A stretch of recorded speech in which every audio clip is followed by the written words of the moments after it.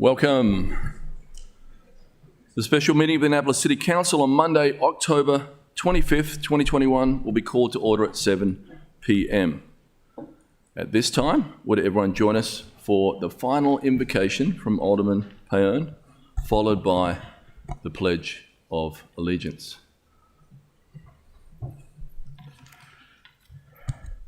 Thank you, Mr. Mayor. Good evening. Would everyone bow their head, please? Heads, please. Heavenly Father, we come this evening asking for your blessing and your help as we gather here. Please give us the guidance in the matters at hand, and we ask that you show us how to conduct our work with joy and enthusiasm. We ask you to help us excel in our duties, carrying out our duties, and that you show us how to be the best we can be. And Heavenly Father, as you know, this evening is my last council meeting. I thank you for allowing me to serve the people of my ward and the people of this city for the last 14 years. And I thank you for your guidance and in showing me the path. Amen.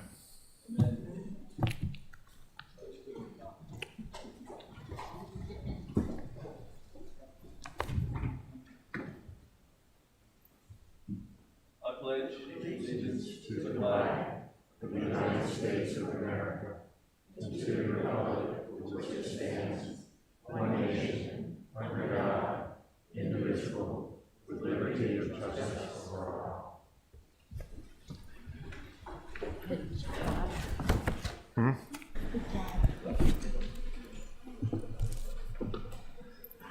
Madam City Clerk, please call the roll. Yes, sir. Mayor Buckley? Here. Alderwoman Tierney? Here. Alderman Paone? Here. Alderwoman Kendall-Charles? Alderman Finlayson? Present. Alderman Chandelmeyer? Present. Alderman Gay? Here. Alderman Savage? Present. Alderman Arnett? Present. Mr. City Attorney, please present the first item on the agenda. Yes, the next item on the agenda is ceremonial items. And I would remind everyone, because we have a crowded facility here, that after you received your ceremonial item, citation, or whatever it is, we would ask that you exit the room. Unfortunately, we would not be able to accommodate everyone staying throughout the council meeting. You're free to watch it on YouTube or at home on cable later. But we appreciate everybody hanging in with us here while we accommodate all the citations and then move everybody along out of the chambers today. Next item before we get to those is approval of the agenda. Could I get a motion to approve the agenda? So moved. Second. Second. Madam City Clerk, please call the roll. Yes, sir. Mayor Buckley? Aye. Guest Master Alderwoman Finlayson? Aye. Alderman Chandelmeyer? Aye. Alderman Gay? Aye. Alderman Savage? Aye. Alderman Arnett? Aye. Alderwoman Tierney? Aye. Alderman Paone? Aye. So the first item, ceremonial item, is for Lieutenant Brian Della. Are the Della family here? Please, would you come forward so we could thank you for your sacrifice?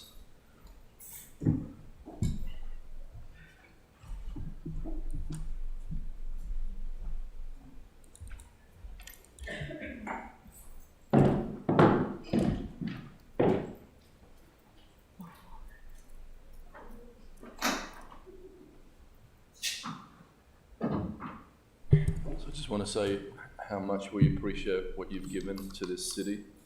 I know this is probably hard for you to come out here, but know that everybody here loves you and loves what you gave and what your husband sacrificed for Annapolis. So on behalf of the residents of the city of Annapolis, we are pleased to confer upon you this City Council citation in celebration of the life and contributions of Lieutenant Brian Della, a 28-year veteran of the Annapolis Police Department. Lieutenant Della served his entire career in law enforcement as a servant to the residents of Annapolis. He served in nearly every division of the Annapolis Police Department, starting in patrol and rising through the ranks to lieutenant. He received numerous commendations and accolades during his nearly 3 decades in law enforcement. While serving in all of these capacities, one thing always came through in his service. He deeply cared about the community. He could be found jumping in on a pickup football game with neighbourhood kids, or hopping on a boat to take children out for their first fishing adventure on the Chesapeake Bay. That is a program that he founded. He loved this city. He loved his family. He loved his job, protecting the residents of Annapolis. We are all greatly saddened by his passing. Thank you. I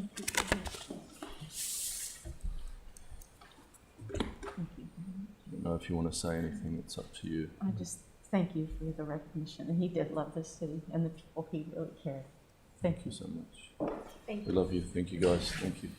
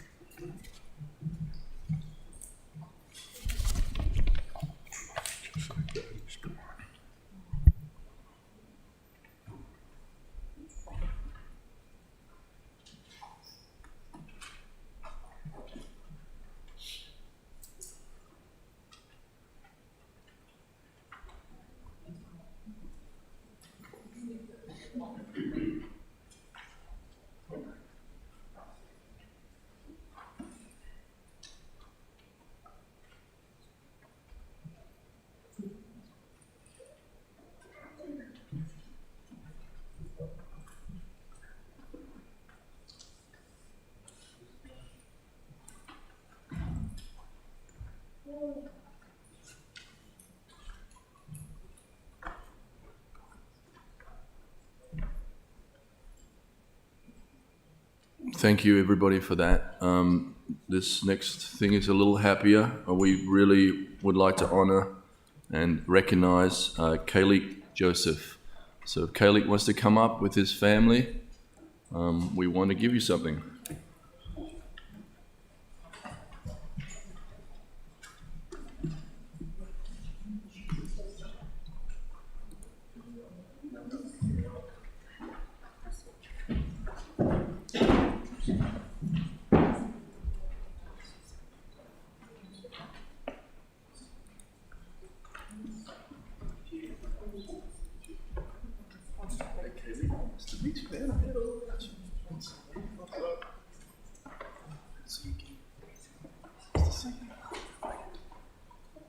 So Kayleigh is joined by the MBG, the trash removal company, who are very close to him and have built kind of a family around what Kayleigh does for his community. So they wanted to be here, especially for this, because they all love you so much and love what you do. So I'm going to give you this citation. I want to show everybody the article that was in the Capitol the other day, and it's this passion to keep community clean. And we framed this for you so you guys can have this. So I'm going to put that down. We'll maybe take a picture in a minute with that, okay? So, and then I'm going to read you this citation.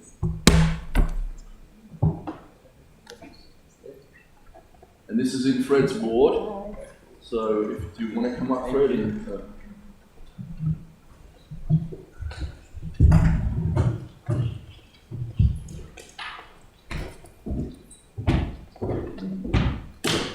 didn't give you any heads up. Would you like to read this? Let's see if I can read it without practicing. Okay.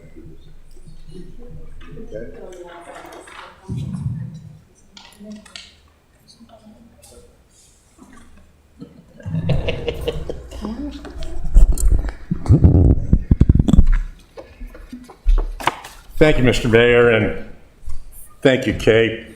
On behalf of the residents of the city of Annapolis, we're pleased to confer upon you this City Council citation in recognition of your contributions to maintaining cleanliness and beauty in our community through your cleanup efforts in neighborhoods from O'Berry Court to Bloomsbury Square and all points in between.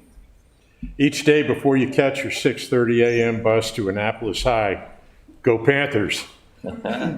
You're up and checking in on trash collection, helping to drag out the cans of elderly neighbors and organize other trash and recycling bins on the street. The garbage truck drivers and attendants all know you by name and are always happy to see you. Your efforts have helped to keep our neighborhoods tidy. By cleaning up the streets and picking up litter, you protect our beautiful waterways by ensuring that the plastics and other trash do not make their way into the sensitive environmental areas. We thank you for your efforts and are proud to know you as a friend, a neighbor, and an Annapolitan. Thank you very much.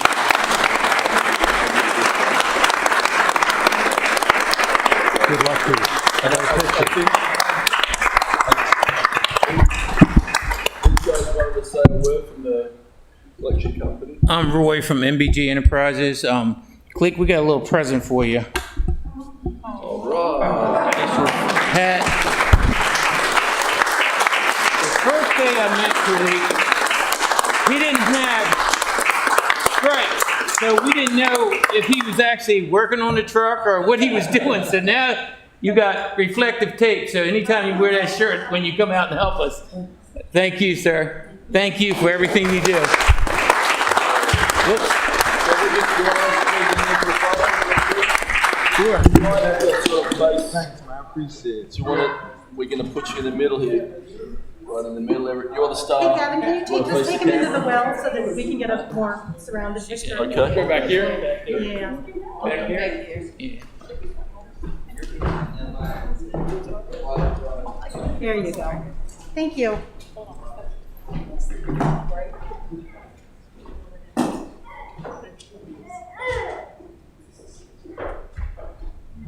All right. Perfect. Thank you.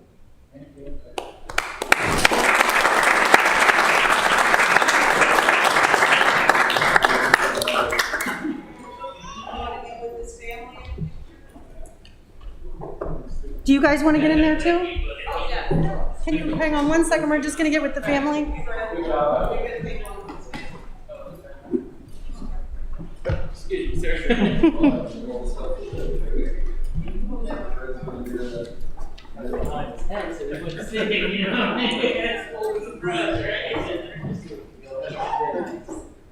Terrific. Thank you.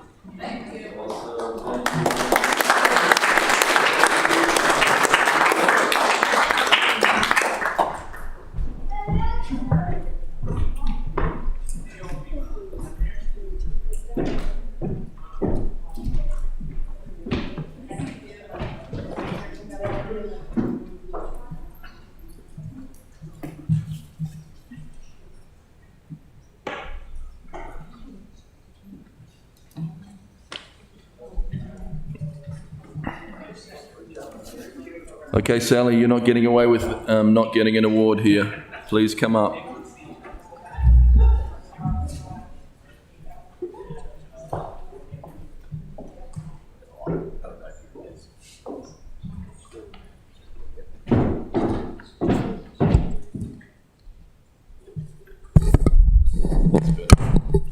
How you doing? I know you like being in the spotlight. I love it. We are sadly going to miss you. I'm going to try to make you cry now. I'll make you feel guilty for leaving us. So thank you for everything you've done for the city of Annapolis, and thank you what you've done for the citizens of Annapolis. The city's a better place because you've been here, and I'm hoping that we get the David Gerald effect. When you go to Baltimore and realize it sucks, you'll come back, Baltimore County, you'll come back to Annapolis and say, I love that job, I'm coming back to my old job. So.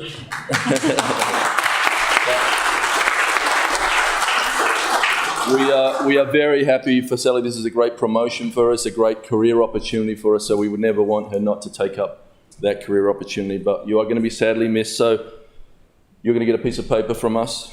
On behalf of the residents of the City of Annapolis, we are pleased to confer upon you this City Council citation in recognition of your service to the residents of Annapolis. For more than 15 years, you have served in the Annapolis Planning and Zoning Department, beginning in April 2006 as a planner, then moving to senior planner and chief of comprehensive planning, and in February 2020 being named director. During that time, you have showcased a commanding knowledge of the planning process, but more importantly, your professionalism, always handling constituents, businesses, and elected leaders with the same diplomacy and grace. However, you are more than a boss and a colleague. You easily put people at ease with your quick wit and sense of humor. You are a caring co-worker and willing to help out whenever and wherever. You are dedicated, you're a great listener, and respectful of the opinions of others. Sally, we wish you the best of luck in your new endeavor, and we are sad that we are losing you. Thank you.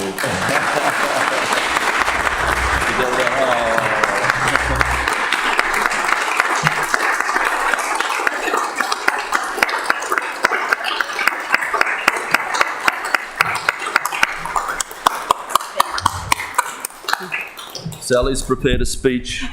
Thank you. Thank you all. Thank you all very much. I just want to say that if I deserve this very sweet gesture, it's only because of the amazing coworkers I've had at the City of Annapolis in the last 15 years, whose guidance and support have gotten me through some tough times. And so I want to thank them tonight, and I'll miss my City of Annapolis family. Thank you.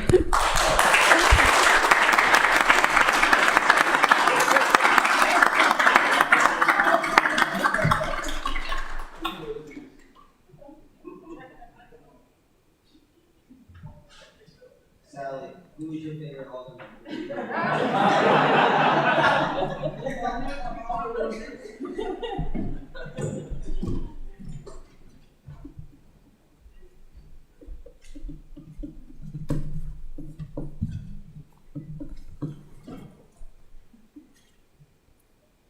Okay, next up is Marcus Moore.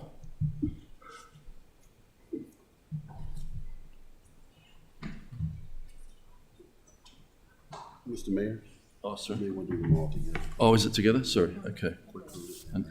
Okay, this is all employees of the month. The transportation, the school system, the school buses. Okay, so if I read one, Yes. would that cover everybody? Okay. All right. Kwaku? Okay, great. Ashley Leonard, all the people that helped out the school bus system, please come forward, Marcus. Does have a plan here?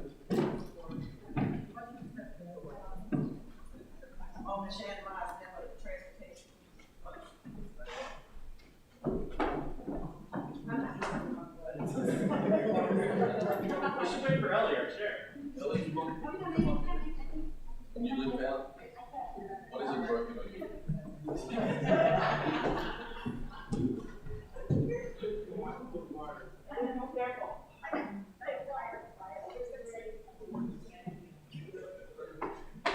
So we wanted to recognise you. Thank you everyone for your patience with us. There was a lot going on tonight. So we appreciate you guys. We appreciate how you stepped forward to help with the bus crisis. So So on behalf of the residents of the City of Annapolis, we are pleased to confer upon all of you the City Council citation in recognition of your service to the City of Annapolis and the Annapolis families.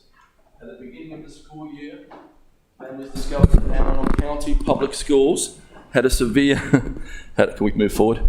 Had a severe,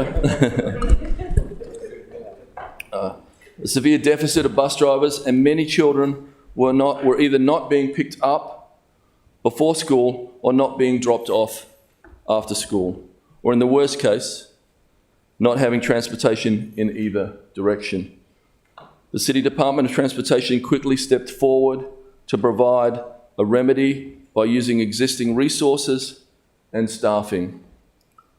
In working it out, an agreement with the school system, City Transportation staff now assist with 2 bus routes, 277 and 311, serving Annapolis High, Mills Parole, Eastport, and Tyler Heights Elementary School. We thank you, and so do the Annapolis parents all thank you. All right, I'm going to pass that one to you. Thank you.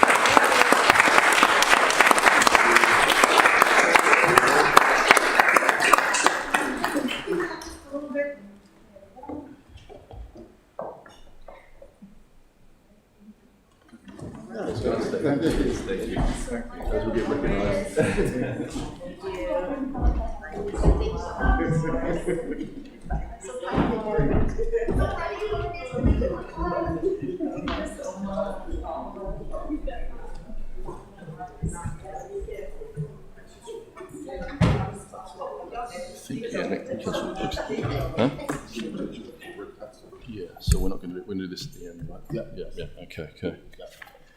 All right. So before I call up the next recipient, who gets more than a piece of paper and deserves a lot more from our city, I want to tell you that the City of Annapolis is recognising Rick Hudsell, a Pulitzer Prize-winning journalist and the Benjamin Bradley Editor of the Year in 2018. Rick Hudsell has worked at the Maryland Capital Gazette and the Capital newspaper since 1987. He stepped away from the editor's desk just a few months ago.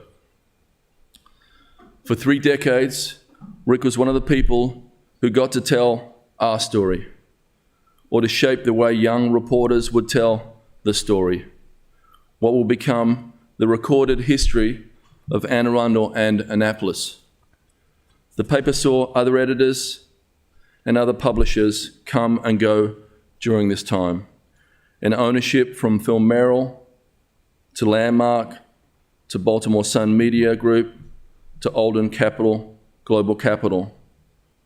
For the nation's oldest continuously published newspaper, Rick Hudsell has been either a writer or an editor and the guiding force behind the publication as it made its way into a new model of journalism in the 21st century. Not one to enjoy spending time in the spotlight, Rick came here tonight to allow us to give him a key to the city for all he has done for Annapolis.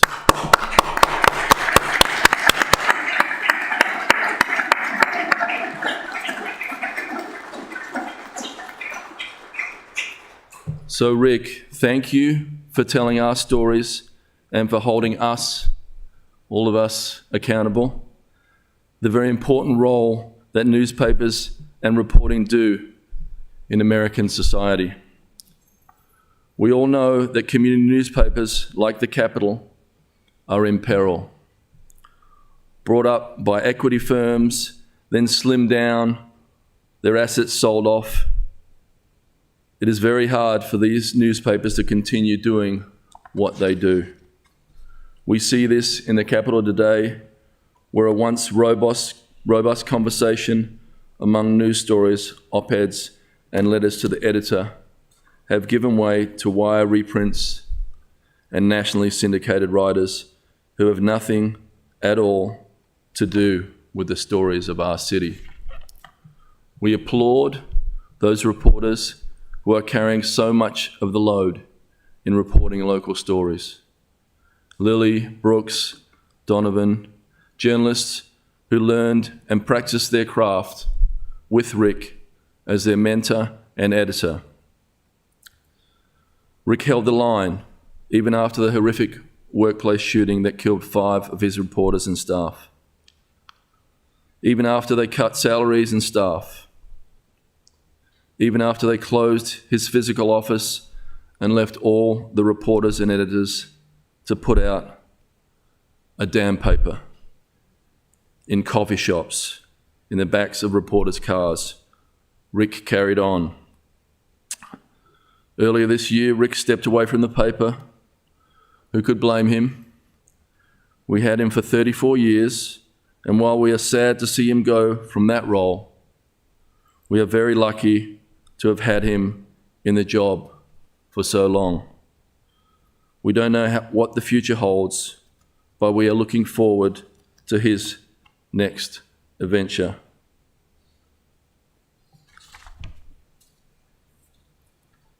Rick Hudsell, thank you for your service to the city. Please come forward.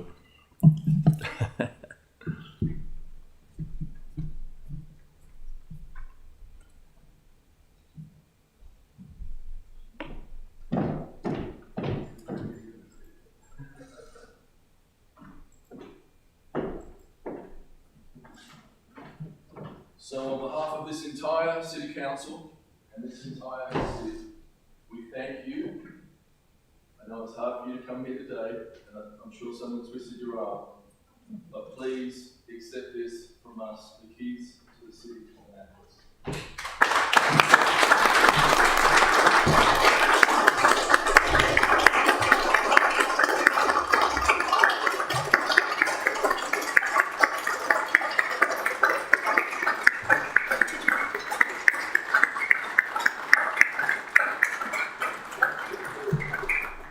That key gets you free drinks in any of my restaurants, which you won't accept. I'd just like to say that I think over my career I've probably given all of you reason to have heartburn. And so it says more about you than it does about me that you all have done this. So thank you very much. I'd also like to say that I'm going to accept this on behalf of all of the reporters and editors and photojournalists who have come through the Capitol.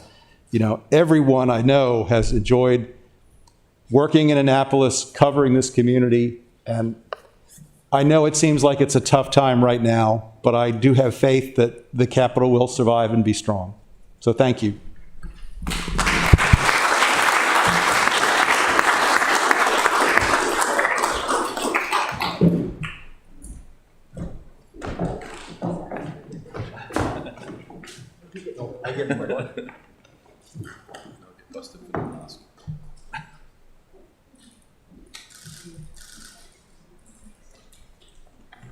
Thanks, bro. Love you.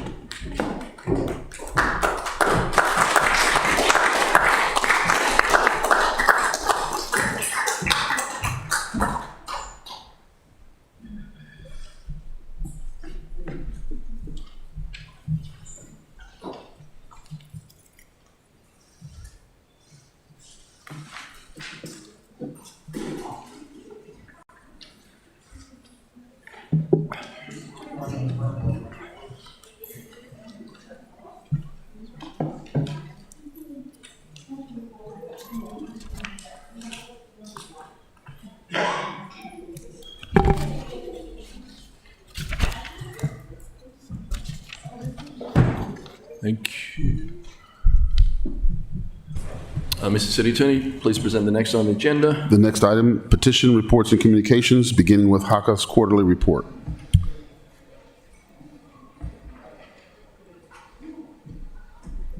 Oh, that was. Welcome.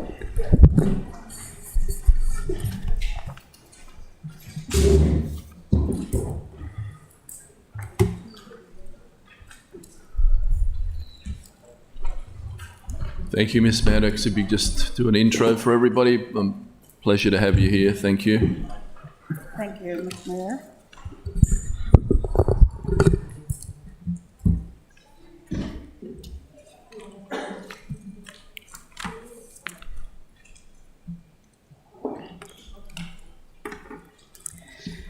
Thank you, Mayor Buckley and council members, for your time. I appreciate the opportunity to testify before you today. And my name is Melissa Maddox Evans, Executive Director of the Housing Authority, City of Annapolis. And in break from tradition, and due to the seriousness of the information that I bring to you today, forgive me as I read my prepared testimony.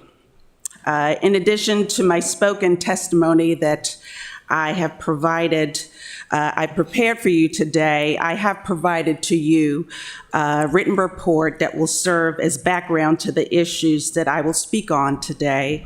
I have also provided to you a copy from Ms. Jackie Wells, our chairwoman, who is accompanying me today, along with several of our board members, Mr. Patrick Sheridan and Ms. Kimberly Cornett, and our other board members who were not able to be with us in person today, but are with us in spirit. I'm before you today to express my deep concern over administrative and legal barriers that the Housing Authority of the City of Annapolis during this time of unprecedented revenue loss during the COVID-19 pandemic that we are experiencing. Specifically, I'm here to address the city fines that have been issued to the Housing Authority for municipal infractions, city fines under the property inspections regime. Earlier this year, I have raised my concerns with city staff. The city has been unwilling to meet or participate in discussions with HACA, despite the consent decree's clear direction to discuss these matters with HACA, and to actively sit down and work out to develop mutually agreeable solutions when issues arise. Because we've not been able to resolve issues directly, I'm coming to you respectfully to request that if the city cannot agree to be part of the solution, that it stop making things worse for HACA. Although I raised these issues with the city, fines continue to be levied against HACA. Fines now nearing, totaling $18,000 and continuing. In fact, the city has taken HACA to court over these fines in an attempt to collect a windfall at a very time that HACA's revenues are at historic lows. 3 simple facts to provide proper context for this discussion include: I was actively recruited by leaders of Annapolis to fix the problems that have plagued the city and HACA for decades. I'm accomplishing that charge, and the agency has made great strides until the pandemic set in motion a cascading set of unforeseeable circumstances. And while I understand that some in the city are angry and aggravated, HACA under my leadership is not the root cause of why the city is a party to recent lawsuits. And practically speaking, the people who live in HACA's properties are the least empowered socially, economically, and politically. Unlike organized citizens from some of the tonier neighborhoods of Annapolis, elected officials, key city staff are not beckoned by phone call or email from citizens who live in Newtown 20, Robin Hood, or any other HACA community. The longstanding challenges that HACA is managing are not HACA's challenges alone. They are the problems facing citizens of Annapolis and therefore the city of Annapolis. I understand that the purpose of issuing fines is to spur compliance, and HACA does not object or seek exception to compliance. However, while the indiscriminate application of fines is creating a financial windfall for the city, it is also placing an incredible fiscal and administrative burden on HACA. So I'm here to express concerns about the unintended consequences of city fines, given extenuating circumstances related to the nature of public housing tenancy and the lack of rents we are receiving. As provided to the city nearly 90 days ago, there are several circumstances that the city had not fully considered for implementing the inspections regime that has resulted in exceedingly high fines levied against HACA. Members of this council, simply put, HACA is a highly regulated, state-chartered, and federally funded agency whose sole purpose is to provide extremely low-income citizens with housing services, and it is impossible for HACA to respond administratively or financially the way the city's inspection program requires. The following represents a sampling of the considerations I previously identified for the city. The first of the fines levied against HACA are for resident-initiated violations, for example, smoke detector deviation or removal, housekeeping issues, damages to unit, example, hole in the wall, etc., resident-installed internal locks, like on a bedroom door, and other similar violations. As soon as HACA is informed of any violation, the agency addresses the issue. I have and can provide work order documentation to support the repairs. However, if a tenant disables, for example, a smoke detector by dismantling it again after the HACA repair is performed, but before an inspector re-inspects the unit, then the city deems HACA responsible and fines it for violation not of our making or control. There have been occasions where the resident will even tell the inspector that they have dismantled the smoke detector themselves. Under the current enforcement implementation, although not under city's code, HACA is still responsible for reinstalling and correcting the violation. When we brought this to the city staff advised HACA treat these matters as lease violations. This level of blind bureaucratic adherence reflects a lack of investment in authentically solving the problem. However, as a matter of law, HACA's only ability to enforce compliance of a lease violation is by executing lease terminations. So in effect, the city is advising HACA to engage in mass evictions and lease terminations. A lease termination is a disfavored solution and is a lengthy process. Under most circumstances, HACA cannot begin the lease termination process for a rent issue without a license. So it is often a non-starter solution to the issue at hand. For legitimate reasons, the tenants have a right to due process procedures, and that is a lengthy and expensive court litigation process. In the end, the court has wide discretion and the ability to continue the tenancy despite finding a lease violation based on the court's perception of a need for housing. But timeliness and due process aside for a moment, I question whether this council or the city even supports a public policy that increases the homeless population because a smoke detector is dismantled, or a lock is installed on a teen's bedroom door, or because the definition of cleanliness is not met by a particular resident. Should a tenant keep a home clean? Yes. And should the resident maintain a smoke detector in their home? Yes. And is it in the public interest for a resident to lose their tenancy because they failed to do either of these? No. Second, while HACA can require the tenant to indemnify the agency for the city-imposed fines, if the tenant caused the violation but does not pay the fine, then HACA has no effective enforcement mechanism to collect the fine. This would require HACA to file a legal collection action against each tenant that does not pay the fine, and then HACA would need to garnish wages or attach their property, which often they don't even have.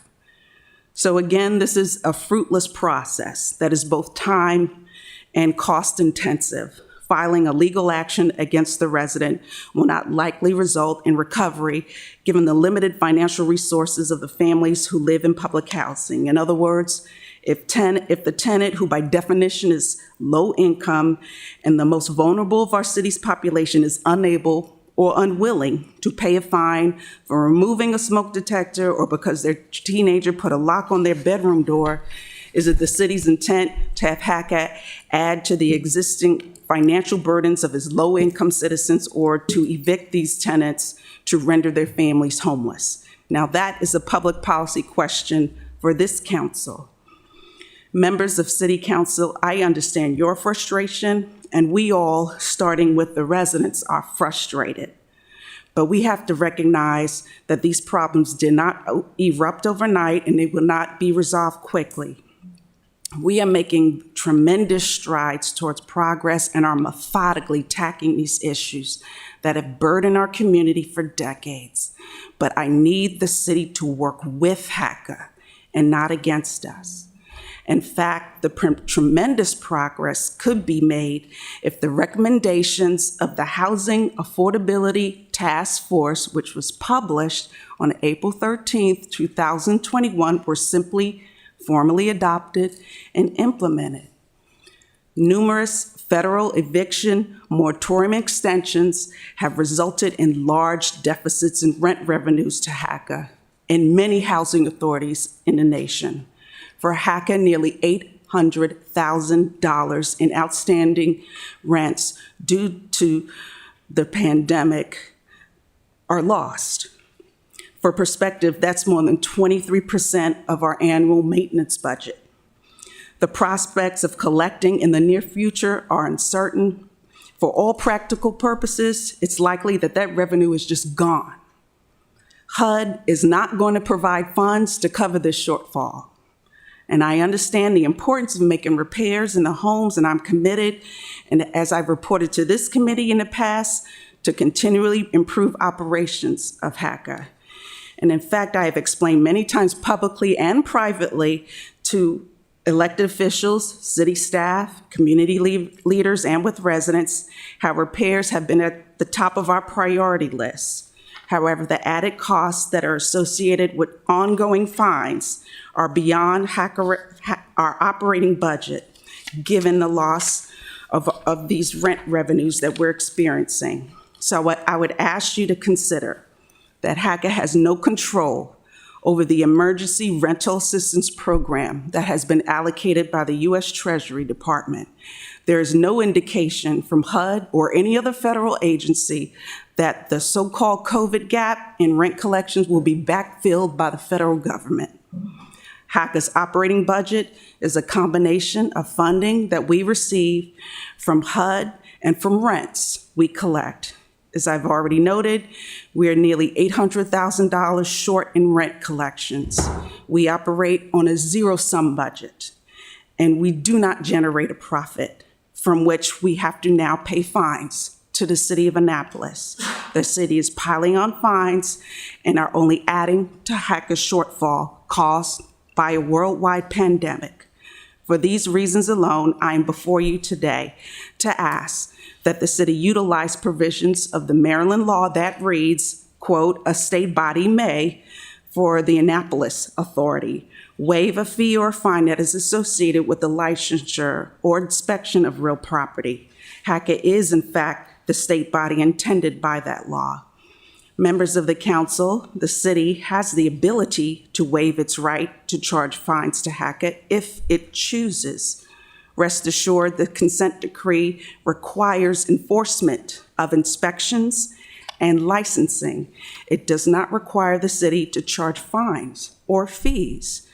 Today, I'm asking the city to waive all fines from March 2020 until December 2022. The unexpected delays in rental payments and excessive wear and tear to housing units, to residents being cautioned to stay at home more during a pandemic have dramatically impacted HACA. I am asking to allow HACA to recover. As executive director, I am committed to ensuring repairs to all units as is required by HUD and City Code are completed fully and in a timely manner. However, as executive director, I can assure you that the payment of fines is an untenable prospect.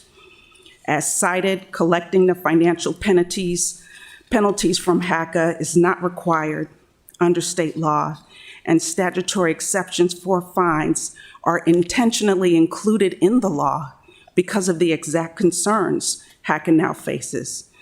I do not believe the waiving of fines will have any adverse effect on any tenant because HACA is not asking for a waiver of its compliance and repair obligations, and the fines are not used for any identifiable tenant-focused benefit. I am making this request in good faith because I believe it is reasonable, lawful, and necessary for HACA's operations. In short, the city fines have become punitive and not remedial in nature.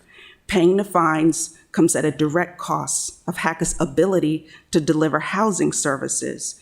The net sum of this arrangement is that for every dollar directed by HACA to pay a city fine is a dollar deducted from HACA's ability to provide and maintain housing for the citizens of Annapolis. And this strikes me as a classic example of an unintended consequence. This is a public policy dilemma that I hope we can all agree requires your reconsideration. And I thank you for your time and your continued commitment to affordable housing. I'll be happy to answer any questions you may have. Thank you, Director Maddox Evans, for your presentation to us. This may be my own lack of curiosity, but do you have suggestions for how we can ensure compliance without the financial burdens of the fine? Yes, you currently issue citations, and the citations will remain. So the issue of the fines is we have to correct the issue regardless of whether or not the fine is issued or not. I mean, we have to be in compliance with the city code.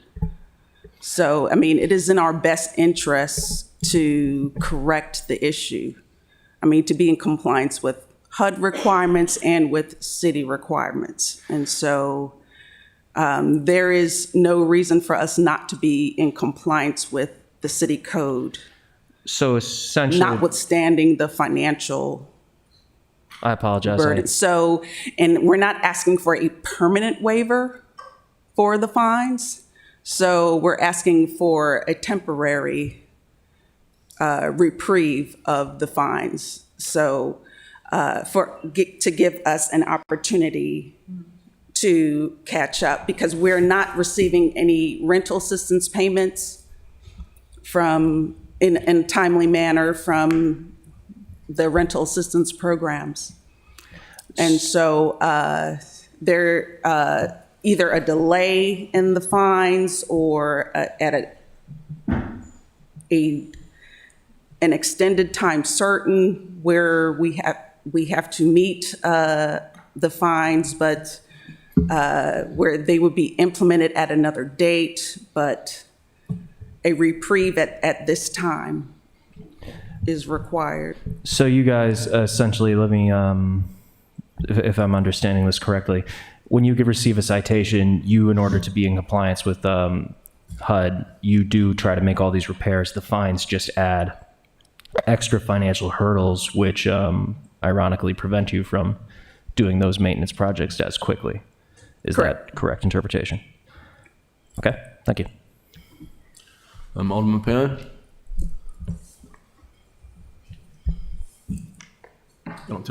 Alderman Annette, sorry. I got Fred on my mind. Does this mean that tonight's my last night on the council?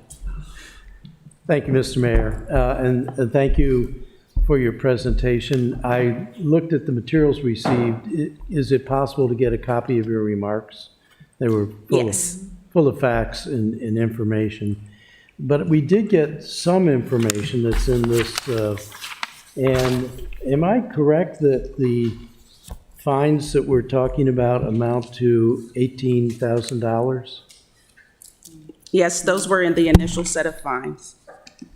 So I guess I'm kind of curious. I certainly would be willing to consider that, but we see numbers that are orders of magnitude higher here, like revenue loss of almost $800,000 and a number of other things that just seemed to me to be much more urgent than $18,000 worth of fines. But we can set that aside. There is an important page in the presentation which actually does speak to me and us directly, which is suggested steps to help HACA and the affordable housing efforts in Annapolis. And I wonder if you would care to just spend a couple of minutes talking about that page, because I think this is red meat for us. These are the kinds of things that, as policymakers, we could really dig into. So I would appreciate some amplification. Sure. One of the issues that were raised when we were discussing this with city staff is the assurance that HACA was not, even though from our perspective, HACA could be treated in accordance with what the statute provides. But even if we were to set that aside and say, let's treat HACA as if we were to treat HACA the same as all landlords. If a landlord is experiencing hardship for whatever reason due to the pandemic or due to a tenant not paying rents or whatever, a converse, let's say, relationship to which we have treated the tenant situation as far as understanding that there are tenants that have experienced hardship during the pandemic. Landlords have also during this pandemic. Then don't treat HACA special. Give a reprieve to all landlords so that you're technically not treating HACA special.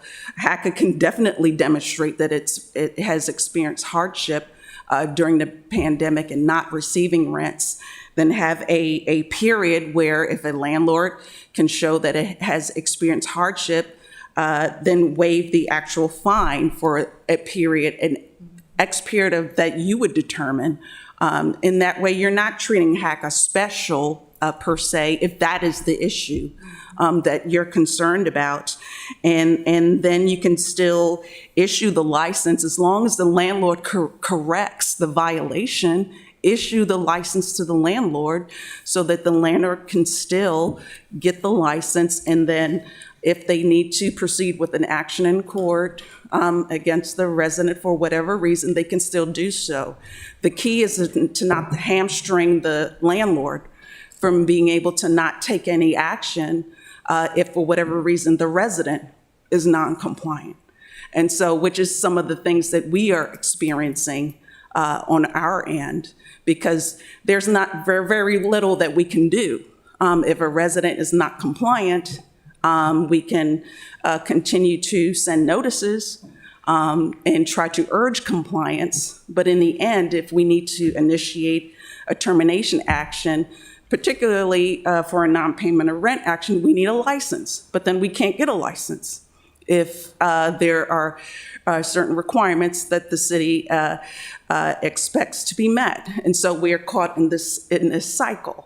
And so, and another issue that has been raised, and we have talked with the city staff about this, and I'm not quite certain if it's a code issue or more of an administrative issue, is that if we can get to the point where we could receive licenses by unit rather by building, that would completely transform our processes, because then we can go unit by unit. Because as it stands now, there could be one unit that we're not able to receive a license for. It could be any particular reason, whatever we're having difficulty getting a license for that particular unit, but then we can't get a license for the entire building.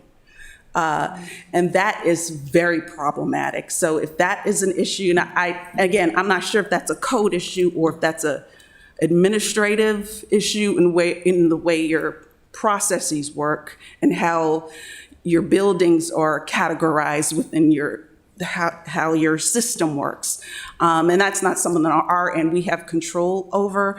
That's something I think, if that could be addressed, that would be transformative for us. Then we can go unit by unit rather than building by building. So, but that's something that's out of our hands. So those were a couple things that would be helpful to us. So right now we do a grant to pay for the inspections, And now there's $18,000 worth of fines so far that you want waived. Again, those seem like relatively small amounts of money in the big scheme of issues. I think I remember in your last report, you told us that you had like $4 million worth of short-term capital repairs to do and only $1 million to do it. Those are big problems. Those are really big problems. But turning back to these suggested steps, which again, I think is part of our province here, throughout the materials that I got, I gleaned that the fine goes to HACA rather than the tenant-caused Correct. violation. And so, and I think we would have to turn to our city attorney and staff, but if we change the code so that the units are individually licensed, the 792 units, as opposed to licensed by buildings or however it's done now, that would work to both of our benefits. We would bring to bear on the actual people who are not keeping things up the fine. And I can well imagine, I don't know how many units the 18,000 is applied to, but if it's a number of units, that's still a big, hefty fine for an individual family who, as you pointed out, are already people that are in duress and are needing as much help as they can get. You go on here to talk about the second step here was issuing citations to the tenants. That I think, again, we would have to look to the Office of Law and work collaboratively to work that out. The next one is grant all landlords a waiver suspension period of 1 year from inspections. I think we got into some trouble by waiving inspections, so I guess we'd really need to talk about that a little bit thoroughly. I think that brought on a lawsuit, but certainly from my perspective, and I would be willing to bet all the members of the city council, we'd be happy to sit down in the next term and talk about that as well. Then it says issue the license once the violation has been repaired. I assume that somehow the license is suspended when the inspection occurs? Well, we cannot receive licenses until the Okay. until we pay the citation, Right, all right. So again, that, even if the issue is repaired. so, and this goes on, I'm not going to belabor it point by point, but the spirit, I thought, of the agreement that we made, with the settlement that we made, was that we were going to be partners and work together and try to work those things out. I think every member of this council believed in that spirit. It sounds to me like we need to regenerate that kind of process. I don't know where, if it has stopped or where to stop, but I think that's what the expectation was from the court, was that we would be partnering up and going through with it together, figuring out how to address these things. And I'll only speak for myself, but I bet I could speak for the council and the attitude we've been taking. We would be very receptive to doing that. So I thank you for your elaboration on that. Thank you. Alderman Savage and Alderman Finlayson, then Alderman Gay. Thank you, Mr. Mayor. But first of all, thank you for bringing this to our attention. This is the first I've heard, but frankly, there's nothing we can do at the moment. I mean, this is our last meeting of the term. There's no legislation on the docket, but also before we even get to that point, there's a lot of information we need to get. We need to hear from administration, our attorneys. We need to hear from the code enforcement, yourself, and frankly, we're not going to be able to come to any kind of decision tonight, I imagine. There's just so much information. Unless we spend the next 2 hours on this topic, and we have a full agenda as it is. No disrespect to you or the importance of addressing this issue, but it's just tonight. It just seems like it's, we hear you, and we'll have to just. I mean, it's up to the mayor, but that's just kind of my 2 cents. There's a lot to go over. Thank you. Alderman Finlayson? Yes, thank you. I disagree that there's nothing we can do. As a matter of fact, I think we are obligated to do something. I have a few questions, just for clarity. Is the total outstanding amount due today 18,000? The total actually that is outstanding due today actually has been reduced by the court. By Court. We actually the did have a court? court hearing. So what is it today? We had a court hearing for only 36 of the, I believe, 84 violations, and the court reduced many of the violations to, I think the total is about, reduced the fees to a total of 1,500.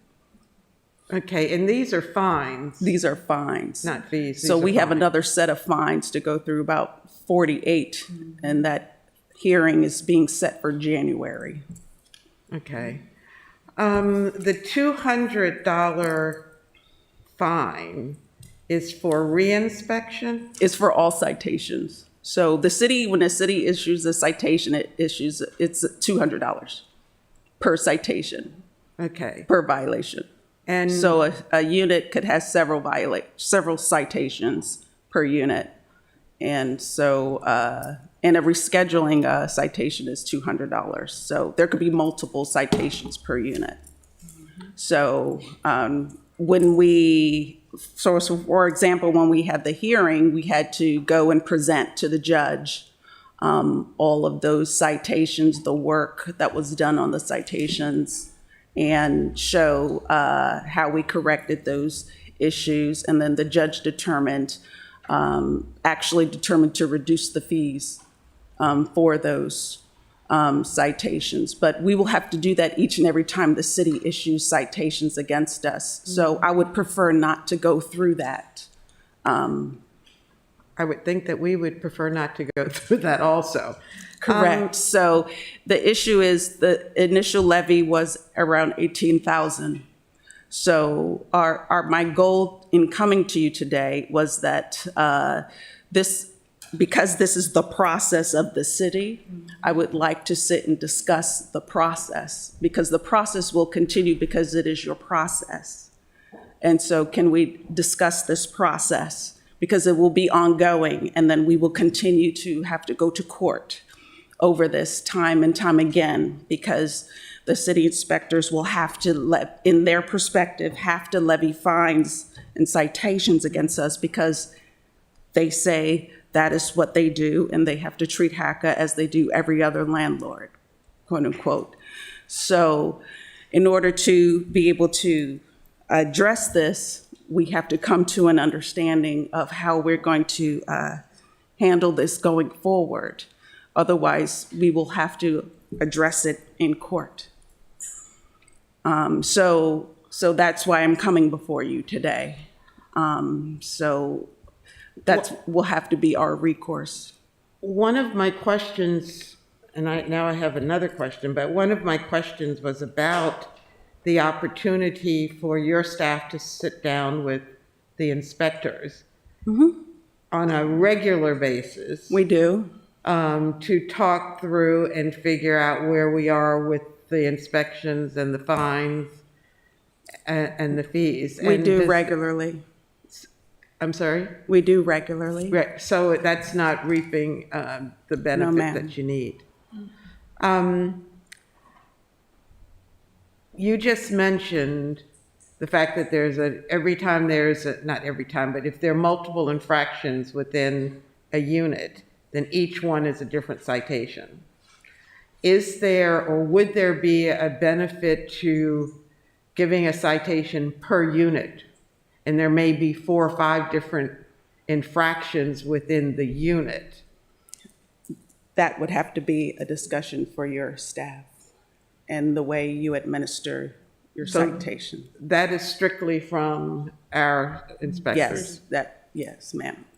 Okay, then I would ask City Manager Gerald to help us with this. Yes, I would proceed with this discussion very carefully because you're not hearing the city side of this at all. So we have a consent decree that's in place that says that we'll cooperate on redevelopment, but that the inspection regimen needs to be the same as it's done throughout the city. That HACA should not be treated differently than every other landlord in the city. So that is exactly what we do. We use the same processes and the same steps, and we work with the landlords and we work with HACA to try to work through these things, but we do the same for everybody. And that's a key part of this. So I just think that this is probably not the right time or forum for this discussion tonight because we do have a lot on the agenda. We're happy to continue to talk with them, but those discussions go on all the time between the inspectors and the maintenance staff.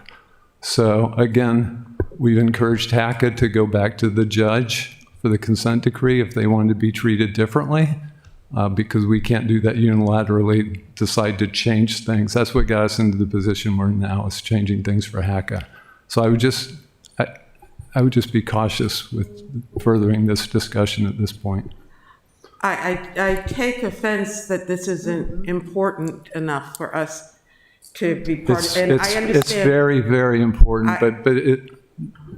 Okay, I understand. There needs to be a fuller discussion than what can be had tonight.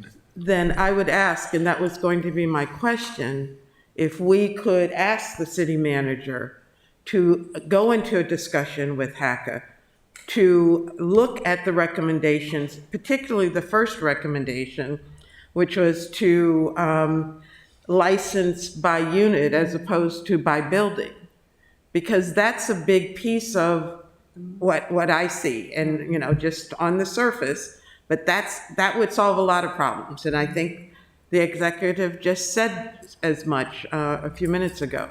So I would ask that our staff enter some discussions, and if we do give some landlords exceptions, then we should, you're right, treat everybody the same. And HACA should be no different. So, thank you. Alderman Gay. Thanks, Mr. Mayor. I just wanted to follow up on a couple of things pointed out by the executive director. The first, as it related to rental assistance and the COVID backlog, we've had extensive conversation related to this.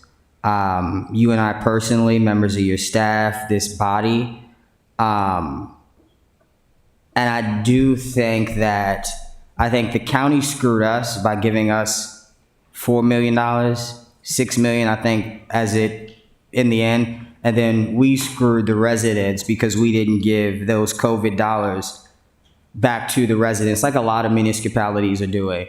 We've used it for other stuff, and now I don't think we have any. Or the little bit that we do have, we're using for the budget next year. So just to kind of walk through some things. In July the 23rd of 2020, I reached out to the city attorney's office requesting assistance for the eviction crisis that was taking place. And I was told that we could not provide direct aid to the residents. Okay, that's fine. I figured that. I asked if we could hire outside assistance, and I was told we could not do that. That's how the conversation came about with Civil Justice Inc., with the Stuart Pittman staff at that point, who I got on the phone and I said, look, you guys didn't give us enough money. We don't have money to help our residents who are facing this eviction crisis. He got his team together. They put together this grant that went out to Civil Justice Inc., which would have allowed the residents to at least gain legal representation. I know there were some issues there because of the amount of information that Civil Justice Inc. was requiring from HACA was a little bit too much, and you may have not felt, I'm not sure who, there was just some issues there. So that was an option, and we continue to work for it, and I think they've done great. They've done great work. On October the 8th of 2020, I sent an email to all of my colleagues in the city staff with an attached resolution for $575,000 because we had a conversation about the back rent. And I told you that I would introduce a resolution to try to resolve this. I sent that again on October the 12th, which was the day of that council meeting. That resolution didn't make it anywhere. I think myself and Ellie were the only two people that voted for it. Everybody else voted against it. That was on October the 12th of 2020. So there have definitely been some, we've definitely tried to make strides to meet the needs of the citizens, particularly as it relates to rental assistance, because I also know that the ACDHS program is horrible. Residents are getting evicted and then they're getting the dollars to say, oh, here's to the landlord. It's like, okay, I'm already evicted. What am I supposed to do with this? So I agree that the both county and city rollout of rental assistance was sloppy and it did not do what it was intended to do so. You suggested in the email, in your notes, that a way that we could fix that would be through some of the recommendations that the Housing Affordability Task Force have made. We are actively working on those. Myself and Alderman Schandelmeyer heard from the Housing and Community Equity Development Commission last Monday, and they presented us the planned zoning presentation that would help with the development issues, the bulk height standards, etc., as you talk about the development. So that is in action. There was one other thing that was mentioned there. Nonetheless, the Housing Task Force plans are definitely in action. As it relates to there was one more thing I kind of wanted to go over. I think, I am getting old. I'm forgetting. But I think, the conversation as it relates. I do worry, though, about, waiving any fines or fees because, as mentioned, if we do it for you, we have to do it for everybody. And that is something I worry about. And I also do worry, and I would appreciate if you could explain the process in which the maintenance backlog and maintenance issues are just resolved. For example, because I think a big part of it too is that, all right, for even the small things, I'll just use this. There was an incident a while ago where a resident she was just an unintended victim of a stray bullet. It went through her window and all that stuff. And there was like 4 months between the time of the shooting, between when me and her connected and talked, between when me and the hacker staff connected and talked, and then between the window getting fixed.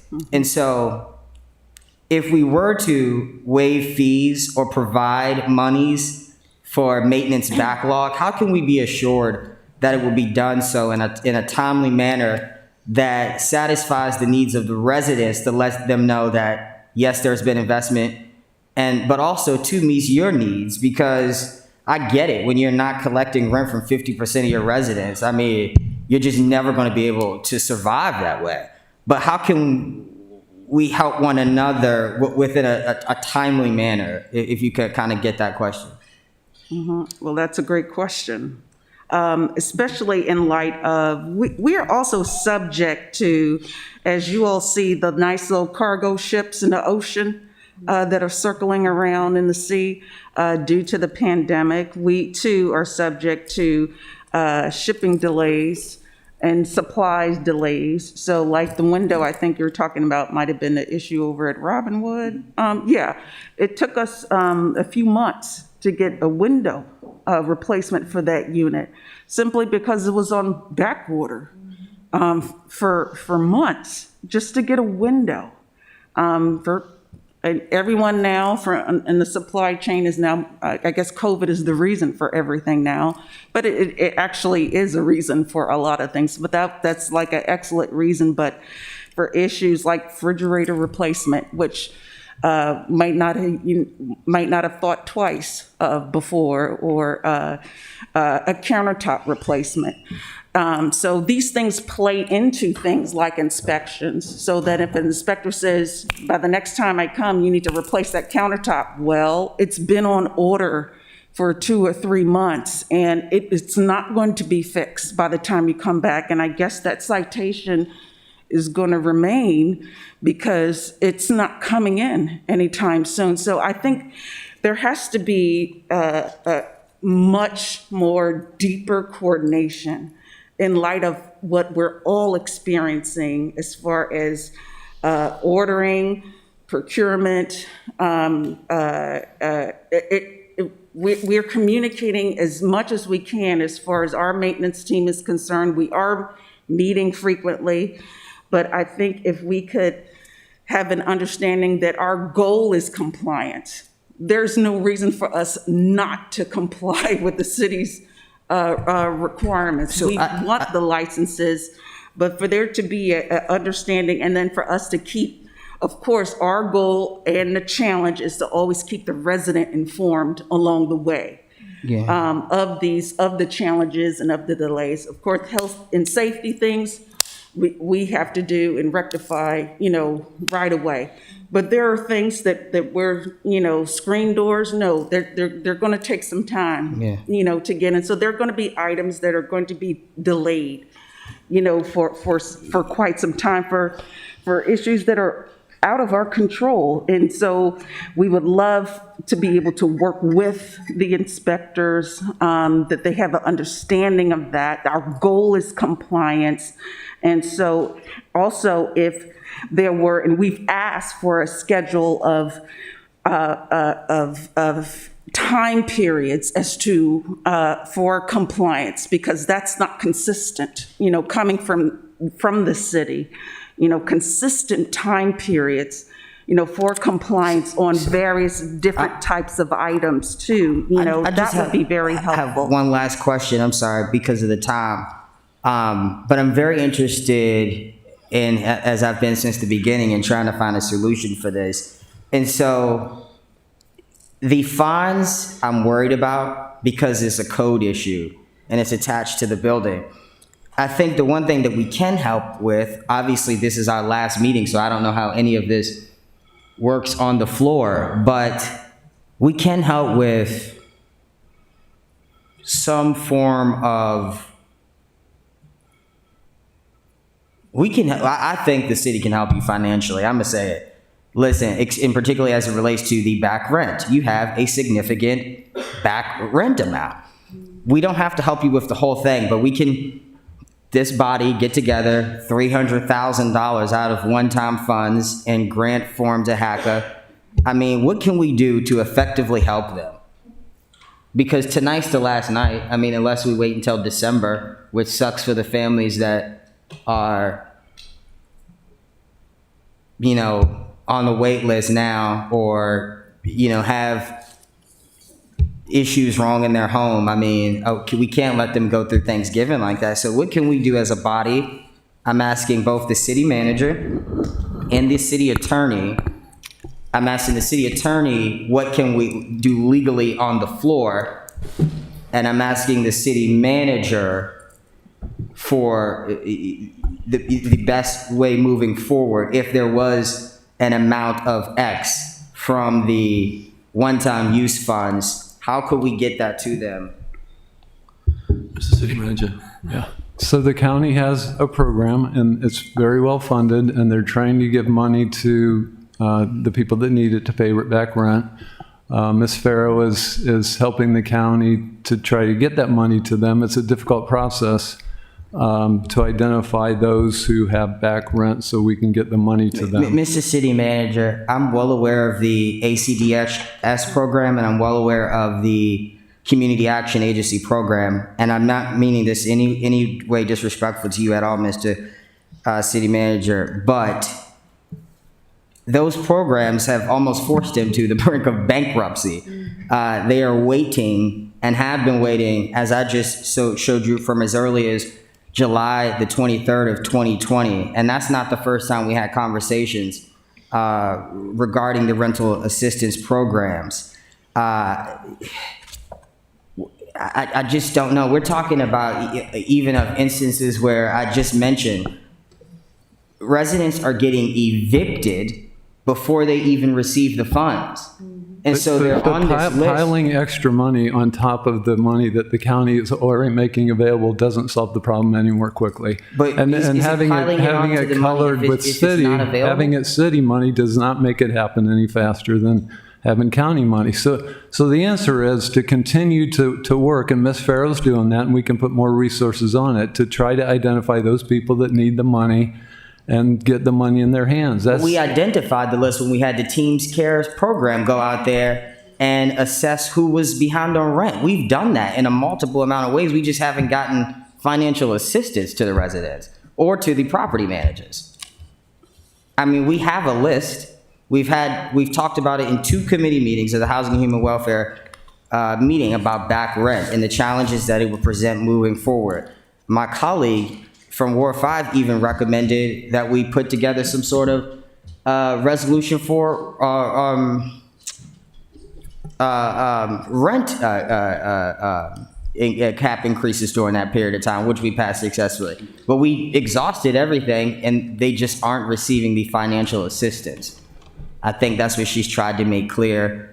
And I'm just saying it would really suck if we couldn't do anything for the residents. So I'm just going to say that we shouldn't be litigating this, or I'm sure Melissa didn't come here to expect us to solve this tonight, right? I can tell you that I'm sure everybody on this council realizes the situation that you're in, and that we need to work together to get it solved. So if I'm still here, I promise you it'll be a priority, but we can't solve things on the floor here in terms of what we need to do. But we recognize, a lot of information is very new to me as well, we recognize how hard you work with such limited resources. The whole idea of settling is so that we can work together and get to the other side of it. So I promise you we will do that. Alderman Tierney was next.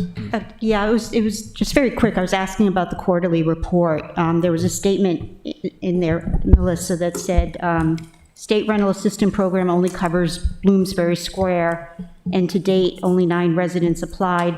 And then you also say rental assistance programs are voluntary and require resident initiative.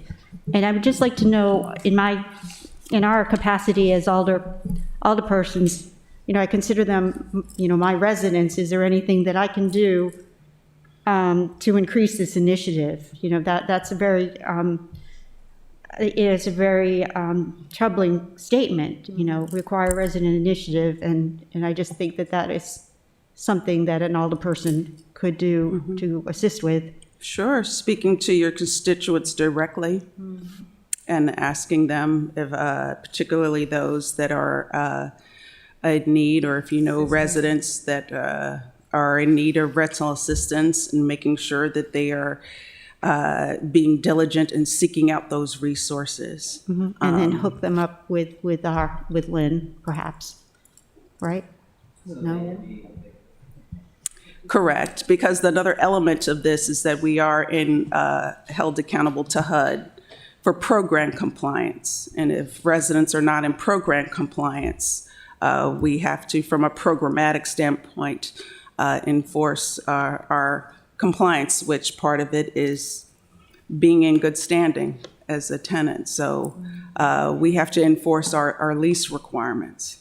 And so housing authorities are stuck in the middle and being required and perceived to be required to house tenants, regardless of whether or not they pay rent, even if they cannot pay rent, but also required to comply with federal requirements and program requirements. And so we have to be compliant, city requirements, federal requirements, and house people. And so if the city of Annapolis would like for its citizens to be housed, it really needs to think and come up with some solutions as to how to help us. Thank you. Thank you. So Alderman Shanamar, we're going to try this was just a report. So Alderman Shanamar, then Alderman Arnett. Thank you, Mr. Mayor. So for the rental assistance programs, it requires a residence initiative, was what you were saying with Alderwoman Tierney. Is it something that can be done on the administrative side that they can just get automatically signed up for it if they are behind on rent? Or is that like a potentially, I don't want to say quick fix, but a potential short-term Band-Aid that can be implemented? Like, And what do you mean by automatically sign up? so let's say John Smith is behind on rent and cannot pay. It would normally take John Smith's own initiative to go out and apply for these funds. However, I know what it's like to have to work 2-3 jobs in order to afford to pay rent. And if you had told me I needed to fill out a form to do anything, I would have just stared at you with glazed over eyes because I'm just too tired. So potentially automatic entering in the program, like if HACA could maybe automatically connect them, is that a possibility? Or We actually connect residents now with these programs, but we need their signature. Okay. We need for them to actually complete the forms. Okay. And so, but we do the connecting now.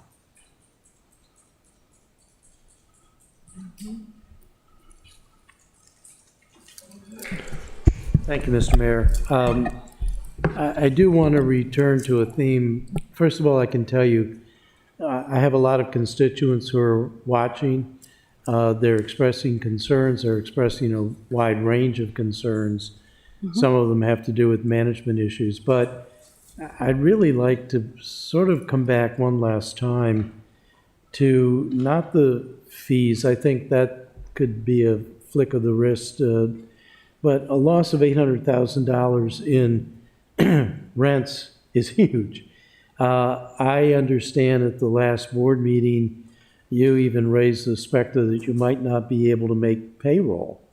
That's huge. I mean, correct. Those are the things that I think need to be on the table, not the fines, and even maybe not, but we can certainly work through the legislative thing. So I share my colleague, Alderman Gay's concern. I think we have some gigantic issues. They're not going to be solved tonight, but I don't know how long we can wait. If you can't make payroll, that's pretty serious. I mean, I think business stops.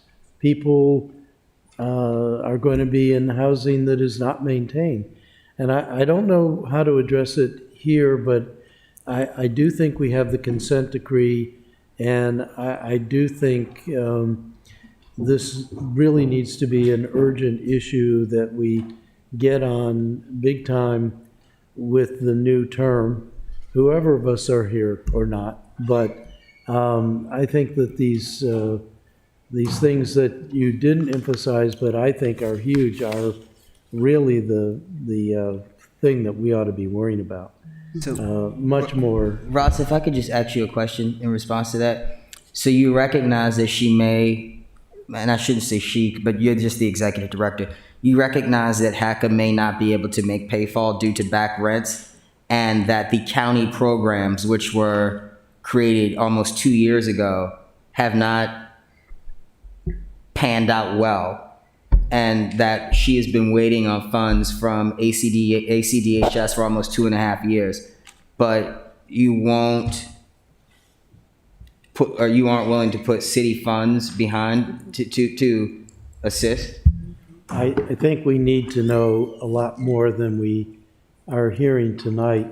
I think that it's very serious business, but I also I'm hearing that it is more a matter of getting those funds that are already directly available and ought to be flowing, finding out. And this is where I think the mayor can be going to the county executive, and we can be having our senior staff go to a lot of other places. The dollars that appear are there. There's something that is clogging it up. And I also think that we need to be talking about, there's some issue with food pantries and things like that that I'm hearing about through the vines and other management type issues, which I also think, I mean, these are our citizens, and it is their quality of life. And we've been sort of plodding along thinking, we did a consent decree, these things are all being worked out. Well, I'm getting the feeling, well, I don't know, because I don't really know what the city manager and the assistant city manager are doing, but I do have a feeling we're not making much progress, and certainly not. Well, that's why I'm fast concerned enough. as to how we can say that we'll put this off into next term, realizing that we really only even have one meeting in December. We have no meetings in November. So we're talking realistically about looking at this in January. How many residents can be evicted between now and January? It just depends on what the court, usually the courts tend to wind down during the holidays, but I mean, theoretically, we have 100 and what, at least 186. So there's a possibility, it's a long shot, let's just say Correct. 50 families. That's still a significant amount, you Yep. know, and we're talking about the holiday season. Yes. Yep. Okay, we appreciate, sure. Just- My name is Kimberly. You need to get the mic. Thank you. My name is Kimberly Cornett. I've been on the board for about 4 years. And the remarkable turnaround, which is certainly not complete, of HACA, I just want to underscore through the incredible hard work of our staff to move from trouble agency status with HUD to an agency that has managed through a pandemic with incredible headwinds on the revenue side. As a layperson, I would take issue that HACA is just like every other landlord. Every other landlord did not deliver 10,000 meals. Every other landlord did not make sure that those kids that were going to school in their units were as technologically wired as they absolutely could be. No other landlord is providing social services on the doorstep. No other landlord is providing summer camps to the best of their ability. But the bigger issue, because I mean, clearly you understand the myriad of financial challenges that the agency is facing. This is a federally funded program that is delivered locally for the benefit of your constituents. And over the next 5 years, this agency is going to leverage probably close to $300 million in redevelopment from federal and state funds. The only way that we can do that is by walking in lockstep with the city. The city, both behind closed doors and publicly, fining us, fining the agency, not visibly publicly showing the allocators of federal tax credits and subsidies that we are in full partnership because we are all in service of residents. We must get there. We have to solve the short-term issues, but the long-term is that we need to be arcing towards beautiful new communities that serve residents and families and are aesthetically assets to the entire city. And so we desperately not only need to solve for the small things. Every dollar counts right now. $18,000, you're right, it's a drop in the big bucket. But every hour that is spent on the fines, on going to court to try to winnow down this, is an hour that we're not spending on the big prize, and that's new communities, and we can absolutely get there. So I just want to tell you that, you know, there's a group of people that gather every single month to try to support Melissa and her staff, and we think that they are doing admirably under incredibly difficult circumstances. And I would ask for your full partnership and your sustained attention to the issues that they're raising. We agree with you, Kimberly, and we also have some legal parameters that we've got to work within. So we are on the same team. I do appreciate everybody. We appreciate this report. Thank you for making us aware of this. And you have a board meeting tomorrow at 4? Yes. Yes. See you there. Yes. Thank you. Thank you. At Harbor House, Eastport Terrace.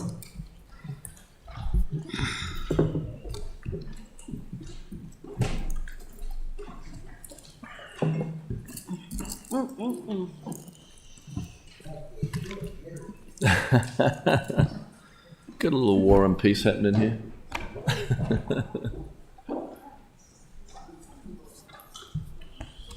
Mr. City Attorney, please present the next item on the agenda. Next item on the agenda is update from the mayor. So good evening, everyone. I'll try to make this a little short. This is the last meeting of this group of city council members for the city of Annapolis. So on behalf of the residents, I want to thank you, my fellow city council members, for your service in what can be fulfilling but also frustrating as a role and as a decision maker for this city. Tonight is the last night for Alderman Fred Paone, who is retiring from his public life on the council tonight. We will have more to say at the end of tonight's meeting, but I want to acknowledge Fred's role in overseeing issues of importance for Ward 2 residents. We all thank you, Fred.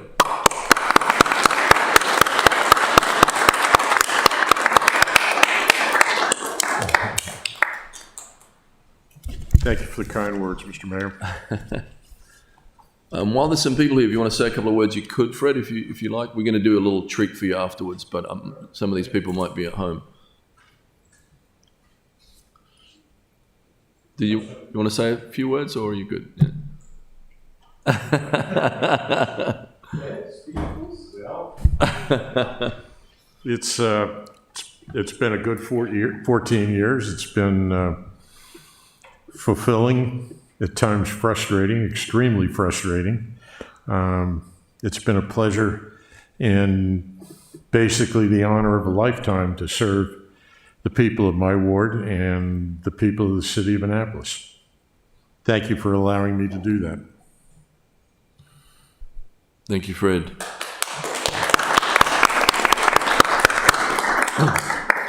So it's appropriate to remind everyone that the last day to put your ballot in a drop box or have it postmarked is in 1 week from tomorrow. You can also vote at your local polling station on November 2nd from 7 a.m. in the morning to 7 a.m. till 8 p.m. Get out and vote. We got some good news from the state of Maryland on our city sewage treatment plant. Our plant is so efficient and environmentally friendly that we got a $630,000 grant from the state of Maryland. We share this plant with the county, and this infrastructure investment has shown to be not only better for the Bay, but with this money, it will be better for taxpayers too. This grant will help us maintain and make future improvements while at the same time holding the line on potential future rate increases. So last week we issued the city's neighbourhood safety plan and released some police data on crime. The good news is that crime is at an all-time low following a trend that we have seen over the last 3 decades. The bad news is that there is still crime happening, and we are working with police and community stakeholders to make further improvements. The plan involves 4 pillars: prevention, community relations, accountability, and enforcement. We're also making investment, including a $1 million investment in upgrades to security cameras and working to hire and fill those empty police jobs. But the most important investment we make is in people. Yes, we're making investments in personnel, but also in programming to keep people out of the cycle of crime and incarceration. Programs to strengthen communities, youth programs, re-entry programs, substance use and abuse, and violence interruption. The Neighbourhood Safety Plan is on the Mayor's page of the city website at www.annapolis.gov. And the Ward Boundaries Committee has started meeting. This is the role the city will play in redrawing the map for the state's redistricting process after the 2020 census. I want to thank the group for this work. They are all volunteers and we appreciate their efforts. We dedicated Folks Park on Friday. I want to congratulate Lloyd and Gilda Folks and thank them for their civic contributions over the years. These kind of pocket parks can help residents have a better quality of life by giving us outdoor spaces and places for recreation and gathering. Since the pandemic, we've all learned how important these public spaces truly are. Reminder that Day of the Dead is this Saturday at Maryland Hall from 5 to 10 p.m. on October 30th. This event is free and open to the public with live music, face painting, food trucks, an altar for the community, and we look forward to seeing you all there. Halloween is Sunday. Sunday is Halloween. We will probably see the familiar return to trick or treating in the neighborhoods across the city. Please be on the lookout for little ones and drive with extra care on Sunday evening. And parents, don't forget flashing shoes and reflective tape to help make your children more visible at night. It is Breast Cancer Awareness. Over the weekend, we lit City Hall pink for Breast Cancer Awareness Month. I was so pleased to see so many city staff in pink on Friday. Tonight, I'm wearing pink to bring awareness to and to recognise those in our community who have fought breast cancer. 1 in 8 women and 1 in 800 men will be diagnosed with breast cancer in their lifetime. Early detection is the key to saving lives. The pandemic made many women postpone this important screening. Please put it off no longer. October is Breast Cancer Awareness Month. And now let's get on with the meeting. Mr. City Attorney. Yes, sir. The next item is reports by committee. Alderman Savage. Thank you, Mr. Mayor. Be short of my report tonight, but I did want to summarize and thank staff. The last Environmental Matters Committee meeting, besides going through legislation, which I'll go over later in the meeting, but we did get an update from Department of Public Works Director Johnson, as well as Deputy City Manager Guild on the Parkside Preserve project. And I'm happy to report that the Director Johnson presented on, so he gave an update on the overall compliance, and overall the site is in compliance.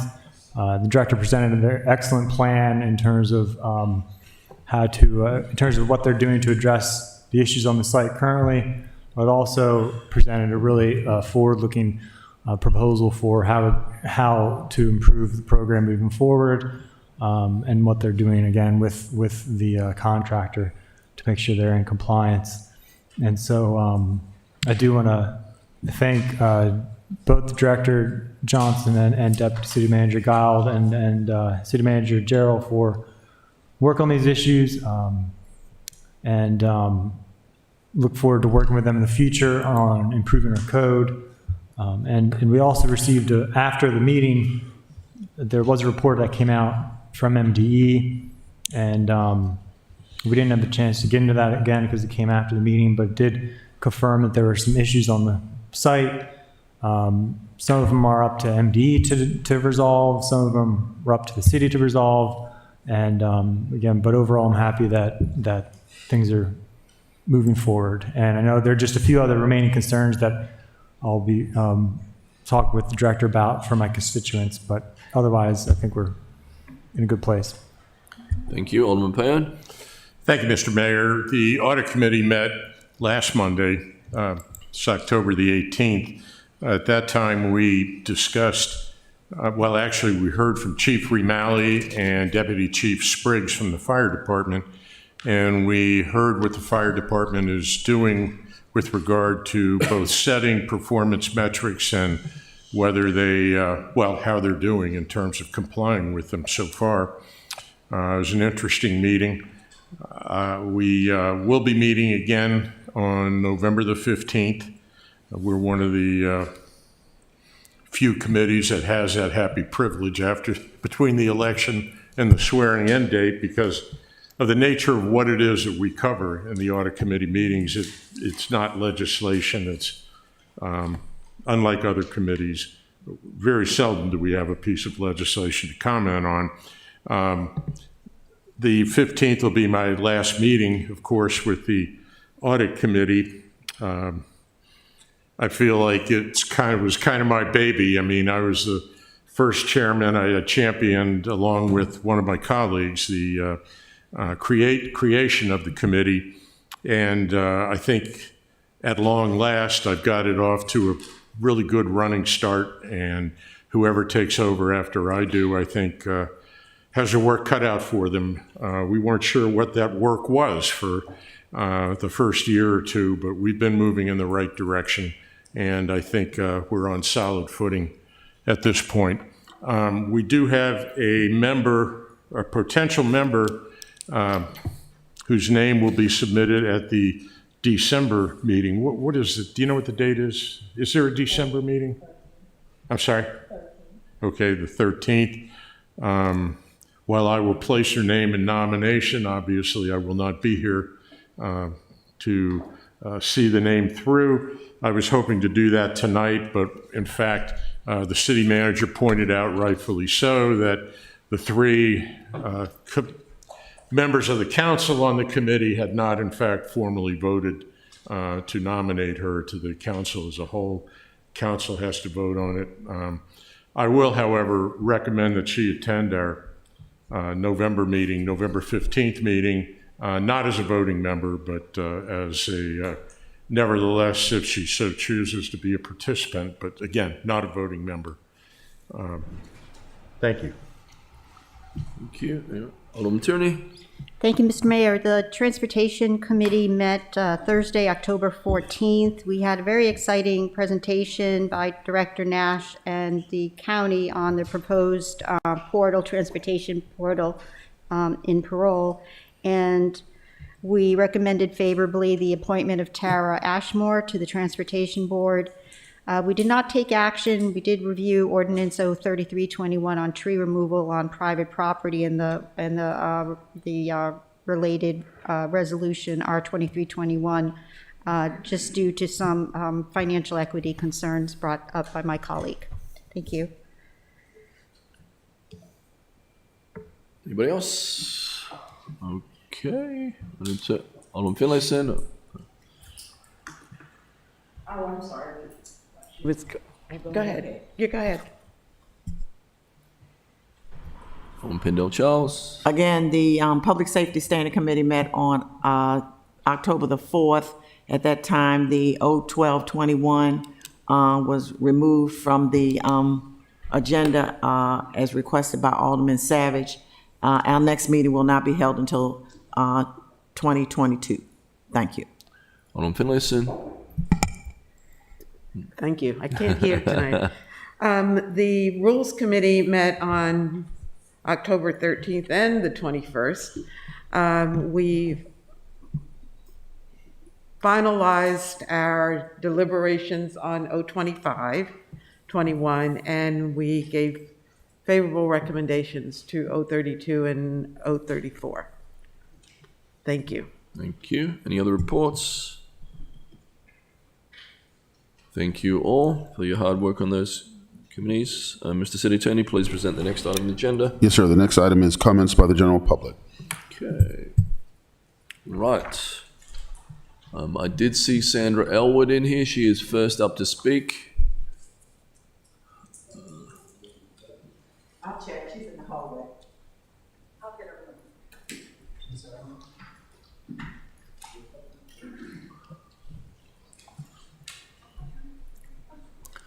Please come forward, Sandra, to state your full name and address. Thank you. Is the section for the tree thing though? It's okay to talk about that now? Yep. I wasn't sure if I was allowed to talk about it. Yep, everything's on the table. Save me from staying here really late, so that would be nice. I'm Sandra Elwood. I live at 1420. Oh, sorry. I live at 1420 Catlin Place in the community of Heritage, which is in Rhonda Pendell Charles. He is my representative. Again, we've had this conversation. I know a lot of emails have been passed, and I do want to say that I do appreciate many of the members of this body taking the time to come out and look at my specific property and some of my concerns about the legislation that's proposed tonight for a vote. I was just speaking to this other lady in the hallway trying to understand this legislation as it's presented and the changes. I think I've made my point rather clear about this, that what I see in this that bothers me is the cost. I really feel that you have in here the idea that I can remove, or any homeowner could remove, a tree due to a damage concern. But what you don't have is that there's no language really alleviating the fine and fees that are associated when we just don't want to replace with more trees on a property. And of course, many of you came to see my property, and I back to a very heavy tree canopy. I don't feel that when you look at the spirit of the legislation and you talk about tree canopy and what the 2017 study revealed, that we're really going to get where we want to get with the spirit of this, which is to 50% of tree canopy. I just think we can do better. We could certainly get there with a lot more carrot and a lot less stick. And I have tremendous concerns in my community and other more middle class and working class and fixed income households, that this is really a lot for them. And it's a lot for me. And I'm making an okay living. I mean, I'm a nurse, so I make a living. I just can't imagine what it would be like. I'm barely able to put the money together to come up with the $4,000 to remove these 2 trees that are damaging my property. As the ordinance is written today, I'm supposed to replace those 2 trees with 3 trees. I don't want to put more trees on my property, with all due respect, which means I have to pay you $350 times 3 on the current legislation. The proposal you're putting forth is for 4 trees for each of those trees I'm removing. And even though it says substantial hardship or damage to the property or any structure located thereon, it doesn't relieve you from this fee structure and replacement structure under that circumstance. And I just don't think this is good quality legislation in the way that it's currently written. I also find that numerous passages in the proposed language commenting that as determined by the Department of Planning and Zoning in its sole discretion, and the sole discretion of DPW is written into this in multiple places. And my question to you as a body is, where is my rights? Where is the middle-class homeowner and the fixed-income homeowner's voice on their own property rights? It's just not in this. It just feels very heavy-handed. It feels very, very cumbersome and expensive, and I just don't think a wealthy homeowner will invariably look at this and go, okay, how much? Okay, and they're going to write you a check, and they're going to cut the tree down, and they're not going to replace it, because there's wiggle room in it as it is to do that. And then the middle class, lower income, and fixed income families are just heavily burdened by this. It's also not very clear. I've spoken to several tree companies that do business in the city, and they're just not even understanding this. It's so much gobbledygook that invariably we're going to have violations, and we're not going to have compliance, and we don't have the enforcement capability here. So if we don't have the enforcement today, if we are being arbitrary and capricious about who gets fined and who doesn't, and I know for a fact from talking to numerous people that this has been a very arbitrary application of the fee and fine schedule, today we're adding more language and more control of private property. We can't even control it as it's written now. So we're not going to achieve the 50%. If we can't achieve that, which is the spirit, then we need to come up with something better that actually gets us to what our stated goal is, which is Thank you. Increased tree canopy. So that's just my 2 cents. I hope you really consider this carefully as you move forward with the legislation. I respectfully submit that this will be the decision-making process for me, that I can no longer afford to live in this city. That's why I've been so vocal about this. I know I've probably annoyed you all with my emails, but that's why, because I understand that this, for me, at my income level, is going to run me out of the city from a price and cost point of view. And if I'm feeling that way, what is going to happen to the lower income, fixed income households? What do they do? We won't have diversity, that's for sure. Thank you, sir. We appreciate that. Thank you so much. Next up is Cole Alsop. Forward and state your full name and address, please, Cole. Thank you. Yeah, thank you. My name's Cole Alsop, 317 Chester Avenue. I'm also here representing 616 3rd Street. I just wanted to comment on the 02521 legislation. In our property, as you know, this sort of provides relief for a few of the larger hard maritime landowners in the city. My property on 616 3rd is all hard maritime. It's we've got Muller Marine there, which does boat bottoms. They do fiberglass work. We've got The Last Detail. They're out detailing boats. They've got trucks. They've got about 12 employees total. North Sales is there. They've got about 4 employees who are doing sail repair work. So it's a hard maritime property. Under this legislation, some of my neighbors in the fellow hard maritime properties, they get up to 50% relief in terms of allowing non-maritime folks in their office space. We get 0% relief despite employing a lot of, career-minded maritime folks locally. I would urge you to look at some of the other properties that get some relief in the legislation and see if they have as many, hard maritime employees as we do. We brought, both myself, my attorney Phil, some of the other property owners that are here, we brought these concerns up in many phone calls and emails with Eileen Fogarty, Cardi Templeton, who helped draft the legislation. My attorney Phil wrote an extensive letter that got sent to the planning committee prior to their second of 3 meetings on the subject.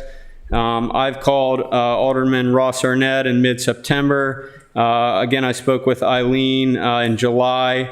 So we've raised this issue repeatedly. The other 8 or so properties in WME that are also sort of don't get the benefit of this legislation, there's 2 that really do, which is Dan Roche's property. He wrote in to express that he was not really part of the consensus and he had some concerns with the final legislation. The other properties in the area I've spoken with, only one other has publicly testified that they're in support of the legislation, which basically leaves, 4 other property owners who have written in or provided testimony to say that they do not agree with how the legislation is written. So what I'd urge the council to do is think, if only one of the 8 or so maritime properties in WME are really on board with this, do we really have a meaningful consensus here? That might just be something for you to think about. The only sort of relief that we're going to get are under amendments 19 and 20. So I'd strongly urge the council to consider those, please.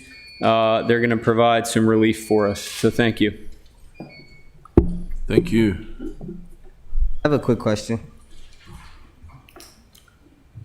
Yes, on we go. Thank you. So were you not originally included in the planning process? To my knowledge, there were like 4 groups, correct? Correct, yeah. That's all I needed to know. Thank you very much. Yeah. Next up is Phil Dales. Thank you, Mr. Mayor. Good evening, members of the council. Phil Dales, 181 Harry S. Truman Parkway, Annapolis, Maryland, 21401. I'm also here to speak on 02521. I'm just going to add a little bit to what Mr. Alsop just said and sort of summarize the experience of some of my clients who are located in the WME zone. The Maritime Task Force process was far from perfect.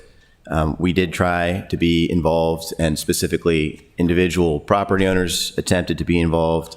Despite their best efforts, they, at the end of it, do not feel they were included. It's not simply that they don't agree with the results. They didn't feel they had the opportunity to be a part of the deliberations or to understand the deliberations.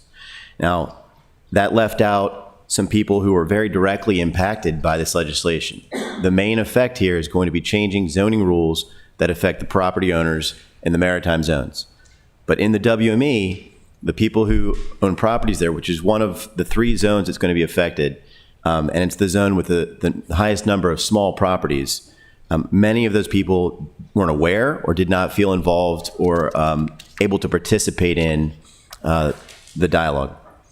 So, as I say, that affects the WME the hardest, and in particular the small properties in the WME where it's not possible to provide the requirements or the triggers that are needed to have non-maritime uses.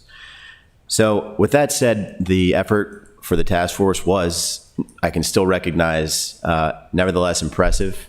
And I think the results that were obtained for the WMM and the WMI owners are the right results for those zones. It'll be very helpful to those property owners in being able to sustain their maritime uses. And so we urge you to adopt the ordinance tonight.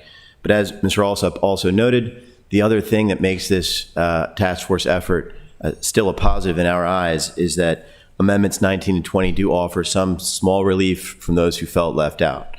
And I'd say in particular, Amendment 19, which asks you to look at this again, or ask the director, to look at it again in roughly 6 months, is critically important. And for those of you who are still sitting here after that report happens in 6 months, I ask that you please remember what we're saying here tonight, and that the WME is badly affected by the need for maritime tenants in the same way the larger properties are, and is going to be suffering more after this legislation changes things for competing properties.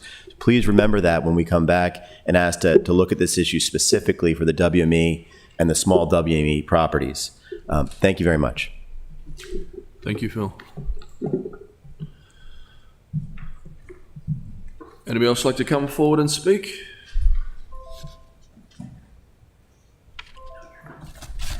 Please come forward. You guys can wrestle over it.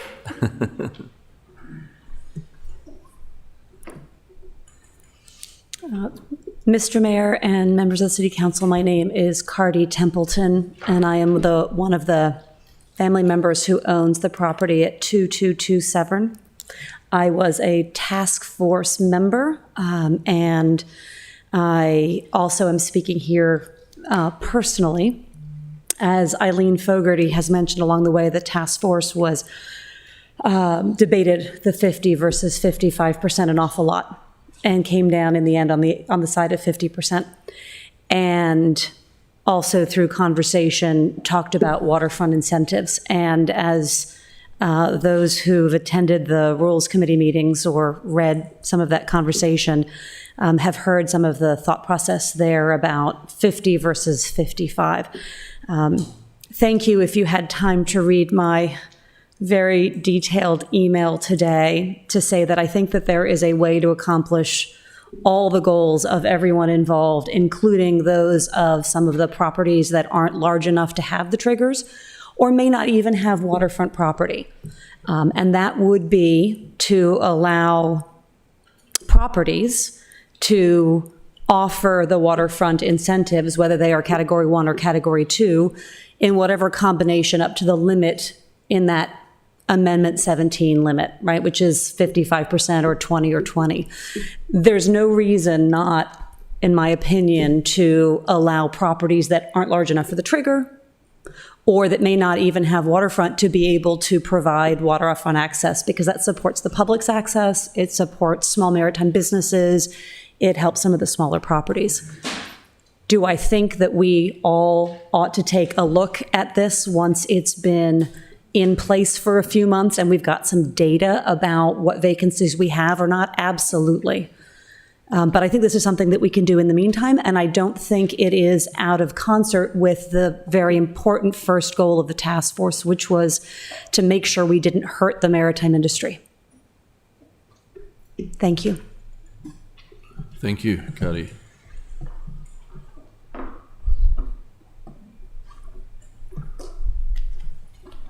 Good evening. My name is Rod Jabin, and I've been a part of the task force since its implementation, since Eileen first came to me and started asking questions about the state of the marine industry. I am just up here to say that I think that Eileen and our task force group went to great efforts to reach a consensus with all the interested parties. What Cole Alsop and Mr. Dales are saying, I don't necessarily agree with. We gave them multiple opportunities to be involved with the process. All of our meetings were taped, all were recorded, all had opportunity to chime in. It boils down to the properties are small and they don't have the triggers that are set up currently in the code. There was no way to build that in. Can we come back and look at this and try and figure out a way to do it?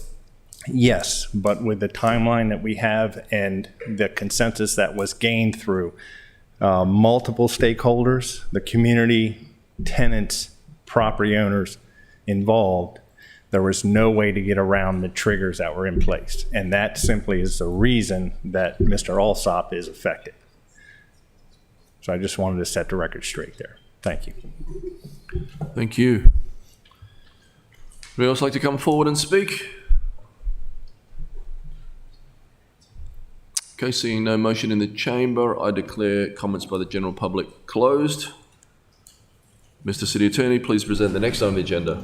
You have several appointments.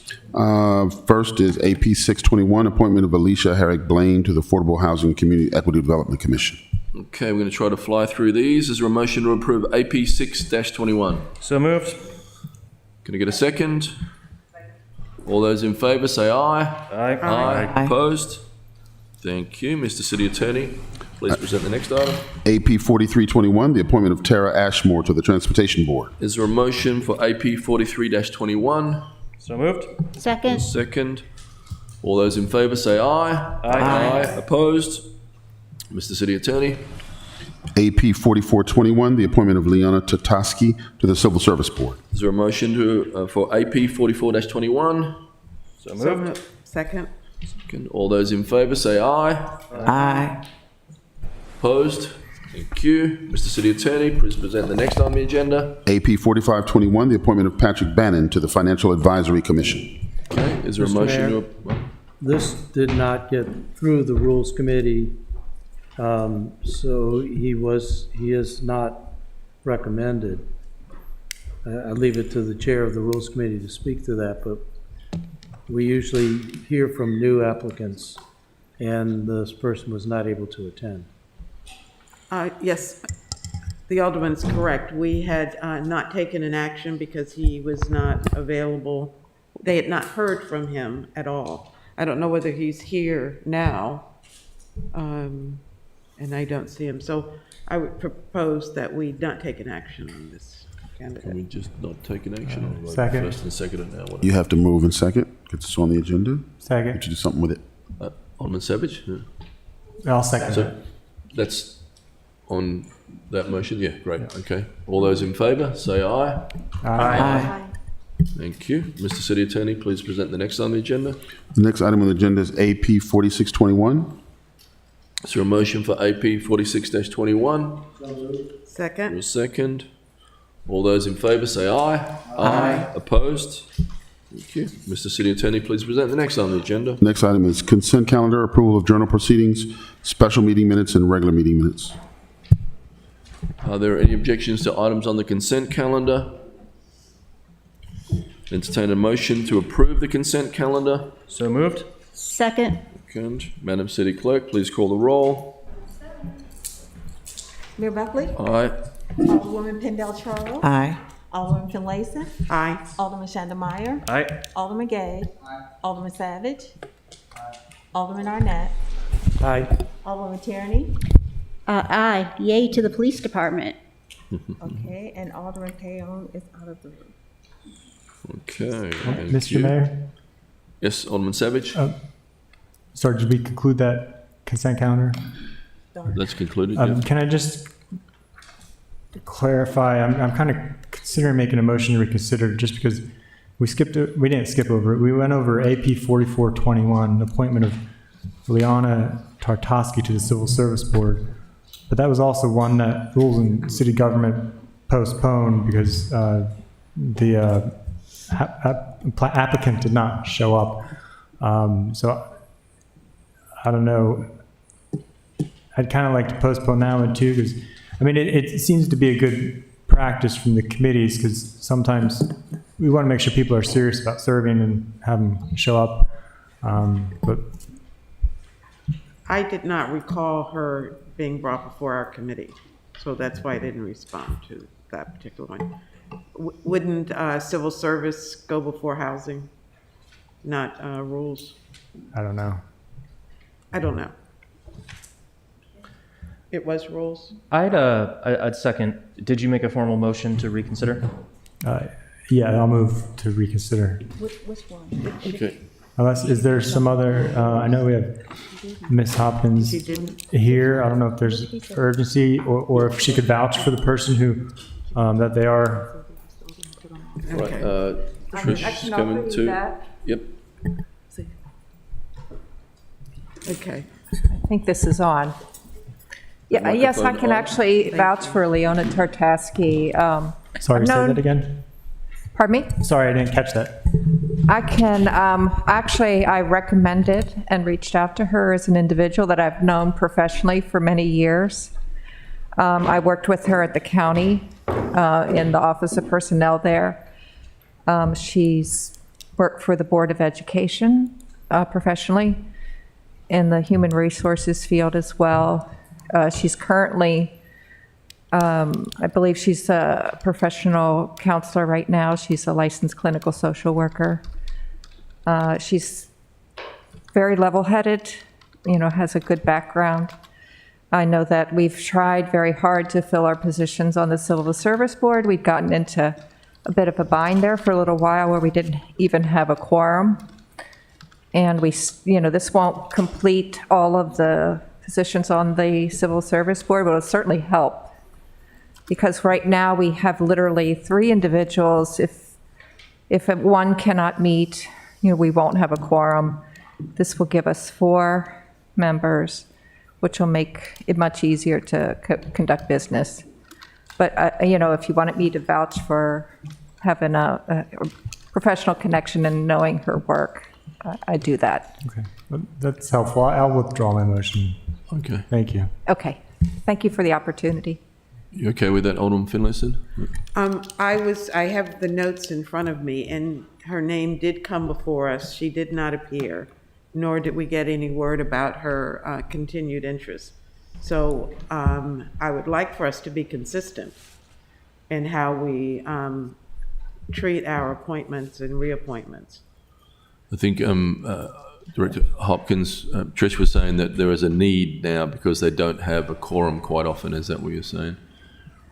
Well, wouldn't that name be able to come back before in December? That's something you're not going to have. It's up to you, Alderman Finlayson, if you want to put a motion forward. I probably can't really speak to that so much as because, you know, Hillary Raftovich is handling the. I'm not understanding what you're saying. Hillary is handling the appointments and, you know, trying to get individuals there. This name was provided some time ago, so I'm not really sure, you know, about how it got before you and why it's taken this amount of time to get before you. As far as I know, the interest is still there. I don't think it's an issue of not having interest, maybe just not knowing the inner workings of who needs to appear when and how. Will the Civil Service Board meet before the next meeting of the council? Which is it's a December. possibility, but we'll have to make sure that we have all 3 members available in order to conduct that business. Because we have 3 members now, there's 5 total. That would be our quorum. That's how we've been kind of working our way through. We thought we just barely had a quorum, and then we had a member leave, and then you did manage to make an appointment a couple months ago. Well, maybe about 3 months I'm ago. not going to push the issue. We've already taken action on this, so I will. But I would just like for it to be known, you know, going forward, the expectation is that they appear or at least send a message as to why they can't. But to not hear from anyone begs a question. But I'll let it stand. Thank you. Thanks, Trish. If there's something I can do to help in the future, I'll absolutely do so. Thank you. Okay. Thanks for being a reference. Mr. City Attorney, please present the next item on the agenda. The next item on the agenda is business and miscellaneous. There's a supplemental appropriation, SA 622. Is there a motion to approve SA 6-22? So moved. Second. Can I get a second? All those in favor say, Point of Alderman Shannon, clarification. sorry. SA 622 or SA 522? SA 622 is what Correct. It's under supplemental appropriation of the business and miscellaneous. I apologize, I'm not seeing SA 622 on my agenda, just, It's Page 4. oh, it's end of consent calendar. I apologize, Mr. Mayor, my fault.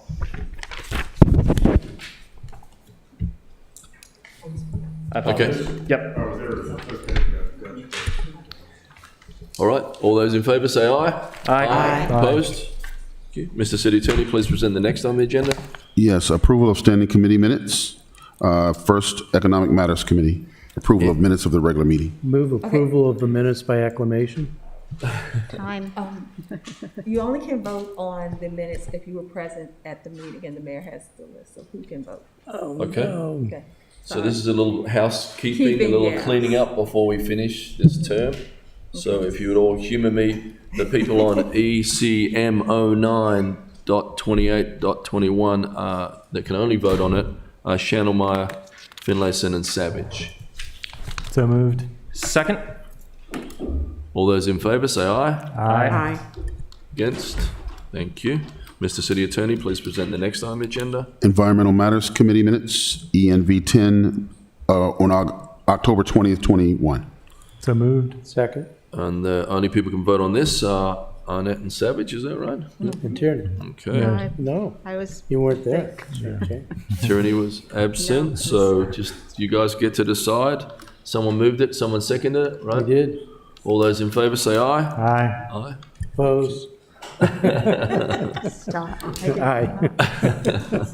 I did watch it though, Ross. Mr. City Attorney, please present the next on the agenda. Finance Committee minutes from October 20th, 21. So move. Thank you. Can I get a second? And that is Arnett, Finlayson and Paone. All those in favour say aye. Aye. Aye. Opposed? Thank you. Mr. City Attorney, please present the next item on the agenda. Housing and Welfare Committee minutes, Housing and Human Welfare Committee minutes from August 4th and October 10th, 2021.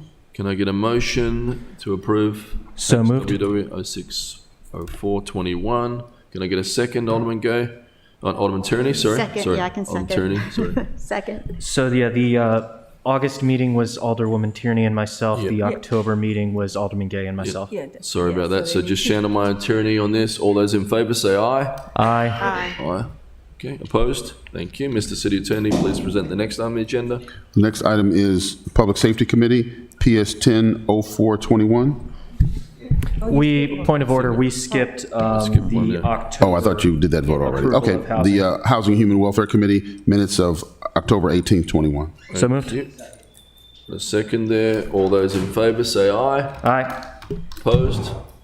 Thank you. Mr. City Attorney, next item on the agenda. Minutes of the Public Safety Committee from October 4th, 2021. Okay, can I get a motion, Pendell Charles and Paone? So moved. And a second? Second. All those in favour say aye. Aye. Okay, Mr. City Attorney, please present the next item on the agenda. Yes, approval of the minutes of the special meeting of the Rules and City Government Committee, October 21, 2021. Thank you. Could I get a motion? It's Finlayson, Arnett and Savage. So moved. Second. Thank you. All those in favour say aye. Aye. Opposed? Thank you. Mr. City Attorney, please present the next item on the agenda. Yes, approval of minutes of the regular meeting of the Transportation Committee from October 14, 2021. Could I get a motion from So Pendell moved. Charles or Tierney? Thank you. Second. Thank you. All those in favour say aye. Aye. Thank you. Mr. City Attorney, please present the next item on the agenda. Yes, matters for legislative action, second readers, beginning with O-1921, Development Application Procedures. So moved. I move 019-21.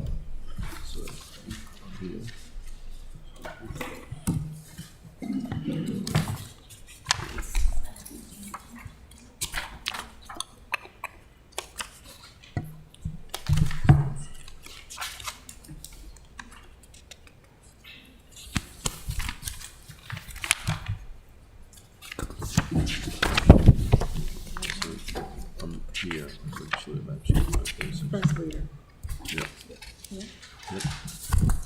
That's You're looking at the agenda, but we had to change the agenda because the legislation needs to go on in first reader. It's in your script. Okay. All right.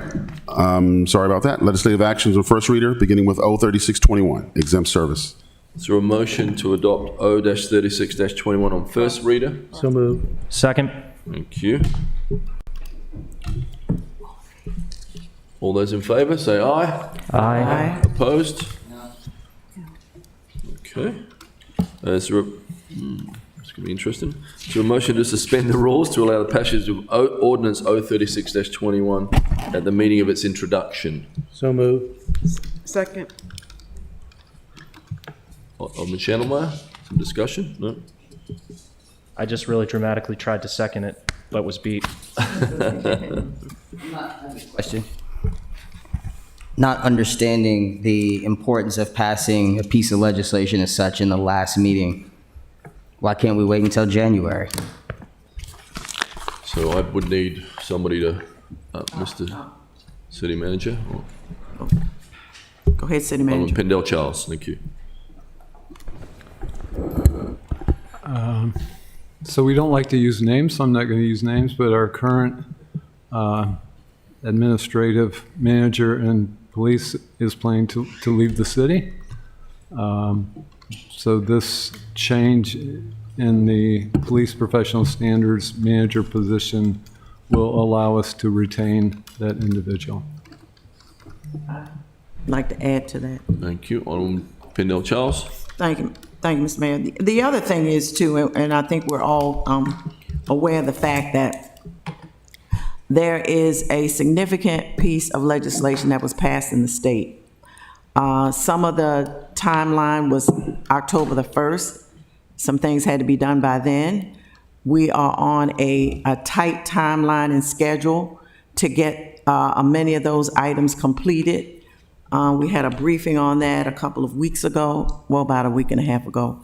And it's imperative that we have someone on board to do it and start doing it right now. There are a lot of pieces to the puzzle, and it is imperative that we get it going. There are some other things involved in it because the legislation is basically speaks to counties, and since we're a city, there's another layer to that where we have to work with the county on the legislation and how we're going to roll out and how it's going to be done. And it's a really tight timeline. It's a lot of work to be done, and we have already started, and we're looking at even looking at things that other jurisdictions are doing, but we have to come up with a plan even more strategic than what the counties do because we're a city. So we really need this position, and we need a person on board who is extraordinarily familiar with this and to get it done as quickly and as possible. Alderman Chandler. Thank you, Mr. Mayor. Alderman Pendell Charles, so you believe that without this position, we will not be able to get our force in compliance with state regulations as efficiently as possible, sorry, I'm having a stutter moment. You believe that if we do not fill this position, we cannot get our force in compliance with the new state policies and laws, correct? That is correct. There are many meetings that have to occur, many high-level meetings that have to occur, on the ground meetings that have to occur in order to get this. It sounds, I'll be honest, it sounds like we've got a long period of time, but we really don't. And this person is quite up to speed on it. We've heard the person give several presentations, and the time is ticking away every day. And there's a tight timeline for it. These timelines do sneak up on us.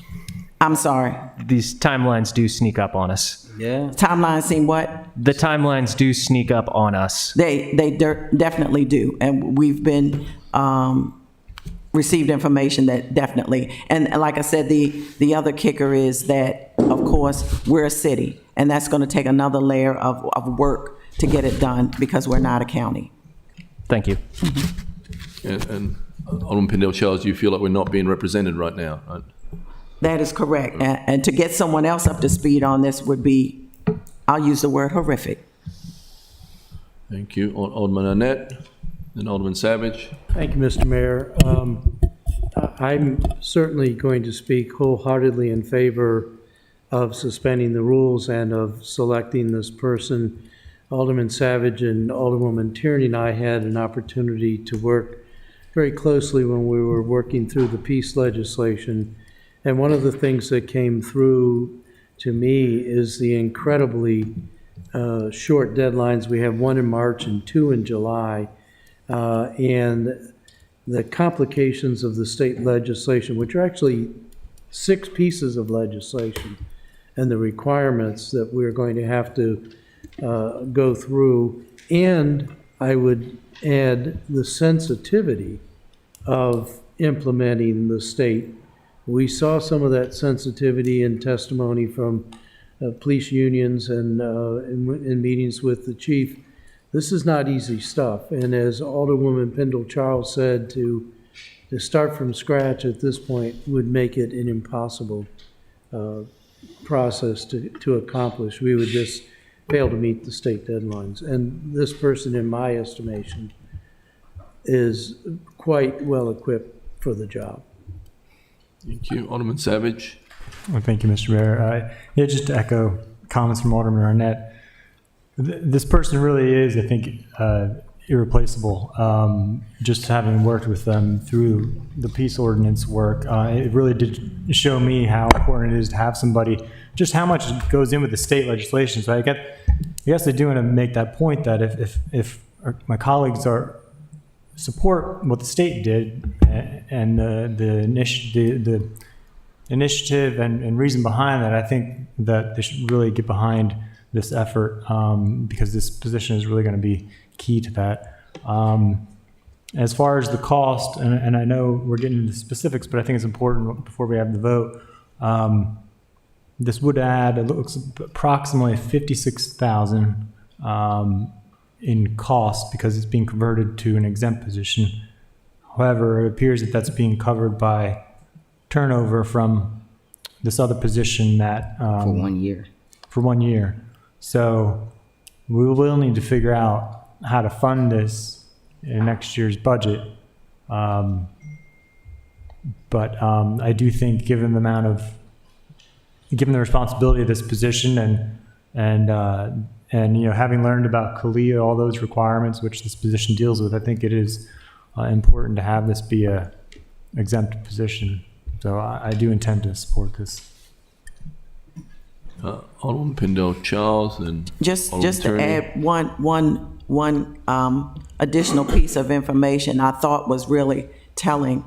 The person offered to add duties to their job description, not only in doing this huge body of work, but also in doing some other strategic things as well. The person offered to do it. Very rarely do you get a person in a position who says, I'll take on more responsibility. To me, that's extraordinarily telling. Alderman Tierney, then Alderman Gay. Yeah, thank you, Mr. Mayor. Again, I echo all of the comments, and I think without her, with the exception of the, our law office, we would definitely be lost in the wilderness in evaluating the impact of the state legislation. And I think this person will be, from a budget perspective, will be very advantageous to look at that and try to find economies of scale, with the county, et cetera, to make sure that the impact of the state legislation isn't as severe as it could be. So I'm really grateful that that the possibility of her staying on. Thank you. Thank you. Alderman Gay.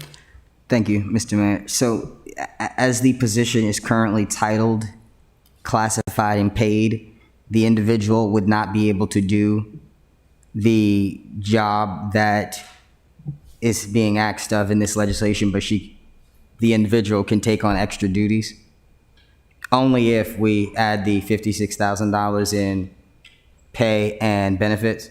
I can't speak to the personnel issue specifically. All I can say is that the person offered to take on additional responsibilities. And if this bill does, because it needs a majority vote, if it doesn't pass, the person would still technically be able to do the job. They just wouldn't have the additional salary and benefits. I think all of it's intertwined, Alderman Gay. I think what the person, say for instance, one of the professional standards is CALEA. My understanding is the person will be taking on the responsibility of CALEA that they did not have before. So CALEA is a very strategic part of the state legislation. So a lot of it is intertwined. One thing I also want to mention, I think we all know and can appreciate the importance of public safety in our city. I don't care what ward you live in.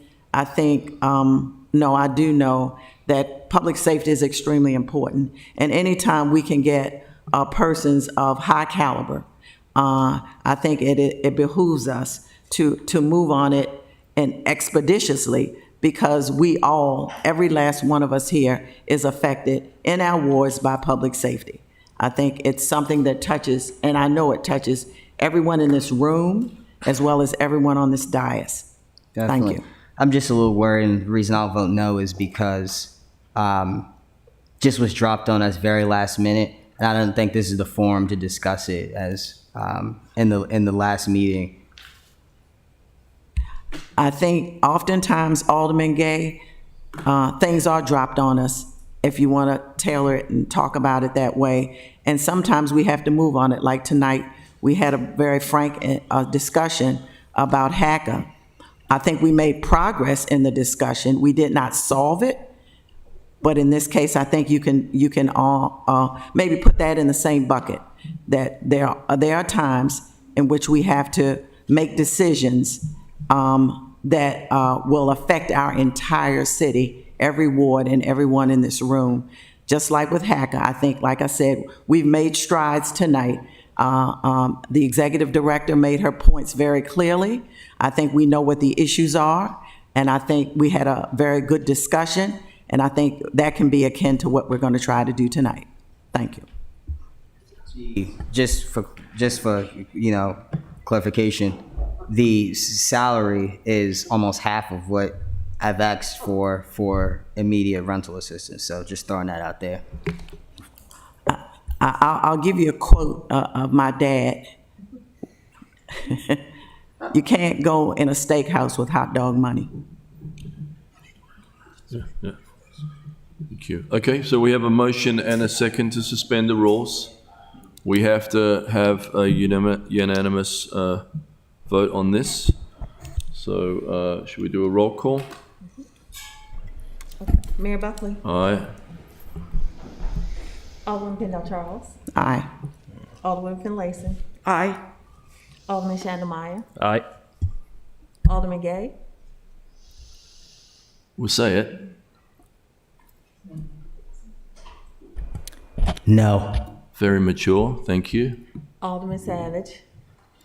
Aye. Alderman Arnett? Aye. Alderman McTierney? Aye. Alderman Payons? Aye. Okay, that is defeated. Mr. Mayor, I'd like to make a comment. Yes. I think the person will continue to do the work that they are currently doing right now to assist us in this effort. Thank you. Thank you. Mr. City Attorney, please present the next item on the agenda. The next item on the agenda is legislative action on second reader, beginning with O-1921, Development Application Procedures. Can I just say something? Yeah. With this legislation, O-3621 not passing tonight on the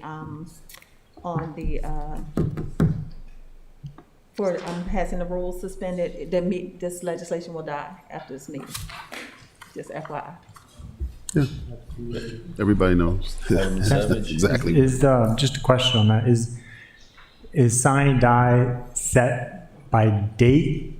I mean, could we theoretically, just throwing this out there, could we theoretically just do a special meeting on Thursday, to call a special meeting on Thursday and do this real quick and just pass it? I think the only way you can call a special meeting is if it's an emergency. If there's what? If it is an emergency, I think. For emergency purposes. Because I think, I don't know how it works after sine die, but generally I think the mayor has discretion if there's, or does it, I can't remember if it requires council approval, majority of the council, but to convene a special meeting Mayor can do it with 5 council. What'd you say, Alderman Arnett? 5 council meetings, 5 council members can have the mayor convene a meeting. Yeah, that's it. Yes, but it has, I think after this point, I'm not sure, I'm not the attorney, but I Okay. think after this point, all legislation dies after this meeting. Okay. So, Mr. City Attorney, is that a possibility? I'm looking at it now, sir. Mr. Mayor, I didn't hear that entire discussion. Why are we not taking this up now? It failed. So it failed Unanimous consent to failed. suspend the rules, so it passed on first reader. Oh, okay. Okay, so the code provides in section 4, the mayor may convene special meetings of the city council at such times as he believes the interests of the city so require. Additionally, 5 alderpersons can call the city council into emergency session, and the mayor shall summon them to convene. At the emergency session, the city council shall consider only such action as is specified in the request for the emergency session. But if you still don't get, you still need. So can I do that? And it has to have proper notification, right? But it doesn't Sure, have to you be can do it decided. either way. The mayor can call it as a special meeting, or the council members can do it as a emergency meeting. Either way. So do we do that right here, or can I do it outside You can do it outside of the meeting. You don't have to call it here. and public? We'll get the proper notices out. Okay, so we're willing to do that? Thank you. Yes, I am. Thank you. Okay, Mr. City Attorney, next item on the agenda. Yes, the next item is second readers, legislative actions, second readers, beginning with O-1921, development application procedures. Move O-1921. Second. There's some amendments to O-1921.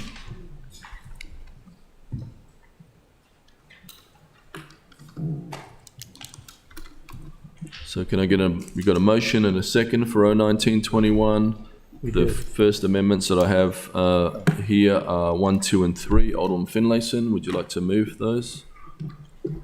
Yes, I'll move with the consent of the council. I'd move all 3 of the amendments, Second.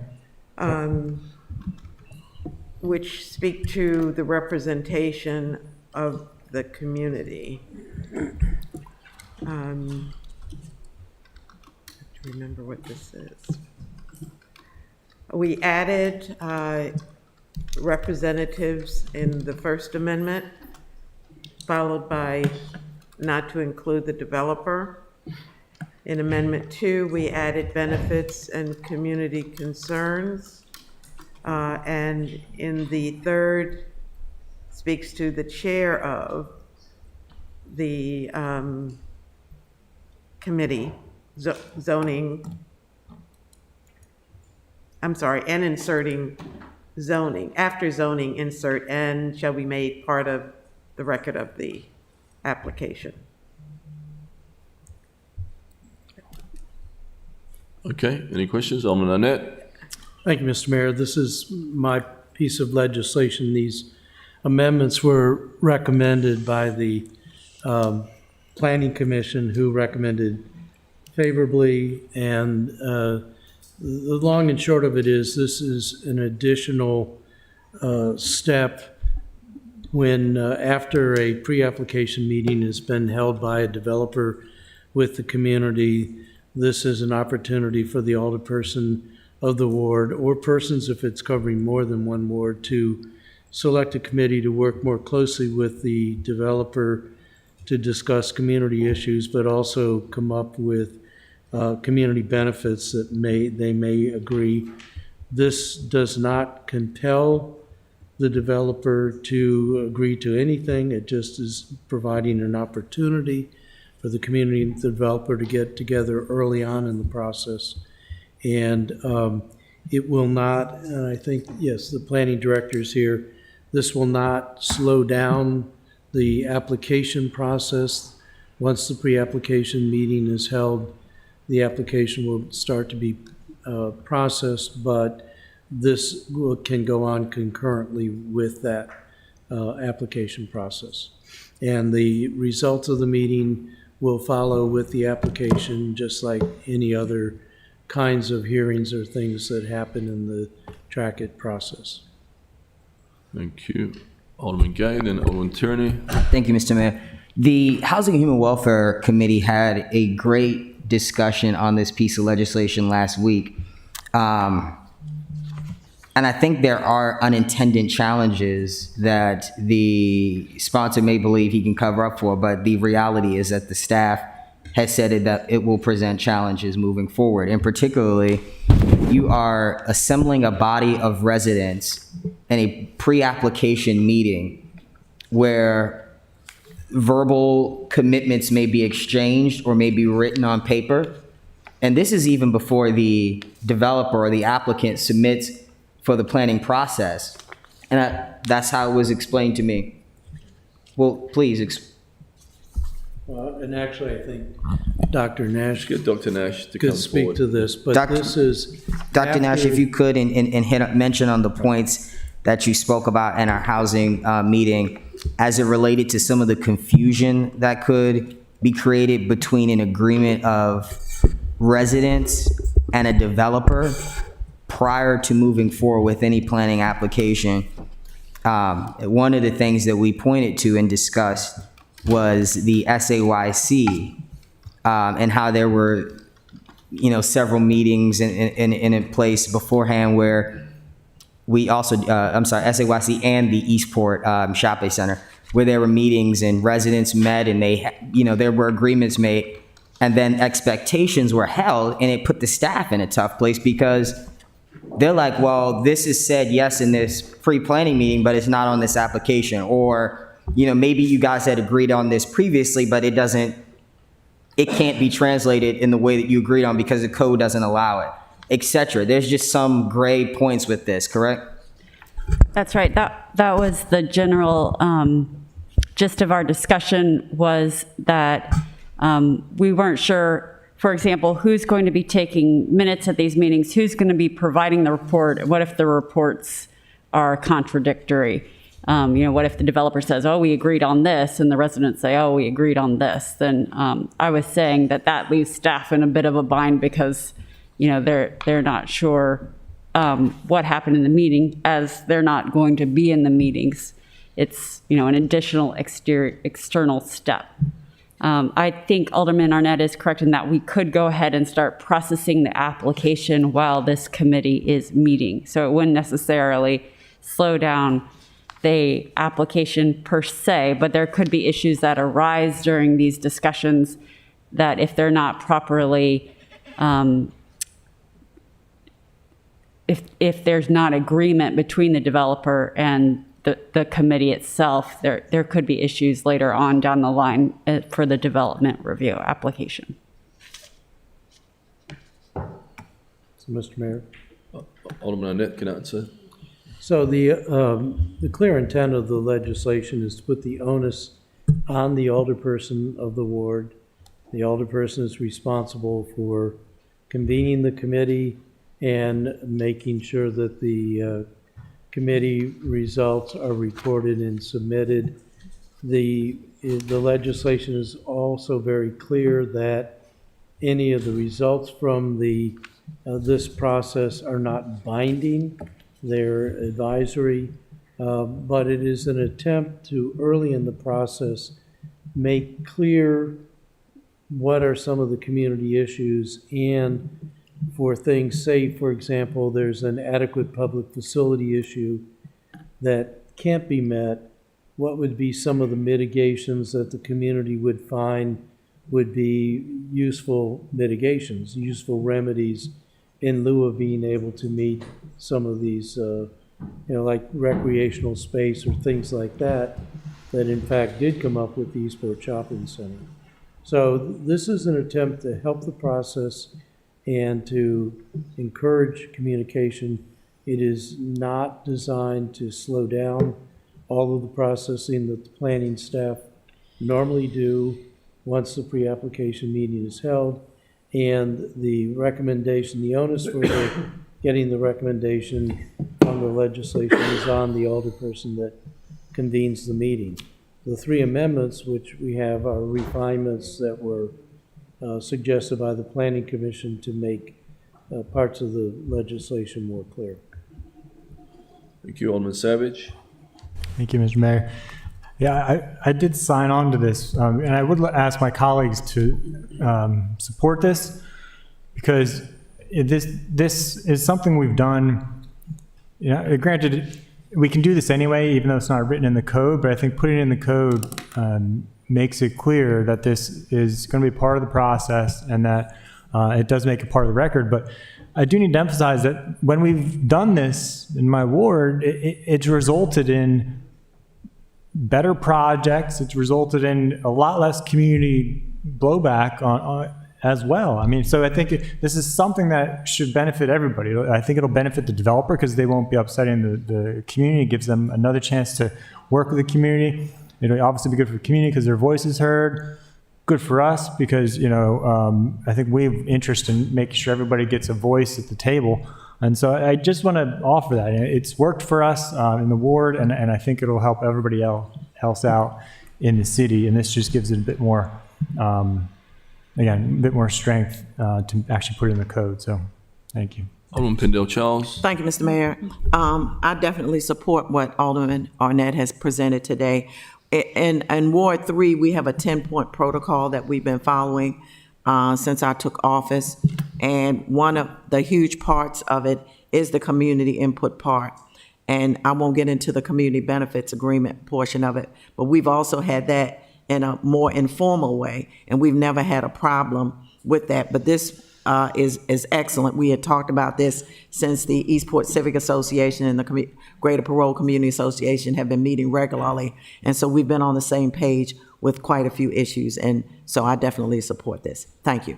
Thank you, Alderman Pendle. I'm sorry, Alderman Tierney, sorry. Thank you, Mr. Mayor.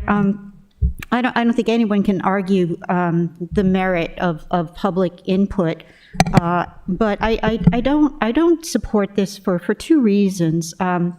We did embellish the section of the code for community meetings, and it's a quite extensive, criteria. And as Dr. Nash said, they get a report. The public can look at that report. They can respond to the report. And then I do believe this adds another step, because within 30 days after that community meeting, keyword community, then the alderperson has another meeting with a diverse, quote, a diverse committee of residents and business representatives. So, and that kind of concerns me as far as opening up a can of worms that, you weren't at this meeting, so you're going to be at this meeting because you're probably not going to like what you heard at the first meeting, and oh, what a mess. But the second reason is, I don't know if you remember, but in the budget, I was successful in getting money from one-time expense for what we called re-engineering or a review of planning and zoning, because one of the most common concerns we get is delay, the problem with the permitting process and trying to do work with the city of Annapolis. We don't know if it's a people, process, or product problem, and I would hesitate to add another step in the process unless we really look at the consequences. And I would hope that this person, David, that we this consultant that we hire to look at planning and zoning could be, this is part of that, to see what in the development process is working and what isn't working. So I would wait to work on to amend it any further until we hear from that consultant. Thank you. And Dr. Nash, is this duplicating efforts or? Well, it's sort of a voluntary duplication. I mean, they don't have to do it. If the alderman doesn't want to do it, the alderman doesn't have to do it. I don't think the developer even has to participate if they don't want to participate. I mean, it would be a bad idea to not participate, but it's sort of a voluntary step. Okay, Alderman Arnett was next, then Alderman Savage. So we have some experience with the pre-application meeting, and they are often attended by a large number of people. They're primarily the developer spending most of the time in what is basically a sales pitch for the project, which, you know, they should be doing. They want the community to be viewing this favorably, but it is a large group. There can't be a lot of concentration.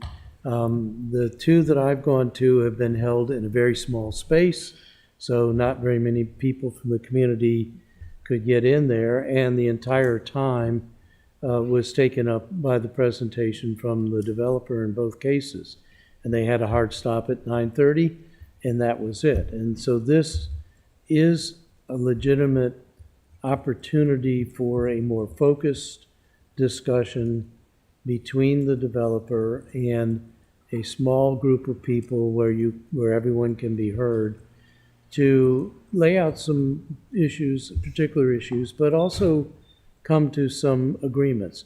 If you can't come to an agreement, you can't come to an agreement. And I think that will speak a lot to how that project is going to go through the process. But in the beginning, if we can allay some of the specter, some of the, ooh, this will happen or that'll happen, as opposed to actually sitting down and talking with the parties involved. But, you know, I'm offering this as what I think will be a productive thing, not something that is going to get in the way. When we did this with just 3 people for the Eastport Shopping Center, the mediation as opposed to mitigation, we came out with a very successful outcome in terms of getting an agreed upon scale of the building and an agreed upon design for the building. And most people in the community were quite happy with that. Where that project ran into trouble was when we got to adequate public facilities. And again, I think this would be an opportunity to head off some of those difficulties. If it doesn't work, it doesn't work, but at least you have the opportunity to give it a shot. Thank you, Mr. Mayor. So one of the concerns that I had originally had on this bill, in that it would get in the way of smaller scale developments such as accessory dwelling units, was calmed because Dr. Nash, correct me if I'm misremembering the meeting, that this would not impact those small scale projects. Is that correct? Correct. It only applies to major site design and plan developments. Okay. So that one fear was addressed. It was not a legitimate concern of mine. But an issue that I do have on this is adding steps like this does add to the overall cost of home building, which is part of the reason why housing costs in our city are very high, because it takes so long and costs a lot of money to end up with the final product. And there's also the timing of the meeting itself, where if these suggestions are put in but not feasible based upon what the site can allow or adequate public facilities, what is a potential, I'm going to ask the sponsors, what is a potential way to kind of loop around that and not make either of the side feel burned? Can you repeat that? Yeah, so let's say one of the community asks is, in a new development, we want a market. But then with the adequate public facilities legislation, that would be deemed to having too much traffic. What gets priority? What was originally pitched, the adequate public facilities law? What is, in your mind, like a way to mediate these things? I know I'm getting into some hypotheticals or specific hypotheticals, but... So I can speak to that, if you will, Mr. Mayor. So I think a very good example would be the requirement that 5% of a major development be set aside for recreational facilities. And it can't be done on the site. But the community says, you know, hey, if you would contribute money to put a floating dock at the end of 4th Street, that would satisfy us, and we will support this with that kind of a agreement. Now, that support is not a requirement, doesn't lock anything in, but quite frankly, I think that the developers would like to have this early input and find these agreements with the community rather than hear about it at the end of the process, as is often happening now. But I'm offering this as a way to have dialogue and in an organized fashion with the alderperson of the ward responsible for setting it up and carrying it out. It's up to each of you, obviously, to make up your mind about the validity of the legislation. I have one other question, if I may, Mr. Mayor. It's a quick one. Are you aware of any other jurisdictions that have this? A community, but yeah, they're all over the country. And in fact, the research that when we were meeting with the coalition of the two civic associations drew a lot of their examples for how to do this from the things that were going on elsewhere in the country with these community benefits. There's a large body of literature on them, and they've been successful.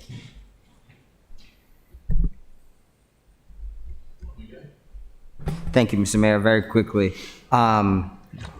One, still concerned about what the staff said, as I think that's critical. But two other follow-ups, as just noted, and Ellie kind of mentioned this as well, as you see, bringing forth a diverse group of representation. I think what this bill does perfectly is allow affluent members of our community to organize and, fight possible development on a much larger scale. And it does worry me when we talk about potential development like Robinwood, like Eastport Terrace and Harbor House, where we will be asking for bulk height restriction, removal,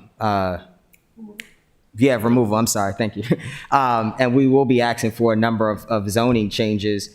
And guess what? If they can get this Eastport Shopping Center tied up in 5 years of litigation, they can do the same to a potential affordable housing development. You also alluded to the adequate public facilities standard that does allow for recreational space on the property. A big part of the Eastport, when they pushed the last time, they were trying to get them to redo the playground at Eastport Terrace and Harbor House, which was outside of the 1 mile radius, I think, to begin with. And there was a perfectly good opportunity for the developer to get involved with Eastport Terrace and Harbor House, right across the street where they have failing playground equipment. But because of the advocacy of that group that did not include a large diverse selection of the community, they were able to, just navigate the conversations away from the needs of others. And I think that could potentially happen again moving forward in the future. And that's just, well, you're right, it can anyway. So what's the purpose of your legislation? Alderman Gay has the floor. Thank you. Finish, Alderman Gay? Thank you. Alderman Pendle Charles? Thank you, Mr. Mayor. As I indicated, Ward 3 has been doing this at least 7 years. We've had 15 projects that we have utilized this procedure on. One particular project, we've had at least 5 meetings. One particular parcel of property, it's literally in Alderman Payone's ward, but the ingress and egress is in Ward 3. So we've had that kind of combination going, and it has worked well, extremely well. And so I definitely support it based on tried and true. The other thing is I would not consider the community that has been involved in the basics of this protocol, like I said, the 10-point protocol that we use, I wouldn't say they are fluent. That's not a word I would use to describe that. Alderman Payne was next, then Alderman Savage. Thank you, Mr. Mayor. Not long ago, there have been really 2 main projects that, in my ward, that have been developed in the last couple of years. And in both cases, the system we had worked beautifully. In one case was in West Annapolis. They came out, and I know I don't see Mr. Nolan at the moment, but he was actually present as a community member, and we both kind of commented to each other what a great presentation this was, and we didn't really have many questions left. The other one is the hotel that will soon be coming up on Taylor Avenue. That was really, I kind of shared, jurisdiction over that, the area where it's being built with Alderwoman Tierney, because while the hotel and most of the accoutrements are in my ward, there are some parts that are in hers, and it certainly affects her ward. Came out, gave a community presentation. It went, I'm not going to say it went perfectly, but it went very well. Questions were answered. Again, a really thorough presentation. I guess I just don't see, usually I'm all for making a developer give all the presentations they possibly can to make it pellucidly obvious what is going to be coming on, but in this case, I think we have enough, and I'm not sure I can support this one, but thank you, Mr. Mayor. So Alderman Savage was next, then I think Alderman Schandelmeyer. Thank you. Yeah, I mean, I guess to my colleagues from Wards 1 and 2, I mean, well, specifically 1 to get started, I guess. As far as that, another step in the process and any potential delay, keep in mind it's entirely up to us. As Dr. Nash hit the nail on the head, this is voluntary. And so, but this gives us the option. If I decide, as in my ward or anybody, or Alderman Charles in her ward, that a potential, it's not guaranteed, but a potential, because it's within 30 days, a potential of a 30-day delay is needed or required, if we think that's required, to ensure that our constituents have their voices heard and can participate, that's something that I feel like I want to be able to do. And this legislation clearly establishes that option for us in the code. And I think it also clearly makes it to our predecessors that they also have this option. So I think it's good to have it in there. If you don't like it, don't want the delay, don't utilize it. That's simple as that. But I do think, again, I think this is going to allow folks to get better projects. To my colleague from Ward 5, this doesn't add cost to construction. There's no cost for them in terms of all they have to do is attend the meeting, the developer, and present information. That's minimal cost. There's no staff to this. It's simply, it says alderperson, and they convene a committee of residents and business representatives. I guess we could invite staff, but it doesn't require it in here. But I think this is it's a discussion that we would be helping to facilitate with the developer, right? And I mean, we've done this in Ward 7. We helped secure, and again, this was with staff support, but we helped secure reduced building height, had this discussion with the contractor about what we thought was important in terms of, again, keeping that height down, about protecting the trees and the stormwater, and they actually ended up putting underground parking in this project. We also worked with another developer in the same area about the importance of how the community really values this particular tree, but also how they connect with the stormwater, with adjacent properties. And there's a lot you can do. We secured some outdoor seating for another facility because the community wanted that in this area. Those are things that aren't really, not all of them are written into the code, and this just gives us that ability to negotiate and speak with them. And as far as the makeup of the group, that's really up to us. If it's up to the alderperson to make it as diverse as and pull in as very many parties as we can. That's again, the onus is entirely on us. So I appreciate your concern. So if you decide to utilize this, go ahead and pull in whomever you think needs to be heard, and I'm sure the rest of us will do the same. Fighting height, man. Okay, I think we're clear. I just have one more quick question on this front. So we get to pick the actual individual community members, and the area is a mile. What's the boundary area that we're calling the community? It's just in your ward.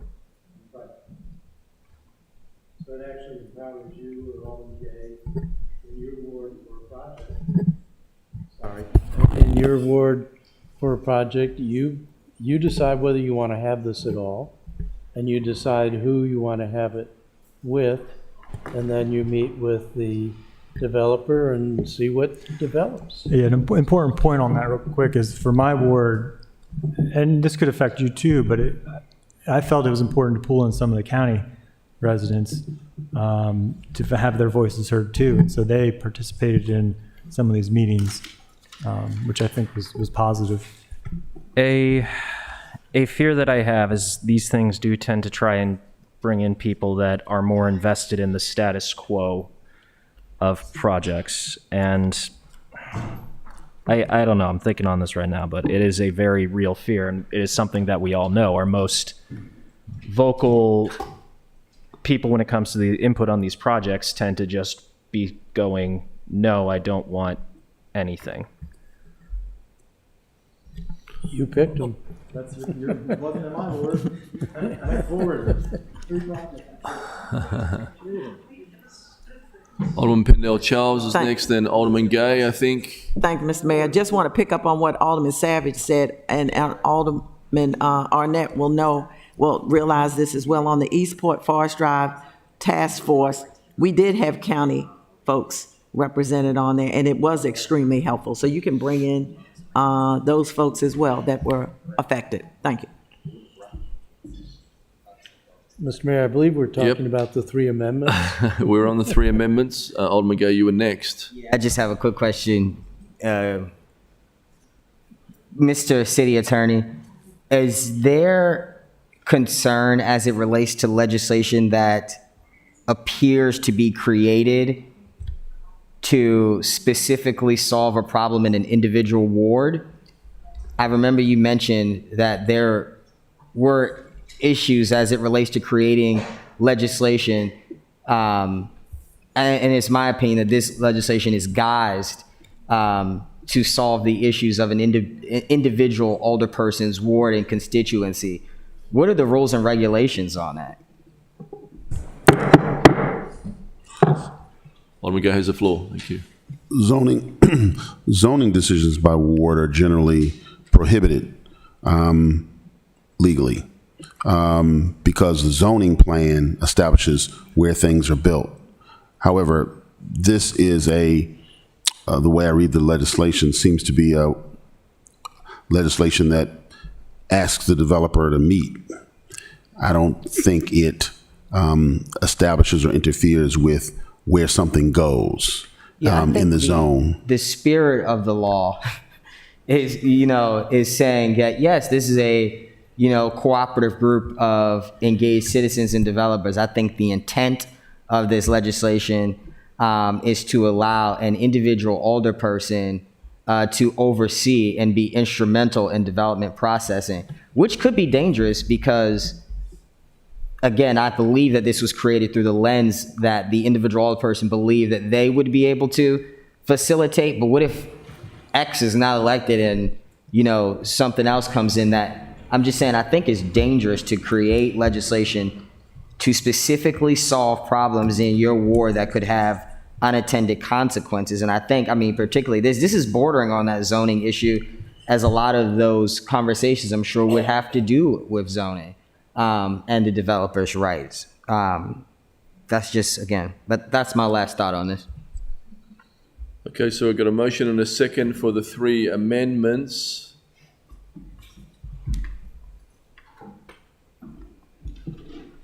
All those in favour say aye, and we'll do a roll call, I think, probably. Yeah. Mayor Buckley? I'm going to be a no.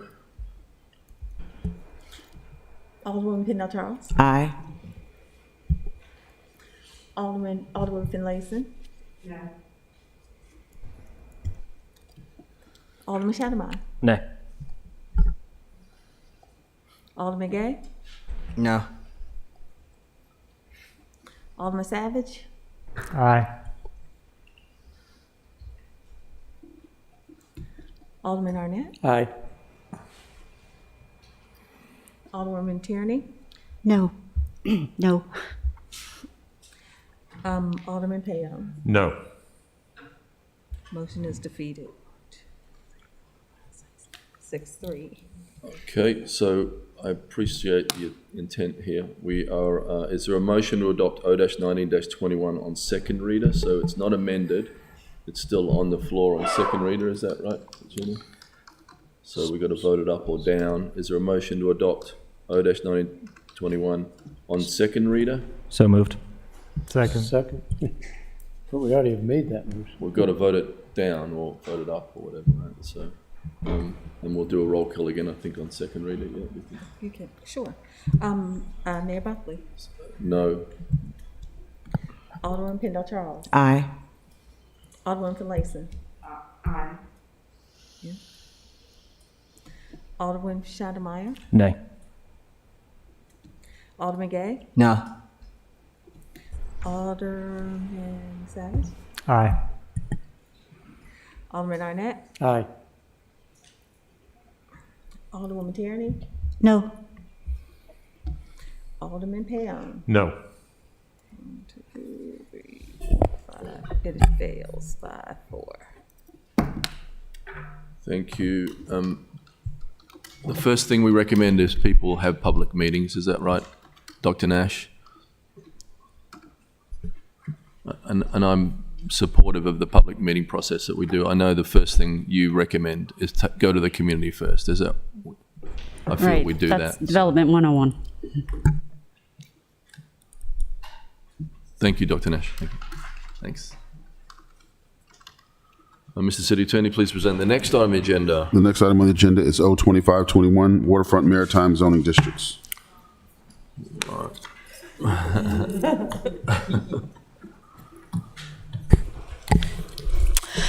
Mr. Mayor, we will be very brief, and we hope our comments will make the discussion on all of the amendments even briefer.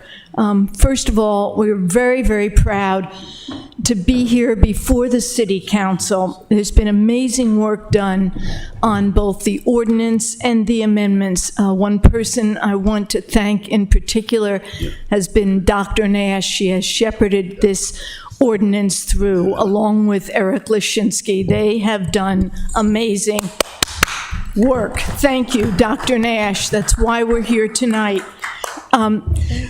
Last month, the council adopted the maritime strategy. And with the maritime strategy, there are 3 primary implementing tools. What you have before you tonight is pretty amazing.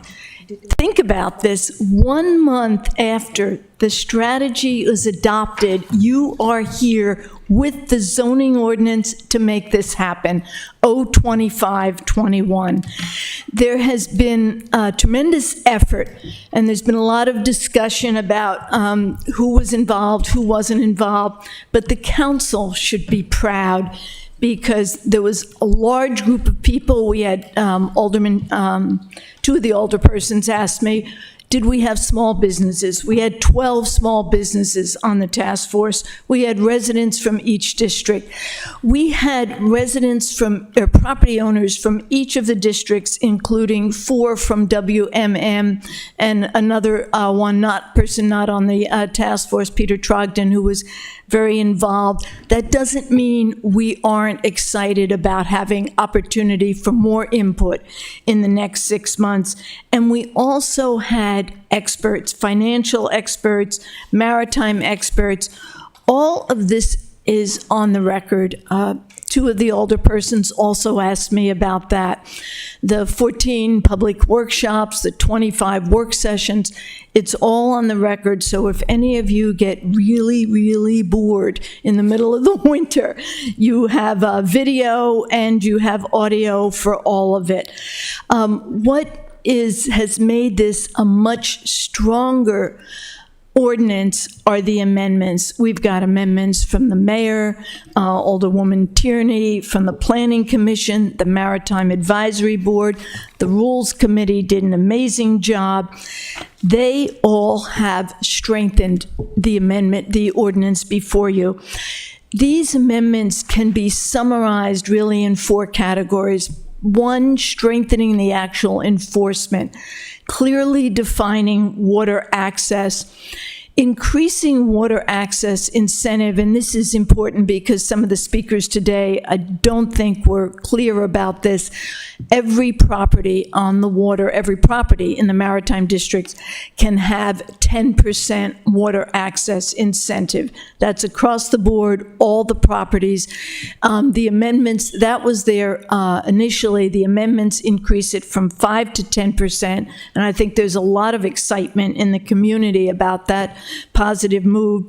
And the amendment to review in 6 months the impact on the smaller businesses.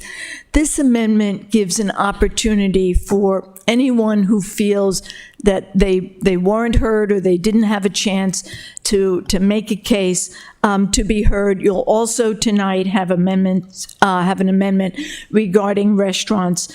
So all of these amendments make what you have before you much stronger. The process was arduous, but it resulted in a much better project. So we ask you, what is at stake? And what's at stake is the uniqueness. We know our city is unique for its waterfront. We know it has 22 miles of creeks and water frontage. But what is really at stake are the working yards. And the working yards are what is at the basis of the maritime industry, the 7,800 boats, the $2.5 million property tax. So the mission of the task force and the purpose of this ordinance were very clear. First of all, keep the maritime districts maritime. Early in the process, the task force had a robust discussion as to whether to spread the triggers around, include smaller properties, and the task force's decision was, at this time, what was important to them, to the trades, all the maritime tradespeople, to the residents and the owners as well, was to keep these districts maritime, not dilute them with non-maritime, focus on the large working yards because they are the hub and the hubs to the industry. That's where the jobs are, and preserve Annapolis as a hub. With that said, we have just a couple of comments from John Norton, who owns one of those working yards, does not own the property it is on. Good evening, Mr. Mayor, ladies and gentlemen of the council. Obviously, my name is John Norton. I own Annapolis Harbor Boatyard, and I will keep this short and sweet. Without a single doubt, my facility would unequivocally be the best location in Annapolis for a restaurant venue instead of a maritime facility. Without the triggers that the Maritime Task Force has agreed upon, we would be closed within 18 months. There's no question. Our facility is already amongst the last of the full-service facilities in Annapolis and is certainly the last of the full-service in-house repair facilities within the Annapolis Harbor itself. It was once a viable boat building repair mecca that is no longer the mecca it once was. We still have the aspects that keep the heart of Annapolis linked to the traditions and history that it should be, yet they're fading extremely fast. Requests to remove the triggers that require the facility to maintain a working boatyard for the ability to install another restaurant is a fast-forward button on a complete annihilation of the maritime repair industry within the city of Annapolis. The names of the boatyards that have come and gone over the years is plentiful, and I implore you to agree upon the plan that's outlined with the Maritime Zoning Planning Commission as they are carefully negotiated between landowners, residents, and tenants like myself. At our facility, we alone would lose more than 15 maritime repair jobs as it stands right now. In addition, this would remove the maritime from the Maritime Republic of Eastport, thus changing the landscape that's made Annapolis what it is. We're already the very last of a fading industry that was once plentiful within the WME. Loss of the maritime repair businesses in Annapolis would forever change what makes up Annapolis. No longer would boaters find our town as a destination for all things boating, but rather a destination for restaurants and restaurants only. We would no longer be the sailing capital of the U.S., but rather a restaurant city with a bunch of boat slips. It's a very slippery slope of decision-making that would create issues for numerous families within the community and would decimate the maritime repair community and numerous jobs. I beg of you, on behalf of the maritime industry, local boaters, and lovers of anything Annapolis to continue forward with the triggers that were agreed upon and the limitations set forth by the Planning Commission. It's a true compromise on behalf of the entire community for the betterment of the entire city, not just a few businesses or individuals. Thank you. And our small business representative, Mike Tomasini. Thanks, Eileen. Thanks, John. I think you said it all. I mean, I'm most well known because I own a charter boat out of Eastport, and it's a pirate ship, so people know me for that. I do have a side hustle where I arrange winterization services and shrink wrap services for boats. It's a bridge between one seasonal business and another. And what I can tell you is the way that we keep these small businesses like mine and some of the larger outfits that are world renowned and diversified and Bayshore Marine and M Yacht Services is to provide them with a hub where they can perform the multiple types of expert services that they provide for the boaters in and around Annapolis, and to attract to that hub boaters from other areas who can't get that kind of work done. Within a half a mile of Rod's Yard, how many large-scale marine outfitters do you think there are? I mean, if you're talking about if you're talking about riggers and canvas shops, I mean, why are they there? Because there's so many boats there. That's why they're there. And they can send their crews out in the morning and have them do the work that's keeping everybody vital. And the people that work in those places are your constituents. They're in everybody's ward. You may not see them because they're working on boats all day, but they're driving the trucks. They're parking in your neighborhoods. They're diversified. It's M Yachts. It's Bayshore Marine. These are our skilled artisans, and we need these working yards to maintain that kind of volume. So it's really important. Next slide. Part of this and part of the discussions led to, well, what does the industry really need to survive? And part of that is the diversity in the workforce training initiatives that have begun kind of on a small scale through the Marine Trades Association of Maryland. And I think that those programs can grow if we can build the model out of these changes, out of the proposed changes, to fund some of these programs and to get more people involved in them. Next slide. And part of the last piece, and this is, when the residents came in on this, there was a large desire to provide not only world-class services to yachts, but world-class access points to the water where people could get out on the water, sit on the water, drop a fishing line in the water. And part of what we've done is we've created this incentive program, or we talked about and discussed an incentive program where all property owners, whether your property was large or small, whether it was on the water or not, could potentially contribute to the community in a meaningful way and get some flexibility out of that. And that came out of discussions for, who isn't getting included in this process, who's being left out, how can we get them involved without them having enough space for a trigger or a large enough travel lift. And this is where we landed. So thank you for your time. Thanks very much. And Jeremy Rose with Safe Harbors, who has worked internationally in this industry, we're lucky to have in our community, and he's going to share with you very briefly how to remain competitive. Good evening, everyone. I'm not going to speak to the mechanisms that trigger any variances that happen in the legislation as it is now, but I'm going to speak to the uniqueness that Annapolis provides. Eliminating and reducing the maritime zones too excessively removes what is the DNA of Annapolis. It's what brought most of us here. The waterfront, the cottage feel it's created within Annapolis. It's the reason why the mayor and myself have come from the other side of the world to be here. It's just got that unique feel about it. Making these zones too small reduces not just the maritime industry, but also starts to impact the tourism dollar and the external economic value that's brought into this region by reducing those markets. The uniqueness that Annapolis provides in the maritime industry is the reason why people boating from Maine to Marathon stop in at Mr. Jabin's yard. It's that unique artisanship that was spoken about that really makes Annapolis what it is. If we lose that, we lose the DNA of Annapolis. Reducing the maritime industry in this area has a direct impact to accommodation, restaurants, food and beverage. But it also starts to look at us exporting what's happening in the city to other areas like the Kent Islands, the Solomons, the eastern shore of Maryland. it really does have more than just an impact on the maritime industry directly here. It starts to lose economic value completely. There are opportunities here to create amazing technology hubs. Boating is becoming an evolution. It's moving in a very technical way. We as a city, we as participants in the industry should be supporting that. Thanks very much, and Mr. Jabin will wrap this up. Good evening again. As you've heard from my colleagues we've worked very, very hard building a consensus on trying to strengthen and promote the marine industry here in several different ways.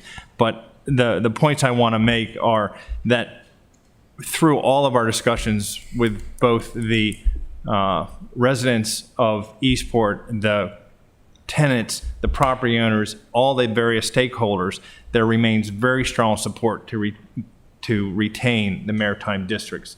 You can see how important that is. That has given us a competitive advantage because we're able to create these hubs that provide this wealth of experience and technology to continue to service the boats and make Annapolis such a unique and important yachting center. That's critical that we maintain that, and it's critical that we maintain the forces behind that to allow that maritime industry to be successful. We've talked a lot about triggers. You heard me talk about that earlier tonight. It's vital to continue the triggers. It's a concept that was started back in 1987 that we felt was important to hang on to. The idea of sizable boat storage, fuel docks, travel lifts of specific capacities are all exceedingly important. And everybody, in talking with all the stakeholders and everything else understand the triggers and their role that it plays in preserving the maritime industry here in Annapolis. There's also wide support for the contributing uses. What we're talking about there is just making a successful operation stronger and more robust to be able to take advantage of the changing technology and the changing use habits of the boater. If we don't evolve with the boater's needs and desires, we're going to start to lose out to our competitive neighbors. I just this past week was down in Hampton, which is you say Hampton, where is that? But Hampton, Virginia, but it is a thriving maritime hub that, again, it's something that we have to be aware of, and we have to be on our game here in Annapolis to continue to attract the number of boats that you see in Spa Creek, Back Creek, and all of Anne Arundel County, because we service all of Anne Arundel County. So the idea of restaurants and WMI is just one more way we can strengthen the ability to be competitive in the market. One thing that we didn't talk about a lot, but what this O2521 does is aggressively support the workforce training. As you're probably aware, you've heard many times, labor is one of the biggest issues we have, and to promote the workforce development is huge. And not only that, but we've also come up with a way to uniquely fund continuing efforts in creating that pipeline from high school to careers to promote the marine industry. You can make a very good living in the marine industry. As you've heard testimony here tonight, it is becoming more and more and more technical. The training required is significant, and this provides a path to get into the maritime industry as a career, which is incredibly important.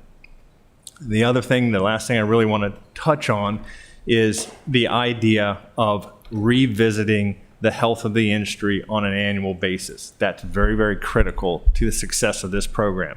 We've been 27 years or something since we've looked at this. 34. I stand corrected, but it's important that working with the Department of Planning and Zoning, that all of the stakeholders, all the property owners check in and we talk about the health of the industry. And we talk about the need for either more flexibility or if it's just fine.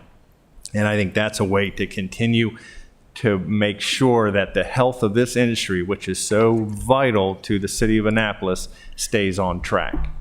And one last thing, one more point, is this idea of water access. It is a huge topic.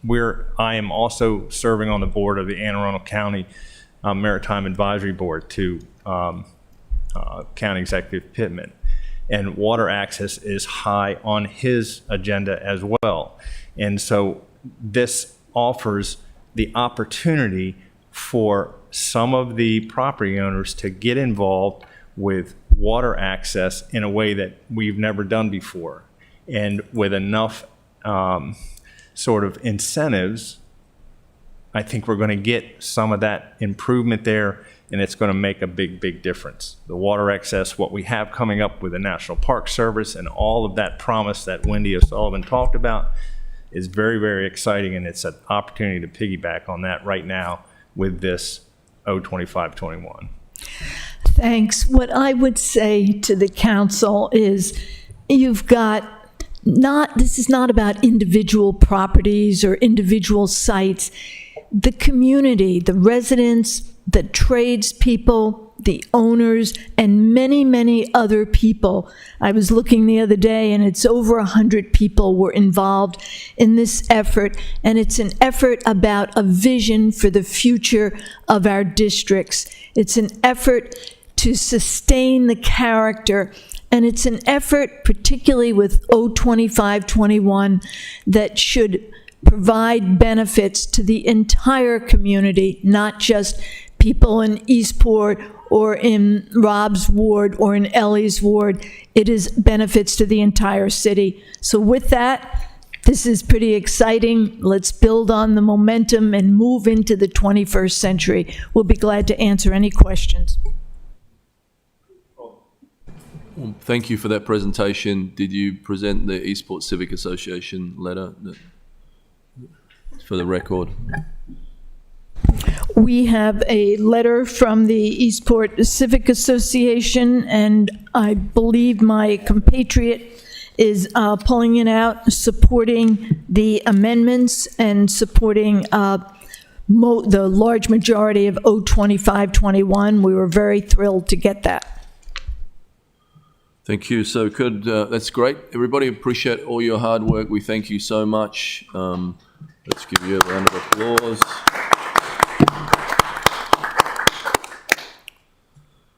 Okay, we can set you free from that table if you like. Can I get a motion to adopt O-25-21 on second reader? So moved. Second. Can I get a second? Just going to throw this out as an idea. Alderman Pindell Charles. Thank you. I'd like to make some comments. Sure. In order to better understand O2521 waterfront maritime zoning districts, I was invited to meet with the South Annapolis Yacht Center on October 18th, 2021. It was an opportunity to discuss and share ideas, etc., about our maritime issues. And as a result, I wanted to be able to give context to my votes on this legislation and amendments tonight. First of all, I'd like to thank the task force and the 100 folks or more, as well as Ms. Fogarty's leadership on this task force. Has been extraordinary. I met with Mr. Brett Anderson and his staff at SAYC. We had a very candid conversation. We initially shared introductions and discussed updates.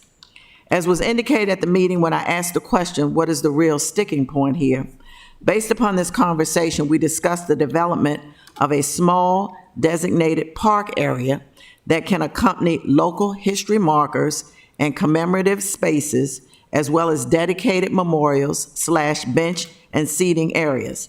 This space can provide a combined point of sustenance, in other words, healthy eating, as well as reflection, in other words, educational dialogue, that can truly enhance these scenic overlooks. Additionally, as we continued our meeting, we talked about the water taxi pickup and drop-off locations being enhanced by them offering complimentary access and opportunities to and for our students and youth and their families on designated days throughout the year, and that all of these amenities can intersect and combine to provide waterside dining and pedestrian access to the water that will be unmatched and the envy of our region. We continue by discussing a wide range of creative ideas and possibilities, including some granular and detailed ones, especially regarding the restaurant, as well as developing innovative environmental projects in the park area. Moreover, we agree that the direct, unprecedented, and continuing involvement of our local community associations is critical to the success of any and all projects. For example, I stated at the meeting that the city formed the unprecedented Eastport and Forest Drive Communities and Governmental Agencies Task Force, Resolution R-1719, that has focused on traffic and transportation issues along this corridor. This task force has married two very unlikely community associations, namely the Greater Parole Community Association, formed in 1951 when parole was annexed into the city 70 years ago, and the Eastport Civic Association. Also, we discussed briefly the particular situations that some other restaurants and businesses in the area are facing, which do not necessarily fall into the same category as SAYC. Mr. Anderson was very concerned about these businesses. Nevertheless, in that vein, I suggested that there is a beneficial possibility that the formation, for lack of a better word, of a consortium of WME counterparts / WME properties / WMM and WMI / businesses, a consortium that could certainly enhance all businesses. In other words, round-robin restaurant nights during a certain week, combined and/or round-robin youth and family events monthly, etc. Additionally, future collaborations and partnerships with area and regional colleges and universities and trade schools, such as the very recent one with the city and Morgan State University, should be explored, and the possibility of providing maritime-connected space, satellite offices, etc., to such colleges, universities, and trade schools for special projects. Moreover, I was very encouraged by Mr. Anderson's strong connection to our community, being a lifelong resident of our county and a graduate of Southern High School. Our 75-minute meeting indeed covered the waterfront. Therefore, I'm very confident that our maritime waterfront zoning decisions will set us on the right course. I've spoken to his attorney, Mr. Alan Hyatt, regarding these conditions, for lack of a better word, that Mr. Anderson has basically agreed to, and we say full steam ahead. Thank you. Thank you. On McGay. On McGay, you're next up. Thanks. I just had a quick question for the chair. What is the harm in waiting? Why does this have to be passed tonight?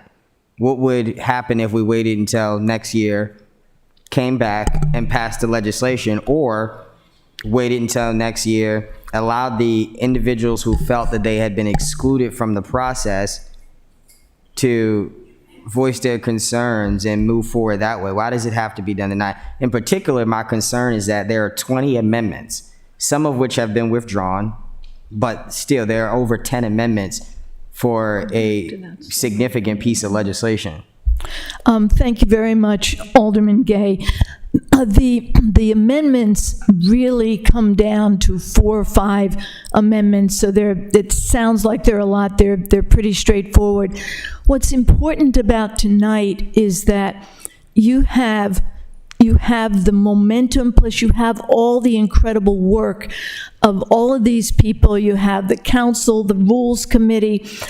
This can go forward tonight. There is a specific amendment which would bring these other issues up within the next 6 months, as well as part of I think the positive aspect of this entire ordinance and this task force strategy is that annually there'll be a complete review. There is an amendment that there will be a review within 6 months, and no process is perfect.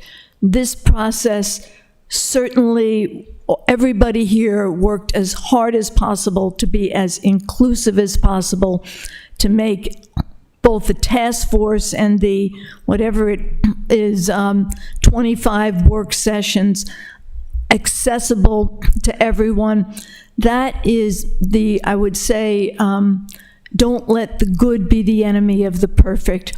We've got a fantastic ordinance. It benefits the large majority of the community, and we have built in an opportunity for people who have a different perspective. And I would say that the perspective of a couple of individuals, and they were not necessarily people who spoke today, people who were on the task force who wanted things for particular properties and didn't get them. Their perspective was heard, but their perspective was not agreed with. So there's a distinction there between having the opportunity to be heard and being part of this community vision. I think we welcome broadening, bringing in other people, doing it. There's a commitment to do it within 6 months.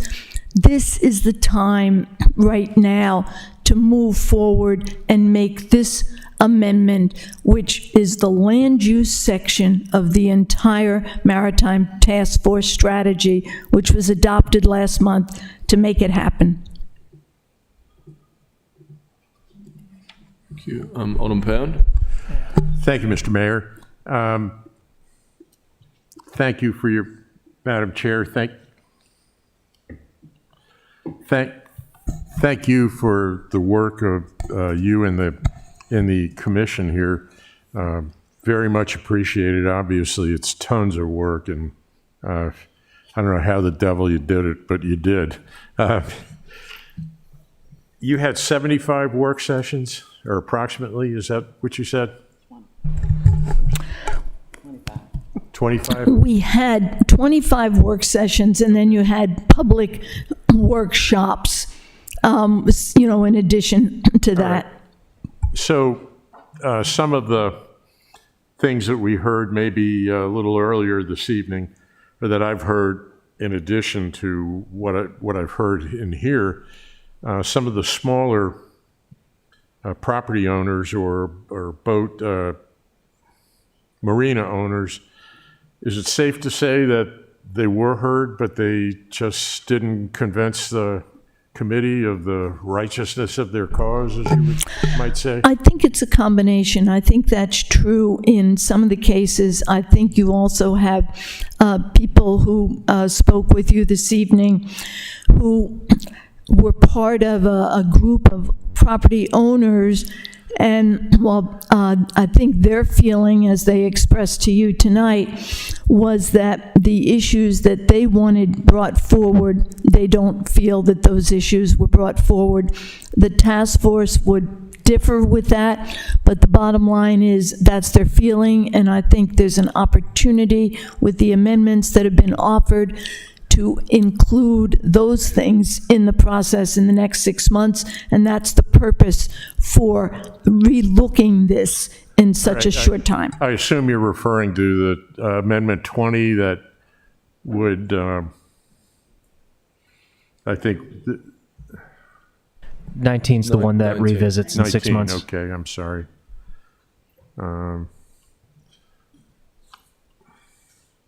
Yeah, that would be Director of Planning and Zoning shall form a work group to analyze the impact of the ordinance on small maritime operations. Director shall submit findings and recommendations of the work group to the City Council no later than 6 months after the passage of O2521. Is that, am I safe in saying that? Yeah, okay.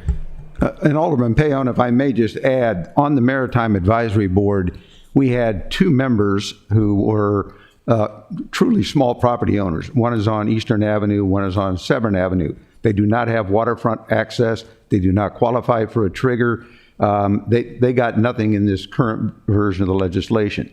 They recognize the benefits of this legislation and both voted favorably for O2521 and amendments 1 to 9, and I believe 17 and 18. We did not take up 19 and 20 because they had not been introduced at the time we had our meeting a couple of weeks ago. But they are 2 specific small property owners that participated. The MAB met multiple times also. Okay. and they were included, and they saw the benefit, and they voted to support this legislation as is. All right, thank you. Believe me, I know what it's like to be in the minority. Alderman Savage? Thank you, Mr. Mayor. Just on some of the issues that have come up, I'd like to respond. Regarding the timeline and why now, I think to offer my take on that, I think there were a few instances, a few properties that got the ball rolling, but I think you need to look into what this task force, that got things rolling, but this task force has ended up reviewing our entire maritime code for these districts, and has an incredible amount of benefit beyond just what originally triggered this. I mean, this is, again, a complete overhaul. And so I think it has a lot of great things in it. Besides, I think we have to keep in mind that the focus that it's brought to public access and expanding that. We have a great strategic plan laid out in terms of where our industry goes from here. We have all these wonderful triggers and incentives that work to give the owners flexibility in their in the buildings, but they only get that if they offer to expand the maritime usage and community benefits elsewhere on the property. This is really an incredible consensus that was built, and I definitely commend all of you for participating. I think it is important to state that this was an incredibly inclusive, people had so many opportunities to testify, to comment. This has gone to the Planning Commission, the Maritime Advisory Board. It's gone through our own public hearings, not to mention the effort that staff and the task force themselves put forward. So I just can't imagine throwing that all out.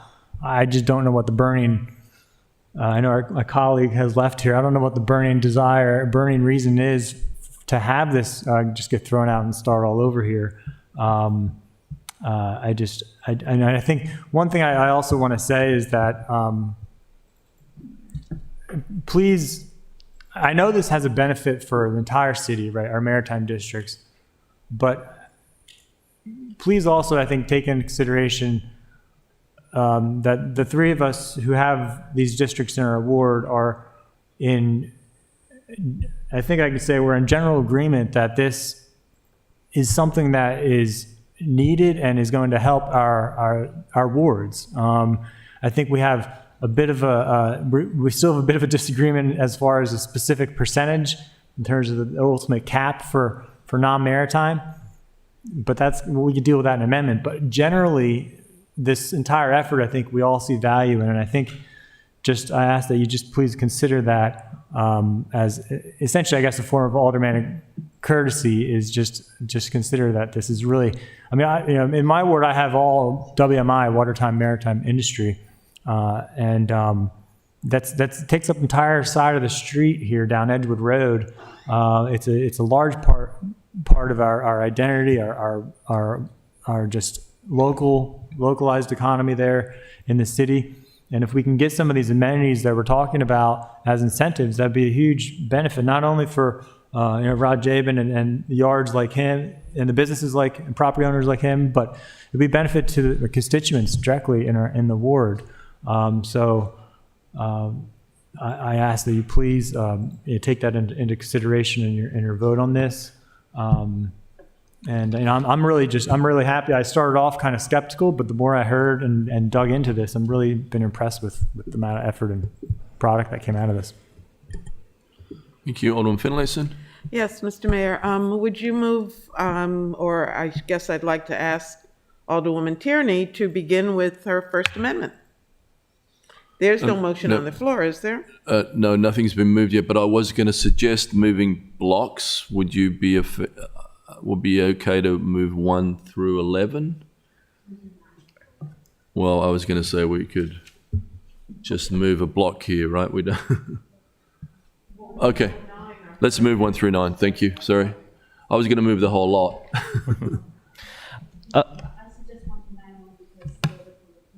Okay, thank you. Alderman Tierney? And can we get a second for that, please? Second. And we don't have to talk it through if you don't want to. No, I think. For which one? What you just seconded was amendments 1 through 9.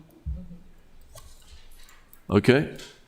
Can we start? All those in favor of 1 through 9, say aye. Aye. Opposed? Wait, we need to clarify, because there were some amendments adjusted amendments 1 through 9 that came from Rules and Government. So Well, I they're mean, on the, they're on You the have, Is that you have a that vote, add- Mr. Mayor. Yeah. You have a vote. Yeah. So that what the was vote is They're on taken. there. Yours are on, they're revised. okay, they're the revised The amendments 1 comments through 9. Okay. out of order. The vote Can is you see taken. them? So you're covered, Alderman Savage, right? Okay. Thank you. Yeah. Okay, Alderman Arnett, 10 to 11.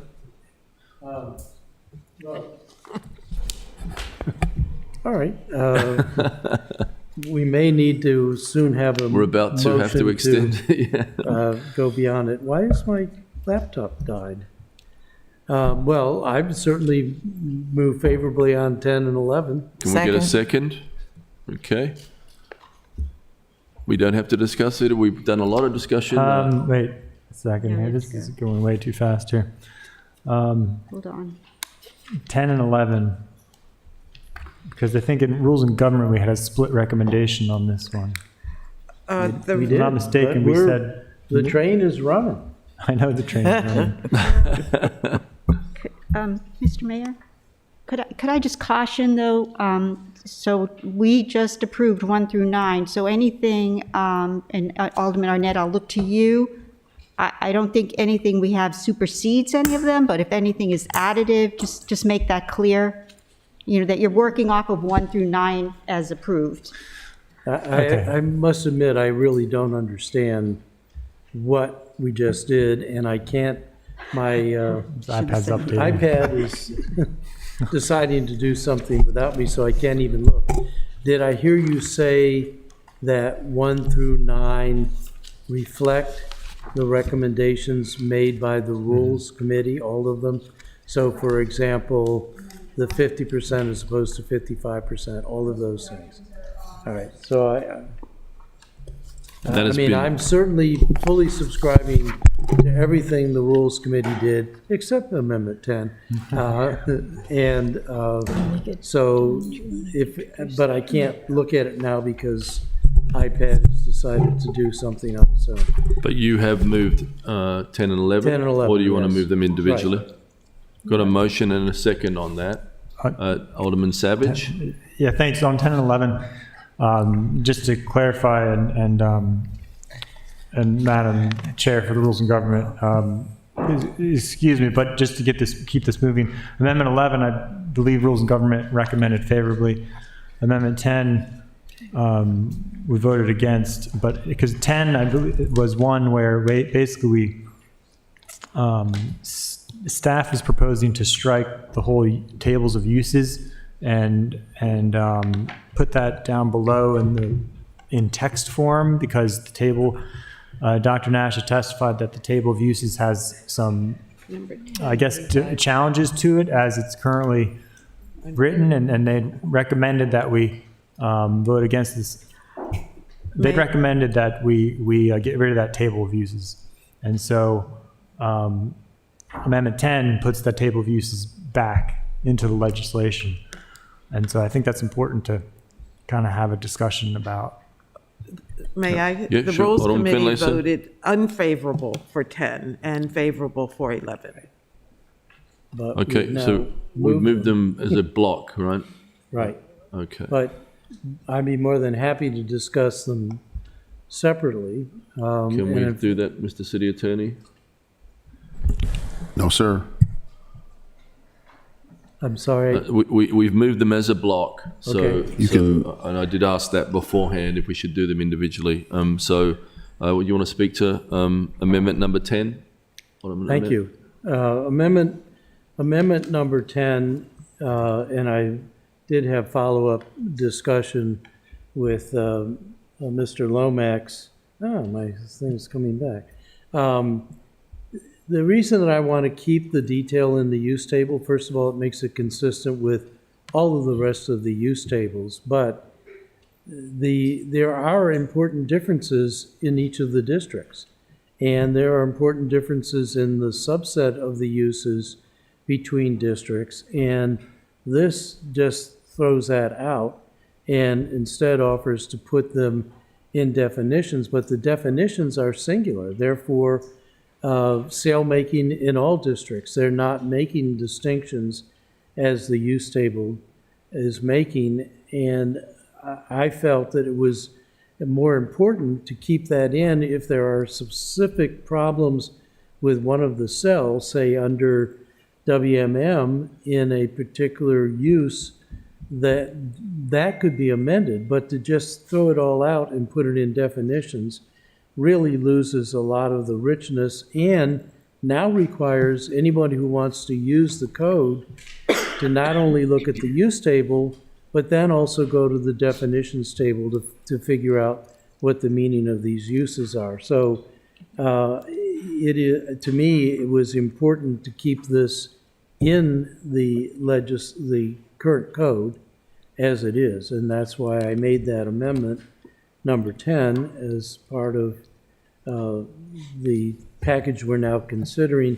11 and 12, we're just simply adding two new definitions, the pump out station and sale maker, into 2172, which is the definition section. So, but I assume we're going to vote them up or down as a block. Well, we have them on the floor as a block, so we're going to have bring them back if you need to. But Mr. Mayor, both as a block. Can we split the two and vote separately on 10 and 11? No, because we moved them as a block, so we could vote on them and then reconsider them. Can I offer a clarification to Yes. Amendment 10? Just one of the things we identified in reviewing the existing code are some inconsistencies in those categories where, the reality is all of these maritime uses apply to all of the districts. And so the simplification that was desired in taking out the sub-uses and putting those in the definition was really to clarify that all of these uses apply across the board. And that's, if we go back to the use table as it exists today, some of those inconsistencies are still going to be in there. That's the challenge. But I think there are desirable differences between districts that are just being thrown out carte blanche without any consideration of why they're different. And in fact, Mr. Lomax and I went through them line by line, district by district, and some of them we thought should be changed, and some of them we thought should be made consistent across the board. But some of those sub-use categories are distinctly different, and in fact, the task force report acknowledged that the 4 districts we have are distinctly different, that we don't want to just make one district. Yet here in the use table, we're treating them as though there's only one maritime district. So that's the reason for this amendment. So Alderman Savage, we're going to need somebody to put a motion forward to continue past 11. And for a 10-minute break. So moved. Yep, once we get through this vote. Once we get through, okay. So I guess I have a question. I'm going to support this as a block because I don't think passing these. Yeah. We have to stop. So we're nearly there. I was just saying why you've got your hand up. Could you make a motion? Yeah, so moved. Yep. Can I get a second? Second. All those in favour say aye. Aye. Okay, continue. I move we go past 1 o'clock. So I'll support this as a block because I don't think this is really too substantive in terms of changes it's going to make. I think it's still going to work and it's fine. But I do have one question for staff. If Amendment 10 does not pass, what's the impact on special exceptions? Do certain uses still require special exceptions? Because I haven't had time to verify that in the The answer is yes, and to back up briefly to Alderman Arnett's point, when I went through the table of uses, it was not by myself. It was with two other task force members, Peter McDivitt, a resident out of Ward 1, and Will Scott, former member of the Planning Commission. And we went through these, we submitted them to the recommendations to Dr. Nash and Eileen, and then when it came out in the legislation, they had made the changes. We had gone through the table of uses as Alderman Arnett would like it to see, but for simplicity's sake, I believe they combined them into definitions, and that's what came out at 02521. I have suggested to Alderman Arnett that if we reject Amendment 10 and it stays the way it is, the flip side of reviewing in 6 months is we go back and review those in 6 months. We can sit down and go through those. It's up to the council how they want to go on that. But if Amendment 10 is rejected, then it stays with the uses are set forth as with the definitions the planning and zoning did. If Amendment 10 is adopted, we revert back to the same table of uses that we have today with no changes. Okay, so we have 10 and 11 up. Mr. Mayor, Aye. Dr. Nash was at the, Did you have a comment, Dr. Nash? Sorry. Just don't have a microphone.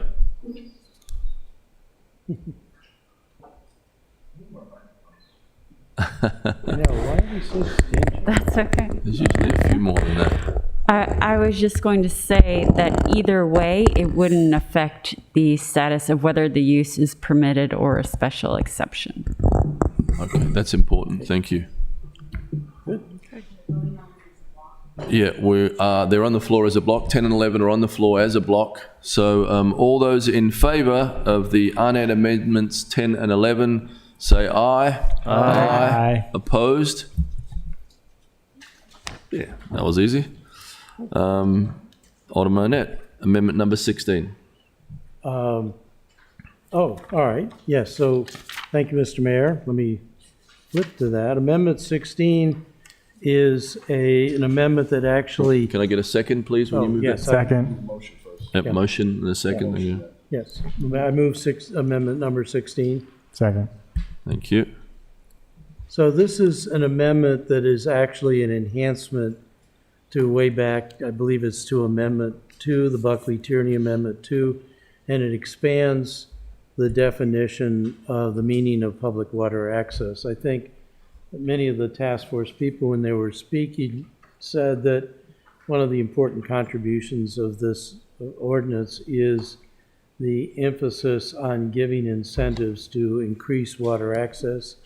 I think increasing water access encourages interest in boating and certainly ability to boat in some cases. So this was worked out in consultation with planning commission members and some of the subcommittee members of the task force. Okay, all those in favor of amendment number 16, say aye. Aye. Aye. Opposed? Thank you. Amendment number 17, would you like to move that, Alderman Arnett? Yes. And amendment number 17 is... Can you move that, please? Yes, I move amendment number 17. Yeah. Second. Thank you.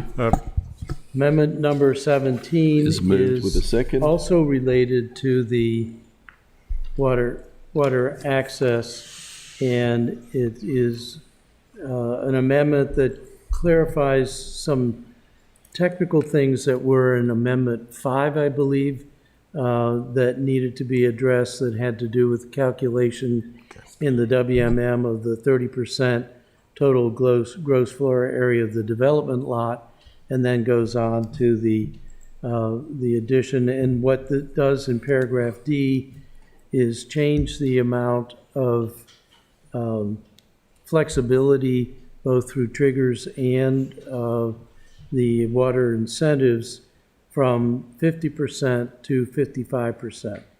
And that is to give more flexibility for the WMM, which is the district, which I personally believe is the one that's in the most difficulty.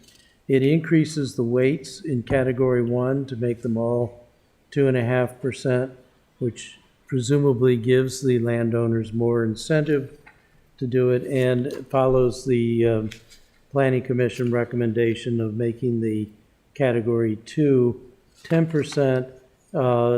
Critically, and I wish I had my actual copy of 17. I think you got the votes here. There's F is 10%, G is 5%, and it increases the amount of the one-time only payment to $250,000, and H is 10%, and that's the community boating facility. And the reason I want that to be 10% is I've gotten estimates for someone to actually put in a facility like that is probably a $400,000 investment.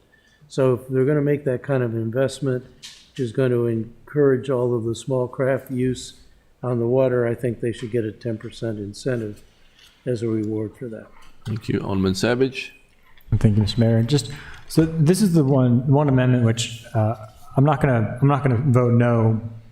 At least I don't think so. But I'm not going to support this just because I know this is your ward, and that's why I'm not going to vote no. This because it mostly impacts WMM. But I just think people need to realize this is the one that would allow. So currently, WMM can have 30% non-maritime. This would bump it up to 55. Is that right? 30%. This would bump it up to 55% non-maritime. Now, I think we need to be, I just want to emphasize, I do think we need to be really careful. And I know Alderman Arnett wrestled with this a long time, back and forth. And I think that's what we should do, is because this 55% is going to be 55% non-maritime. So this, in many ways, I think we should be trying to hold the line around 50% in terms of non-maritime, because once you get beyond that, it in many ways ceases to become overall majority maritime zone district. However, the argument in support of that 55% is that we're allowing them to go over that threshold, but that 55% is only the building footprint. The use is within the building footprint. What we're giving up for that, we're saying, yes, you can use more of the building for non-maritime, but on the overall site, we're helping, the theory goes, to protect, either expand public water access or protect other maritime uses, kind of facilities on that property. So when you look at the entire property, it's in a sense helping it stay maritime.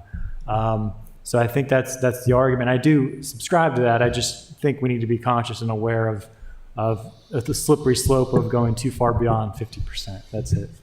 Hang on, Alderman Payam was next. Yes, thank you, Mr. Mayor. Alderman Arnett, you're a little muffled, and I'm not sure I heard the page 17, line 10, maximum 55% seem to be inconsistent. I mean, it needs to say that. It says 50% in Amendment 8, I think it is. This would supersede yes, those things. Just want to make sure right. that that's understood. Right. And I wanted could I ask the city attorney whether that supersedes? There's a conflict, and it's a small conflict, but an important one. It will. Okay. So I would like to amplify, because I think Alderman Savage said it better than I did.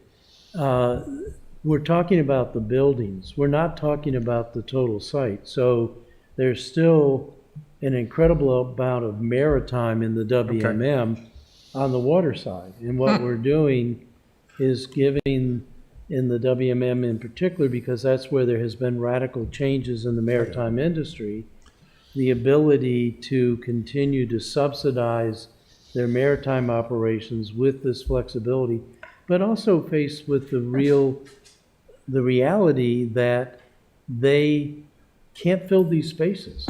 So if you can't fill the space, what good are we doing ourselves? Hey, I was just making sure. Yeah, I didn't. all right, good. That's all all. right. Didn't want to. Sorry. Alderman Shanaway. I think this is a good amendment because it increases flexibility of the properties and gives more incentive for public water access. Thank you. Alderman Gay. Thank you very much. Simple question. A majority of the public access granted through this amendment will be in Ward 8? Well, that's where the majority of the maritime is. So Ward 8. Yeah. Ward 8, though. Thank you. Thank you. Thank you. Okay.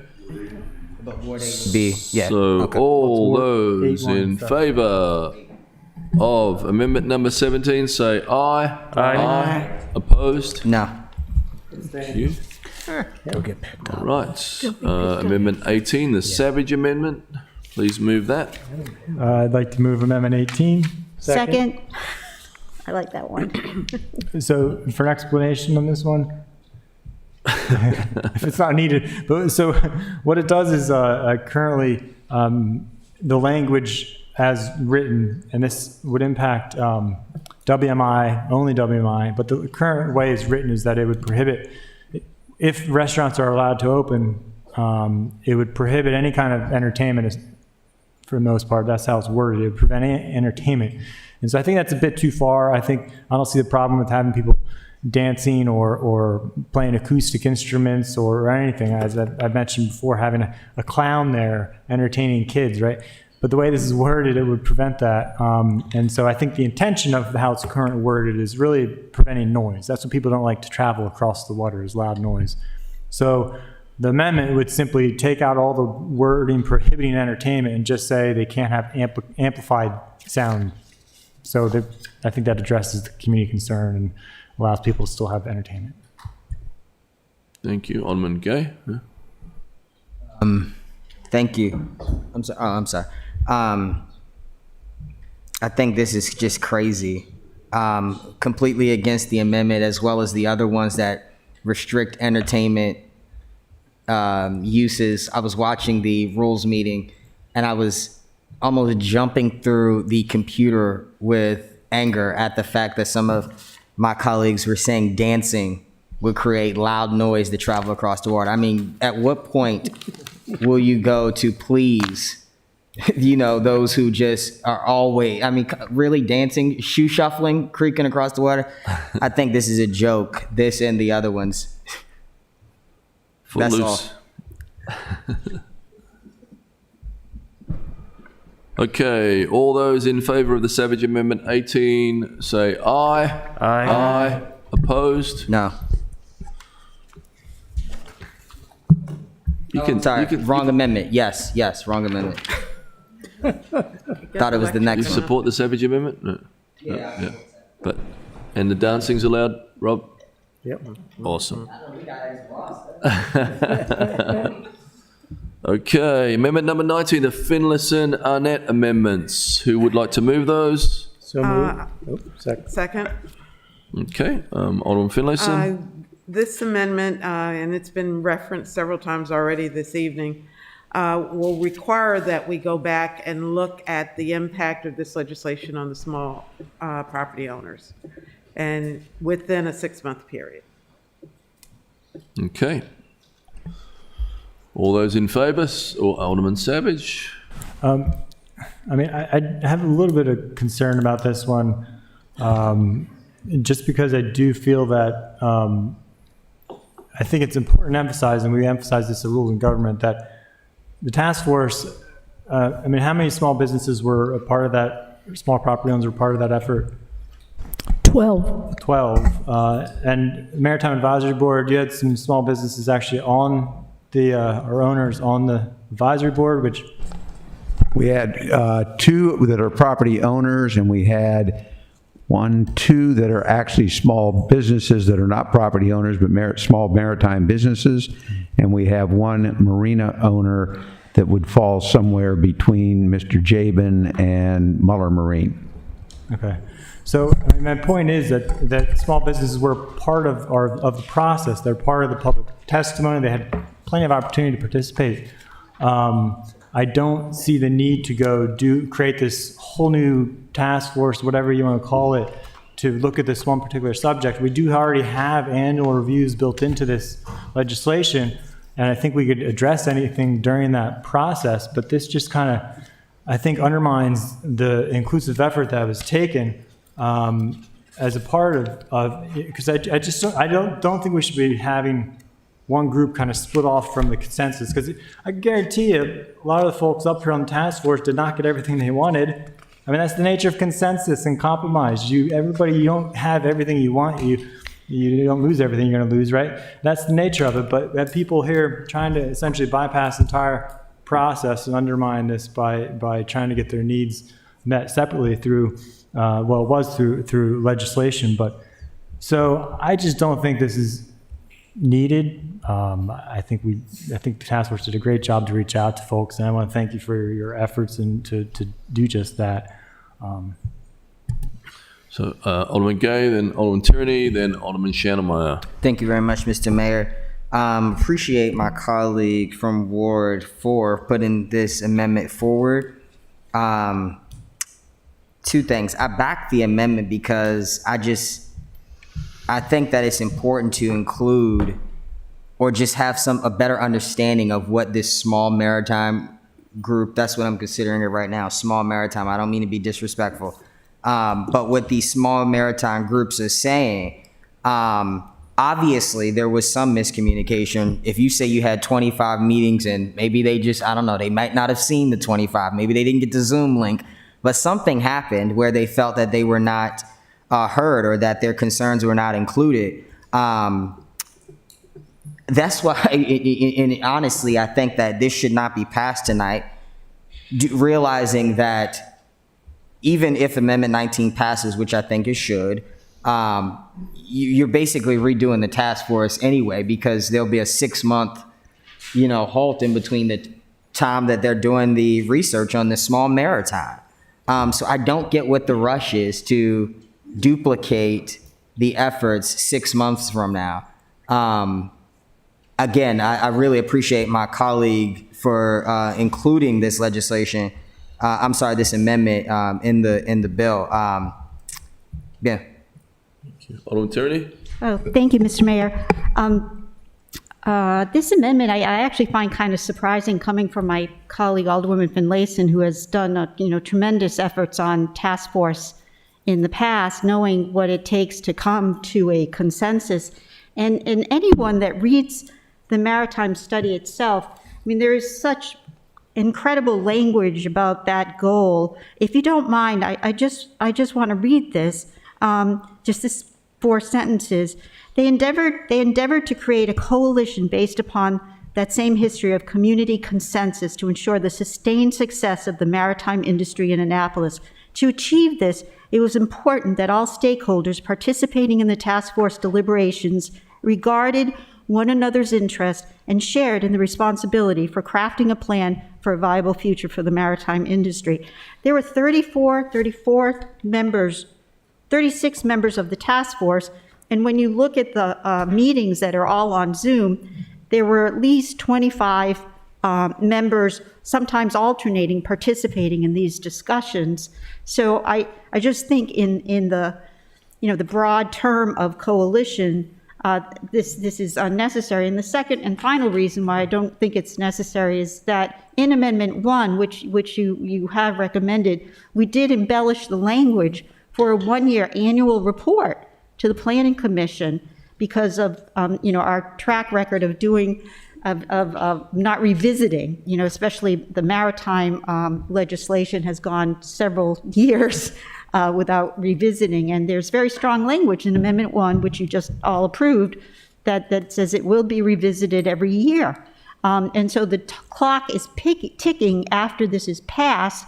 So if you have another task force or whatever you want to call it in 6 months, then you're going to start ticking that clock again. And I just don't see why you would do that, especially when I'm convinced that there was ample opportunity for contribution, and also there is ample opportunity to improve this as we go. Thank you. Alderman Shannon was next, then Alderman Finlayson, then we've got a couple over here as well. Thank you, Mr. Mayor. I do think that 19 is a good amendment. There are some smaller properties that do not feel like they were included in the process. I believe putting a shorter deadline on this gives it a little more push, because The last time we touched maritime zoning was 34 years ago. That's several generations, and I also see this as a little more of a fine-tooth comb, not like the big broad strokes of the previous task force, considering like what a heavy lift that they did. This would be a little more tinkering with things. I know that we want to pass this as soon as possible. We don't want to let perfect get in the way of good, but we also should be willing to go in and tinker and play a little bit more down the road. Thank you. Now, we could keep talking or we could vote on this. Let's vote. I'm ready to vote. They want to talk. I didn't have you, I had these guys first. If we're going to go through, they came before you. So Alderman Savage, I think then Alderman Arnett, or the other way around, and then Alderman Pindell-Charles. Thank you. In the process of making legislation, we negotiate back and forth, and everybody gives a little and gets a little. And for me, Amendment 19 and 20 were the sop to encourage Alderman Schnondelmeyer to withdraw his amendments 12 through 15. And I feel like I made that promise to him in exchange for that. And I feel that Alderwoman Finlayson, she'll speak for herself, but she felt that this was a group that needed attention. And I don't see the harm of it. I don't think we're creating a whole new task force and having 25 meetings and umpty-ump sub-meetings.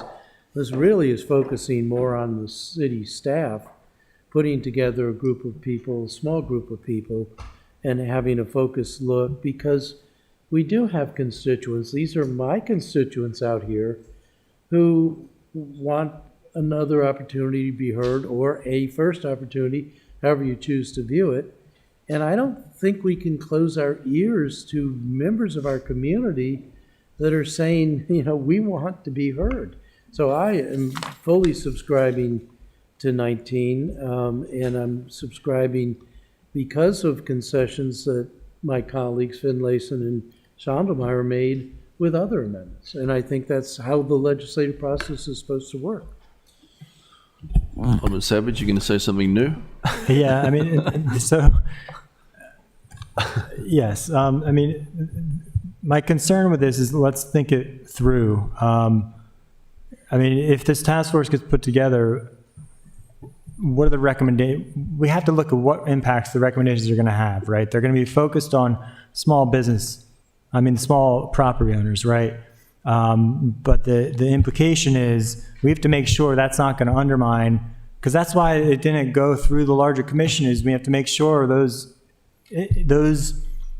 I guess, initiatives that might help small property owners can't undermine the larger industries, the larger property owners. That's the danger, because that's the whole point of the task force, focusing largely, but not only on the large property owners. It's because, as was mentioned by Susan Zeller with the maritime trade industry, that the large anchor, those large property owners and businesses, those are the anchors of the maritime ministry. If they go, the whole industry unravels locally. We lose over 100 small business owners that are actually tenants in those facilities.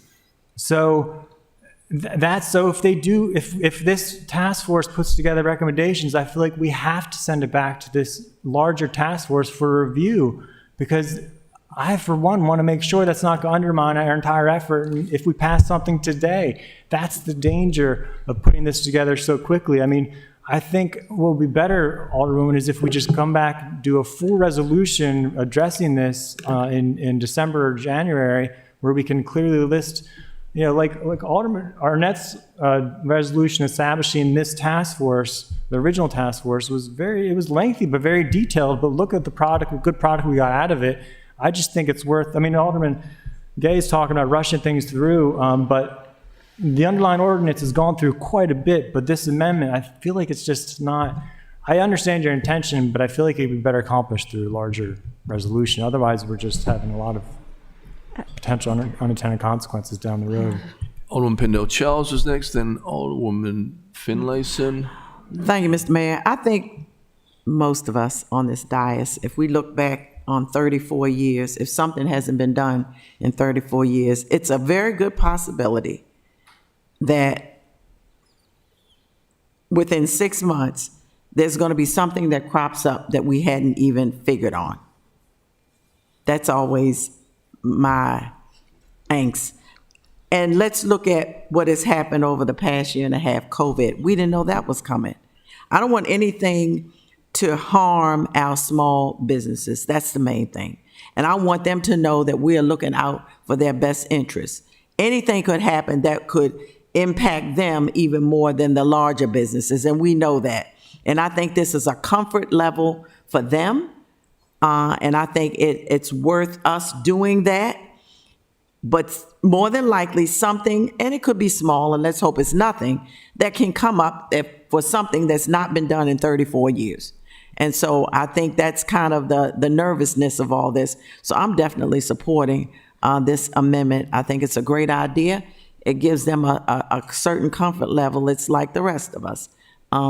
Something could come up. Hopefully it won't, but if we have to involve the task force, I don't, and this is called a work group. If there's something that involves the task force, I would venture to say they wouldn't mind exploring that for the sake of the small businesses. I see some head noddings going on. Thank you. So we trust in you, Eileen. Now, Alderman Finlayson, or we could just vote? No. In one moment. First of all, this is not a task force. And second of all, this is a compromise to get us across the finish line. I agree with Alderwoman Pindell Charles. No one should feel left out. So therefore, this amendment. So you vote your conscience. Thank you. Okay, all those in favor of amendment number 19, say aye. Aye. Opposed? No. Got that? Roll call. Ayes have it. Amendment number 20. Alderman Schnellmeyer, Alderman Finlayson, can you move that? So moved. Can I get a second? Thank you, Mr. Mayor. So the goal of this one is it's kind of a retooled version of Amendment 14 after several conversations with various stakeholders, various people, with my colleague Alderman Arnett. And we were having conversations about this literally down to the last minute on something that can be sufficient to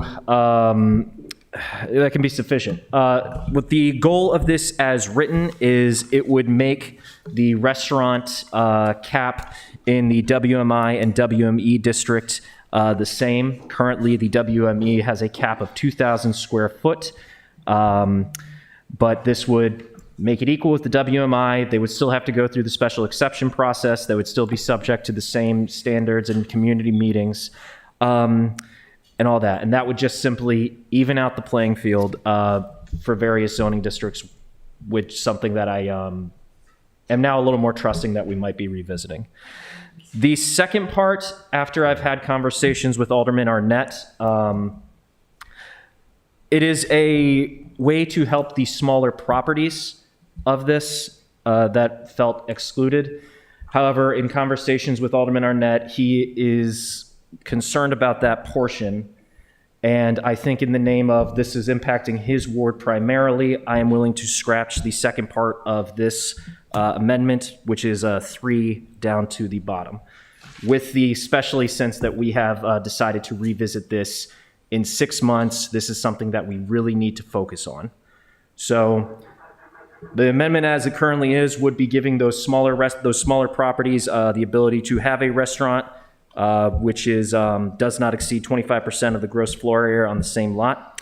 But I am going to say to my colleagues, after having a conversation with the alderperson whose ward this is a decent compromise on that front. So I'm going to go to Alderman Paone next, then Alderman Savage. Mr. Mayor.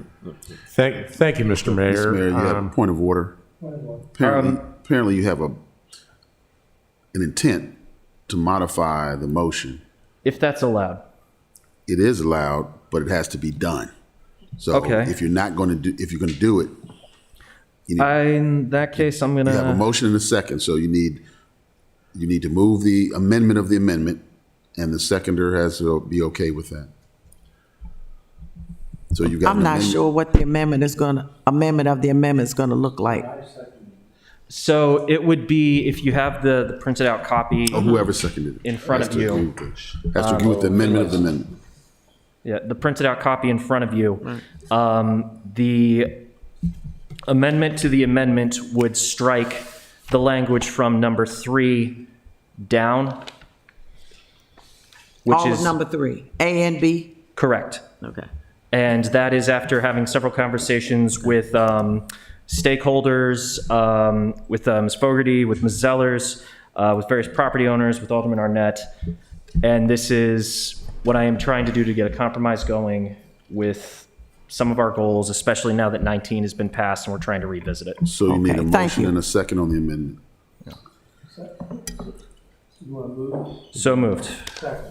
Okay, so now move to All those in amend. favour? Wait, Or we could discuss. because this undoes, this would undo amendment. Hold up.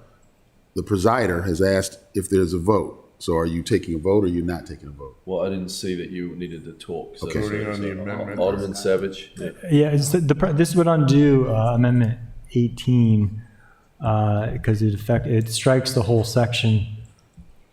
And I'm just worried this is going to impact one of our other. I'm still looking through the other amendments to see if this has strikes other language that we already passed. Is that this is coming up late in the game? I think that's the danger. I also want to hear from the task force. I don't even know if they've had a chance to look at this to see if there are other consequences to this that we're not aware of. But I'm looking through now because. Mr. Lyles, would this strike down Amendment 18? Which one was 18? That was the live music but dancing no one. amplifier. Amplified sound system. Amplified sound system. Create your own yacht club at this point. There's nothing you can do there. Like, what's the purpose of the restaurant? Just this whole I don't Well, let's, if you don't mind, Alderman Arnett, or, I'm sorry, Alderman Savage, if we could, let's focus on if this strikes 18 first. Yeah, it impacts Amendment 6, Amendment 18, and I'm trying to see, that's all I see right now. But Well,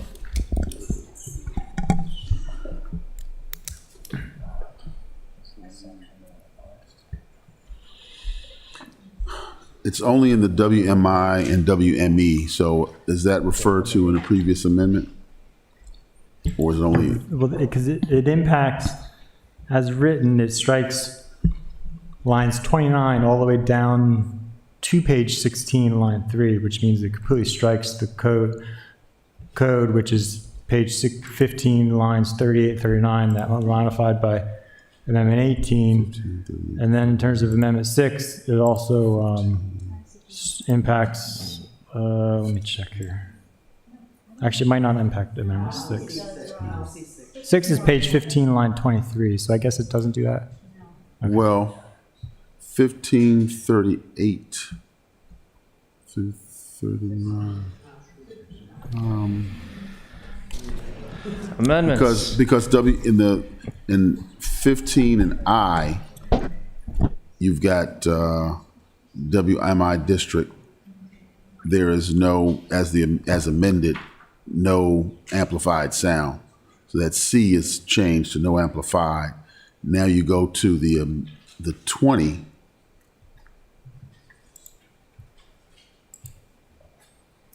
And it appears that 20 is modifying WMI and WME districts.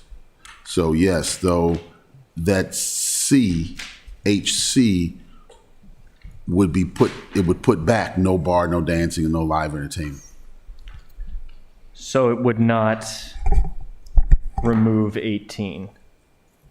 Well, 18 was amended the bill to prohibit amplified sound.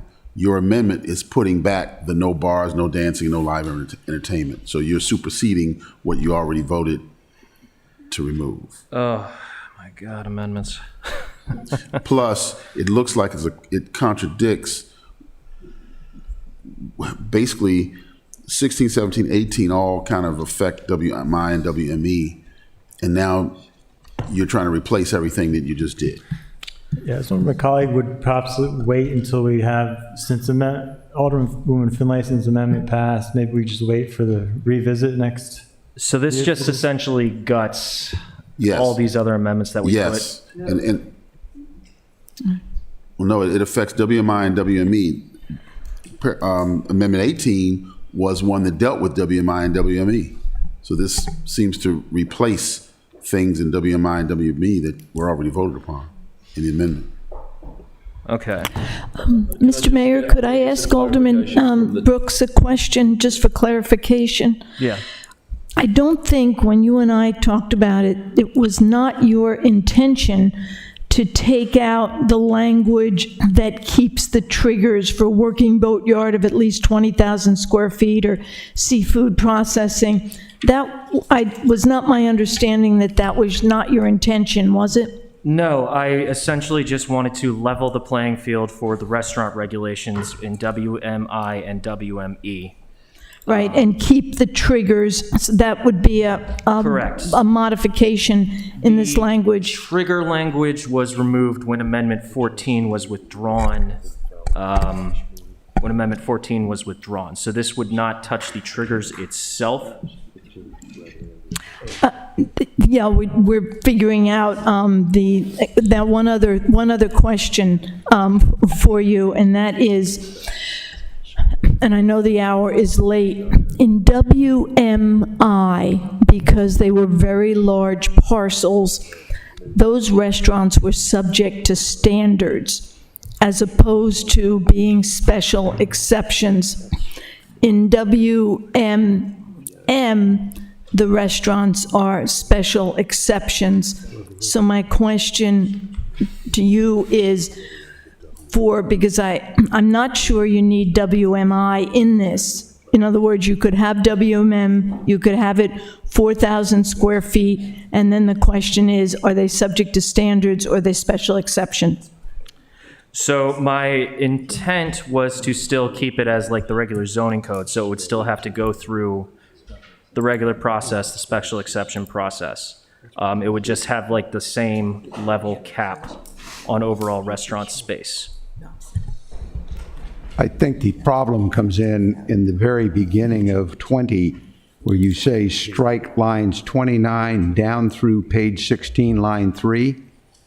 So starting on line 42 on 15, all the way down through line 3 on page 16, eliminates the WME triggers. So it's the striking language that I think is the issue. So that striking ends up eliminating the triggers themselves. In WME, So they'd just be able to do it with none of they the can do it whatever they want. Well, I don't think so. This amendment deals with WMI and WME. WMM and WMI are in sections H and I of the original bill unamended. So this seems to jump back into the bill, but in amends paragraph I, even though it's not. I don't think this is ready. So basically, we have something that is... You have WMI in paragraph I. In your bill, H now includes WMI, and that wouldn't make the amendment appropriate, because you want to amend paragraph I and not just paragraph H. Does that get us out of the Jenga problem? Well, in my view, because it's conflicting, it's internally conflicting, you describe WMI in paragraph H, when in paragraph H of the original bill, there is no reference to WMI, it's WMM. WMI doesn't get talked about until paragraph I. So you start dealing with paragraph WMI from paragraph I in H without changing paragraph I. So that's the problem with the whole amendment.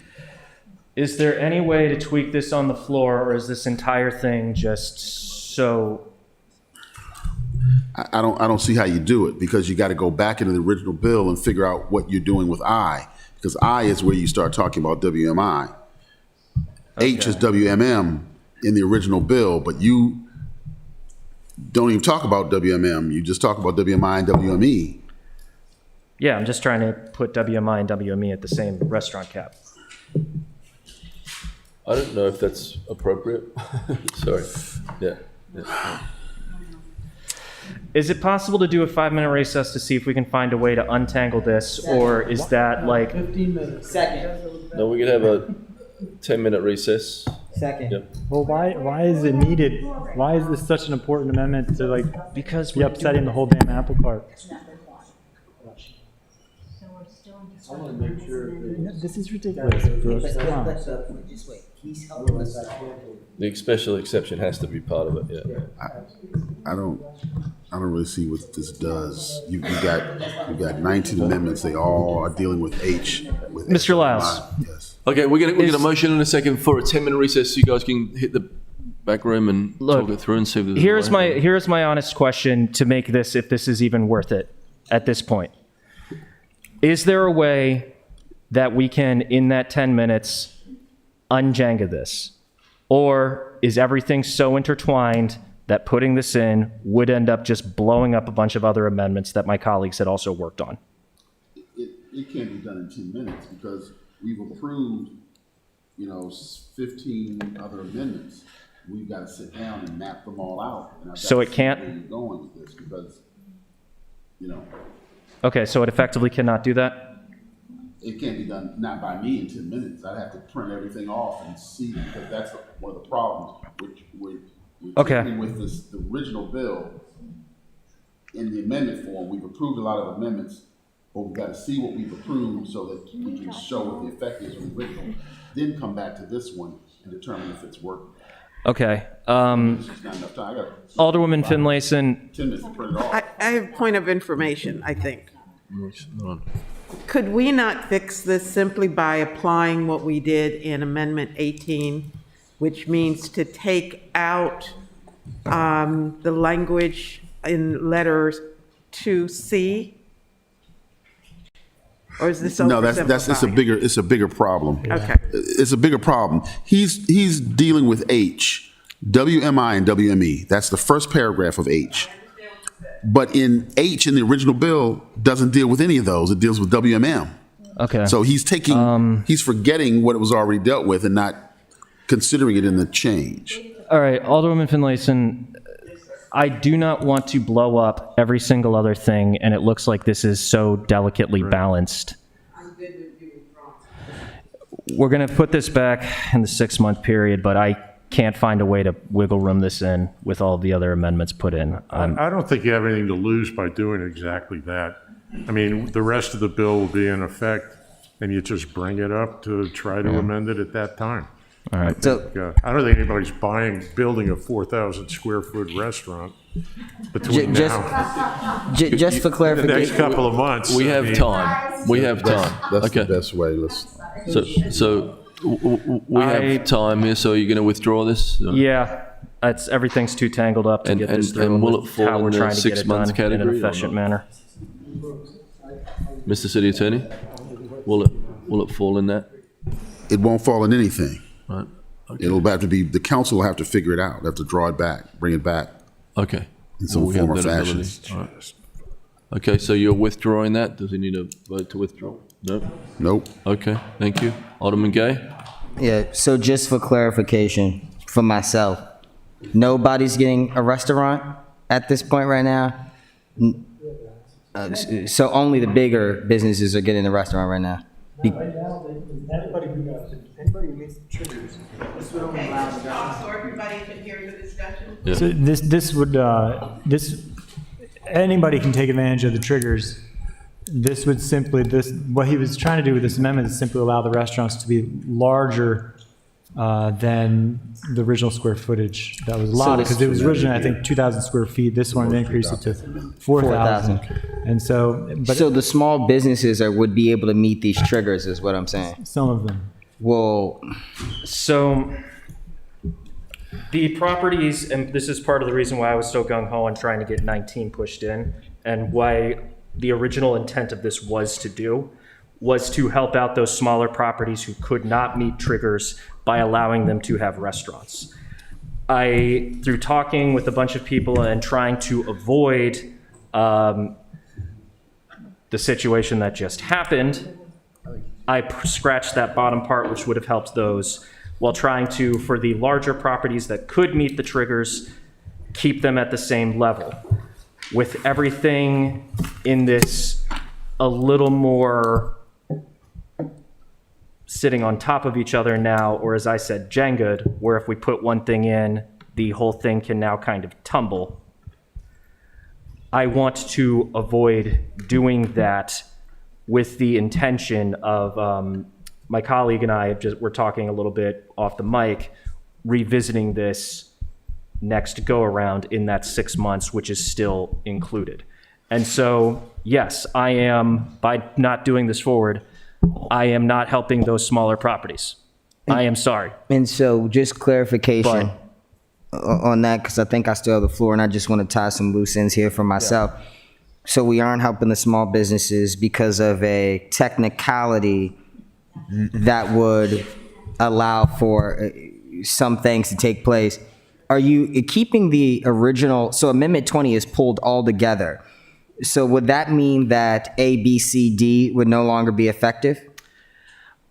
The A, B, and C, D would still apply to the WMI. WME would have its own different standards.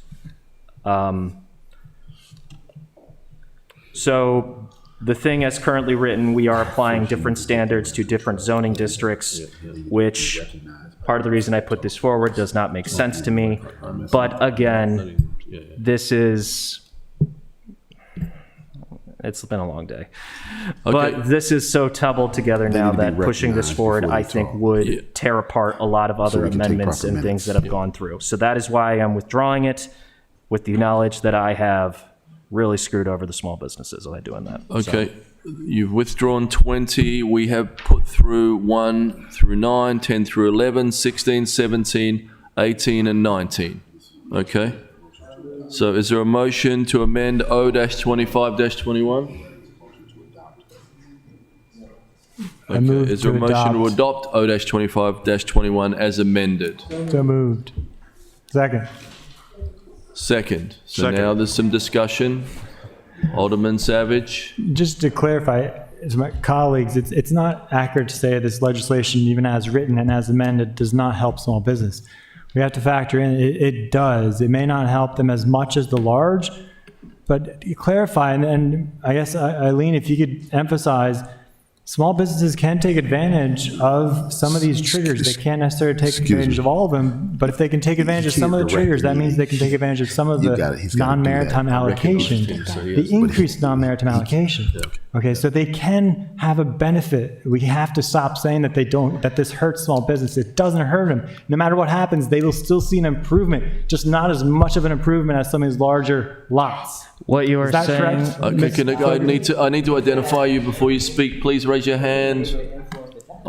Can I ask Ms. Glover to clarify? No, because we have been back and forwards here a lot, so I feel like we. Okay, nod your head. Is that a correct statement? Okay. Mr. Mayor, I want Alderman Schneidermeyer. Thank you. Alderman Savage, you are right. I was slightly frustrated and being a little fatalistic. I still want to help these smaller properties that do feel like they were not part in the project, but with 19, that gives us that opening. I do apologize for being a little dramatic. I was frustrated. I apologize. Thank you. Alderman Tierney, have you been over this side much? Yes, thank you. I just feel compelled to respond to what Alderman Schneidermeyer said about how he wanted to level the playing field with restaurants and that every zone should be the same. And that's a very dangerous statement, and it negates what you heard from the Maritime Task Force about a change in landscape and the words uniqueness. Every zone has its own authenticity and its own uniqueness. You can't level the playing field. That's how you get in trouble. Yep. I know from City Dock what happens. So I just think that you have to look at each zone and the density and like Maritime Task Force has definitely done. Okay, so we have a motion and a second to adopt O-25-21 as amended. All those in favor say aye. Aye. Opposed? No. Thank you. Is there a motion to adopt O-25-21 on third reader? So moved. Second. Second. Madam City Clerk, please call the roll. Mayor Buckley, Aye. Alderwoman Kendall Charles, Aye. Alderwoman Finlayson, Aye. Alderman Shannon Meyer, Aye. Alderman Gay, No. Alderman Savage, Aye. Alderman Arnett, Aye. Alderwoman Tierney, Aye. Okay, can I be added as the sponsor? Excuse me. Excuse me, they have to Mind wait. if I vote? They have to wait for the vote. Aye. thank you. And that passes. Can I Do be, that to Fred on his last day. can I be removed as a sponsor, Regina? What a grouch. It's not a discussion time, Alderman. I just asked to be removed as a sponsor. Well, we've We were discussed gonna it. take a break. So we were going to take a 10-minute recess. If you would like, I apologize. I know there's a lot of stuff still out there, and so we're going to take a 10-minute recess. Someone put a motion forward before. Can you do that again, please? Move, so move. Okay, can I get a second? All those in favor say aye. Aye. Okay. Well, I would go through, but you guys said it. And Alderman Gay, you'll be the first person I bring forward when we come back.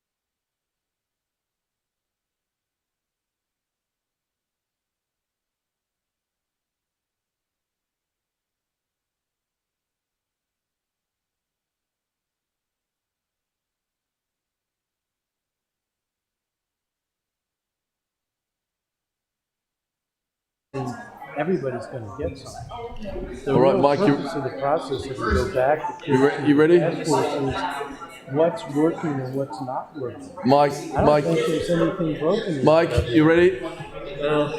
19. You guys ready? Let's Yep. tinker. Yeah. Let's just tinker. You guys.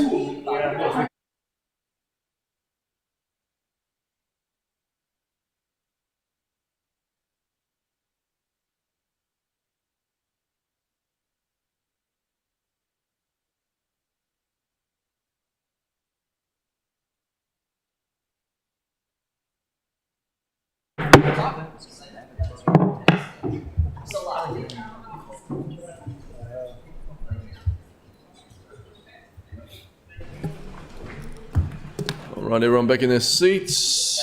It's midnight. Great to see you all.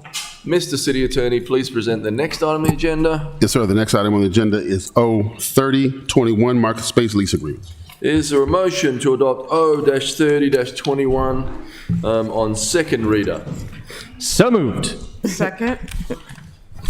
Thank you. I see some amendments coming up. 1 to 4, the tyranny amendments. Could somebody please move those? I take my Tylenol first. Hi. Sorry, Ellie. Anyways, yes, I'd like to move amendments 1 through 4. Second? Thank you.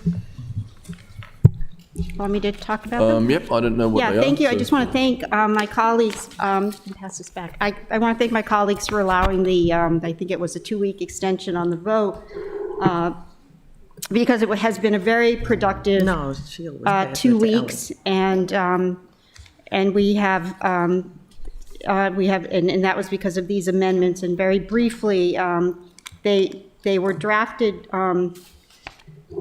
by the Chief of Historic Preservation, John Towers, with assistance from myself, and there was some confusion on what the date was. The start date was, Amendment 1 just establishes the date of November 1st as the start date instead of relative to the end of the emergency order.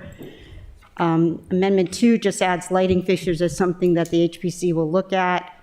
And then what we have in Amendment 3 and Amendment 4 is the review policy, that the design basically of the site elements, because it is obviously in the historic district, in a very in the landmark area, that HPC will be looking at the site elements as they do in other applications. And Amendment 4 just stipulates that the signage will not have to go for a complete certificate of approval. It will just have an administrative approval. So the objective here is that it looks good, and also one of the most important things is the overlay. As you all know, there is going to be a substantial project in 3 years or so down at City Dock that includes this area, and so this design elements will speak to that, because the architect for that will oversee the approval process and as the design develops. So there you have it. Okay, Alderman Savage. Just clarify, because it's getting late. I'm not quite picking up this. So the amendments 2, 3, 4 are referencing pages, but I'm opening the ordinance. The ordinance is only 2 pages. On the lease. Sorry? On the lease. Or the lease. So these are impacting the lease. Okay. I'm sorry. Yeah, That's there are all. amendments to Okay, the that's all I lease. need to know. I mean, Thank you. these address Yeah. my concern, so I fully support them. Thank you. Yeah. I should have said that, yeah. Anybody else? Okay, all those in favour say aye. Aye. Yeah. Yes. Yeah. Okay, I'm sorry, no, just the last one. That's all. Okay. Okay. Motion passes. Thank you. Is there a motion to adopt O-30-21 on third reader? So moved. Second. As amended, sorry. Second. On second reader, I apologise. Or Yeah. so moved. Second motion, whatever. Oh, no, we're I'm only sorry, we're a only little halfway delirious through. after 12. Right. The one's just getting ready to go out now. He just woke So up. we got a motion and a second. Has been second. All we can do the voice. All those in favour say aye. Aye. Aye. Opposed? Okay. Thank you. Substantial amendment. Is there a motion to adopt O-30-21 on third reader? Second. Okay. Madam City Clerk, please call the roll. Yes, sir, Mayor Buckley. Aye. Alderman Pennell Charles. Aye. Alderwoman Finlayson. Aye. Alderman Shandelmeyer. Aye. Alderman Gay. Aye. Alderman Savage. Alderman Arnett. Aye. Alderwoman Tierney. Aye. Alderman Payon. Aye. Okay, carries all, yes. Okay, Mr. City Attorney, please present the next on the agenda. Yes, sir. The next item. Oh, thanks for sticking around, Kevin. Could you get some wings ready for us over at McGarvey's? Tell them we're coming. No. Good night, Tim. Thanks, Tim. Mr. City Attorney, did I ask you that? Sorry. Yes, sir. The next item on the agenda is O-3221 zoning code, use and occupancy permits. Is there a motion to adopt O-32-21 on second reader? Second. The second, we have the Finlayson, Savage, Arnett amendments 1 and 2. Would someone please move those? Second. And we need to talk them through. Okay, that sounds good to me. Ready for a vote? What? Motion to amend. Is there a motion to amend O-32-21? Can I get a second? Second. All those in favour say aye. Aye. Opposed? Thank you. Is there a motion to adopt O-32-21 as amended on second reader? So moved. Is there a second? Second. All those in favour say aye. Aye. Opposed? No. Right. Where did that come from? I just had to do it one more time. Is there a motion to adopt O-32-21 on third reader? So moved. Second. Second. Madam City Clerk, please call the roll. Yes, sir, Mayor Buckley. Yes. Alderwoman Pennell Charles. Aye. Alderwoman Finlayson. Aye. Alderman Shandelmeyer. Aye. Alderman Gay. Alderman Savage. Aye. Alderman Arnett. Aye. Alderwoman Tierney. I had a dying question, but it's answered. Aye. It's good. Okay. Alderman Payon. Aye. Yeah, the plan. Thank you. Mr. City Attorney, please present the next on the agenda. Yes, sir. The next item on the agenda is O-3321 tree removal on private property. Alderman Savage. Yes, I'd like to move to withdraw this. Okay, do we need a motion to do that? He's got a motion. You need a Okay, second. get a second, please. Second. All those in favour, say aye. Aye. Motion withdrawn. Thank you. Did you want to talk about it? Just brief. Yes, I'm withdrawing this for a number of reasons. I think we've heard a number of comments from the public. There's a lot of misinformation, which I didn't quite have time considering when it was introduced, to address. So I hope next time to get those things clarified. It also and also work on amendments, because I have a couple amendments to address some of the valid concerns we've heard. And the other issue is, what's the other issue? I'm blanking. We realized that there was no accompanying fee schedule, which we didn't realize till late. Thanks to Dr. Nash, she told us that we do need to update the fee schedule. And so rather than trying to do all that last minute, I'm going to wait till next term at some point. I had my speech already, but okay. Thank you. Okay, Mr. City Attorney, please present the next on the agenda. The next item is O-3421 forest conservation reforestation. So moved. Second. Okay, we have the 1 through 3 Savage amendments. I'm going to give an explanation on this. Yes, please. So this just closes 2 loopholes to the Forest Conservation Act, and these are 2 loopholes that we've had projects attempt to utilize, but staff fortunately has said no, they can't. So, but this would codify it so to basically to back up staff. The one loophole allows developers to get mitigation credit for basically selective clearing. If they have a forest, they can selectively remove a couple trees, but ironically get credit for reforestation when they do that. And so the intention is to do forest management, but in a city our size with forests our size, you don't. And when they already have to do that, that's really ends up being counterproductive. And we did have a developer who tried to do this, but staff basically told them they couldn't. The second thing was where you have a project similar to Rocky Gorge is a good example where a forest was cleared, and then if it's sold to another developer, we want to make sure that the new owner is responsible to replace the forest that was removed previously, because when they buy the property, they also buy those obligations, right? And so this just basically says they'll have to take that into account when they look at their new forest stand delineation. Okay. Is there a motion to amend O34-21 on second reader? I'll move amendments 1 through 3. Second. Do we move that? Sorry, am I right? Yep. Okay, motion and a second. Second. Okay. Alderman Annette? Yes, Mr. Mayor, on Amendment 3, we had extensive discussion with staff, Dr. Nash. Oh, and, shoot, that's right. Yeah, and so 15-year look back. I want to, sorry, can I withdraw my motion Yeah. on the amendments 1 through 3? And just do amendments. I meant to just do 1 and 2. Okay. You can withdraw it, right? Sorry, it's late.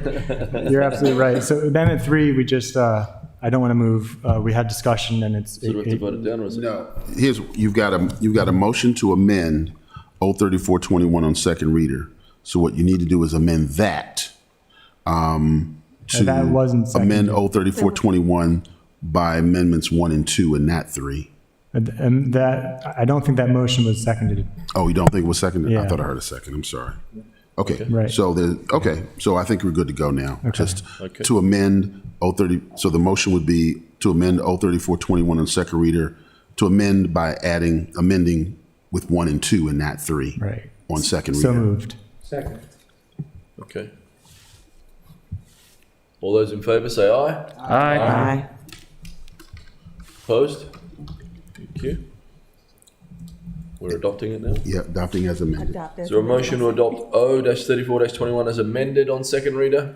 So moved. Second. All those in favour say aye. Aye. Opposed?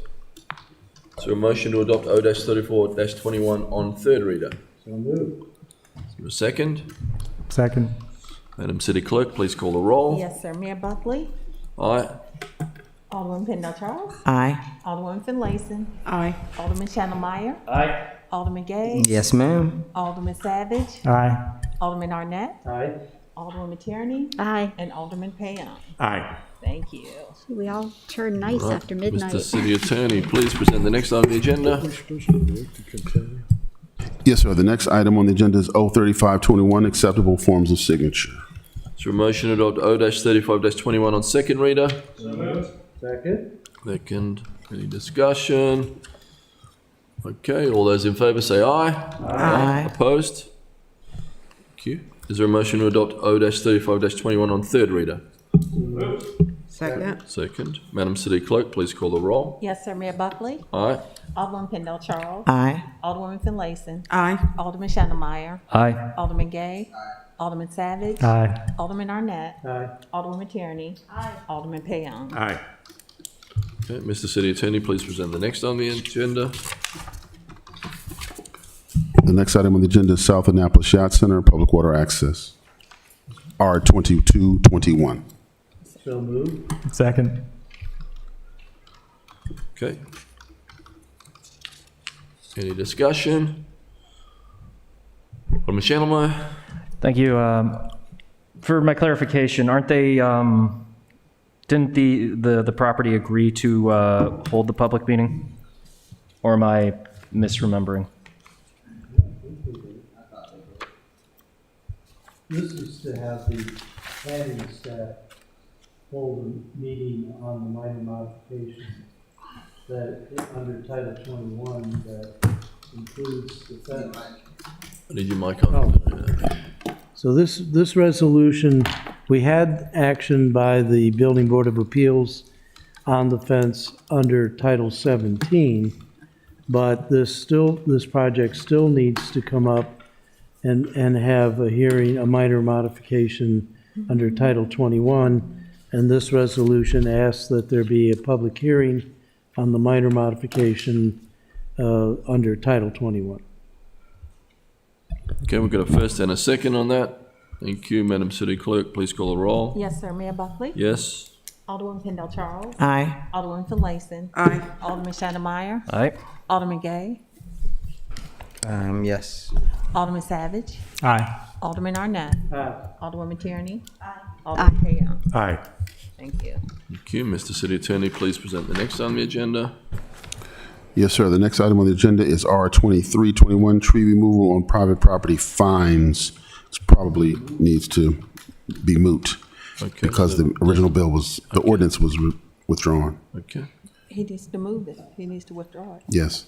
Does he have to withdraw it? Yes, he has to withdraw it. It's in I need do. of I motion. move to withdraw R23. Okay, all those in favor say aye. Oh, Thank you. I was just going to say, can I say something? You sure can? Yeah, I just think Alderman Savage should be commended to bring this up because you have to realize from the latest, it wasn't United Nations, it was a climate report, that we are losing our tree canopy, and this is a really serious issue. This might not be the best, solution. We have to decide whether we're going to do the carrot or the stick, but this is for the collective good, and I just want to thank you for trying to find a way to, because their data does show that the tree canopy loss has been more residential than commercial. So just so you know, there's a big reason for this.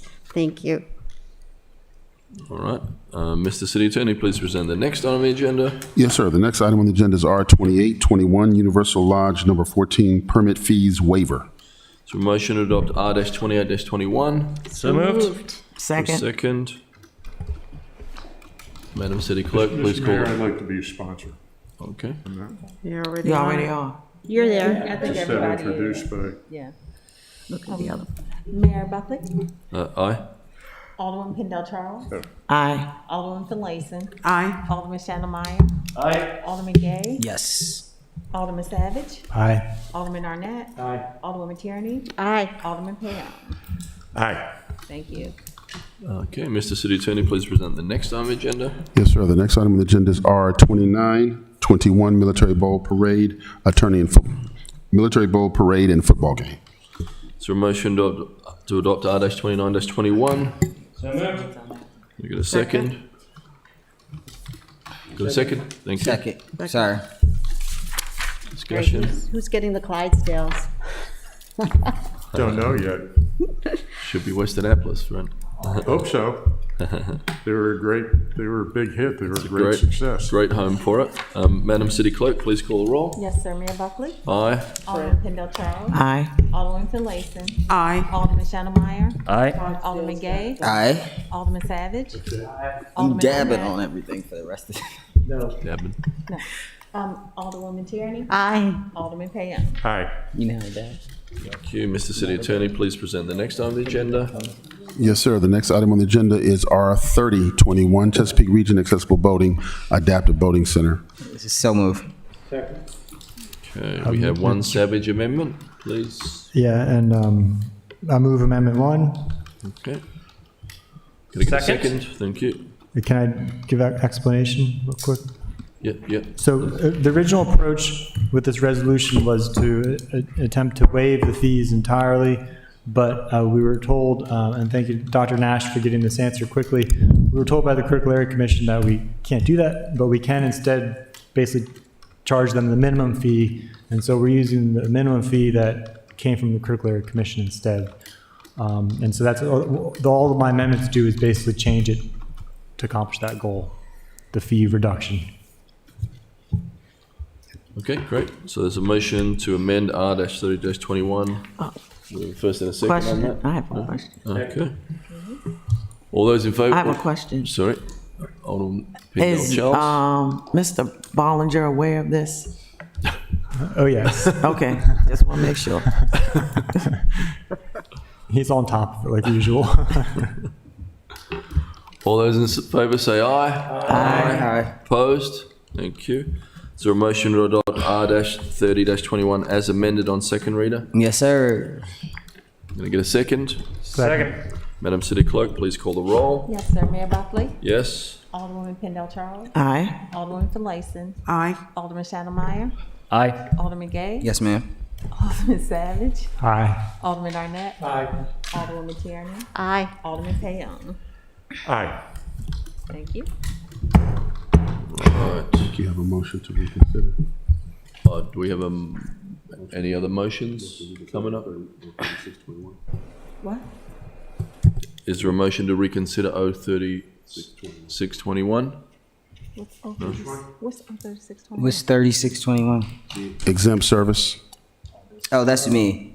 Yeah. I would like to make a, Are we gonna, we still have one more bill, right? Yes, we Is do, that- R30. We just did our 30. You did 29. We did our 30 crab. We did our 29, the military bowl. Oh, okay. Even Regina's tired. Yeah, Yeah, they were moving. Okay. awesome. I would like to make a motion to reconsider R3021, R36. R3621. Oh, 36. Oh, I would like to make a recommendation to reconsider O3621. Second. Second, and let me just say this really quick. I would expect that the appropriate staff takes serious what was brought forth from us tonight through Ms. Maddox Evans. As a member of the council, I have advocated extensively to the county executive's office our need for funding assistance. I would appreciate if the administration could do so. I would appreciate if the lead staff could do so and instruct his staff to do so for a successful remediation to the issues that Ms. Maddox Evans expressed tonight. That's it. People need housing, okay?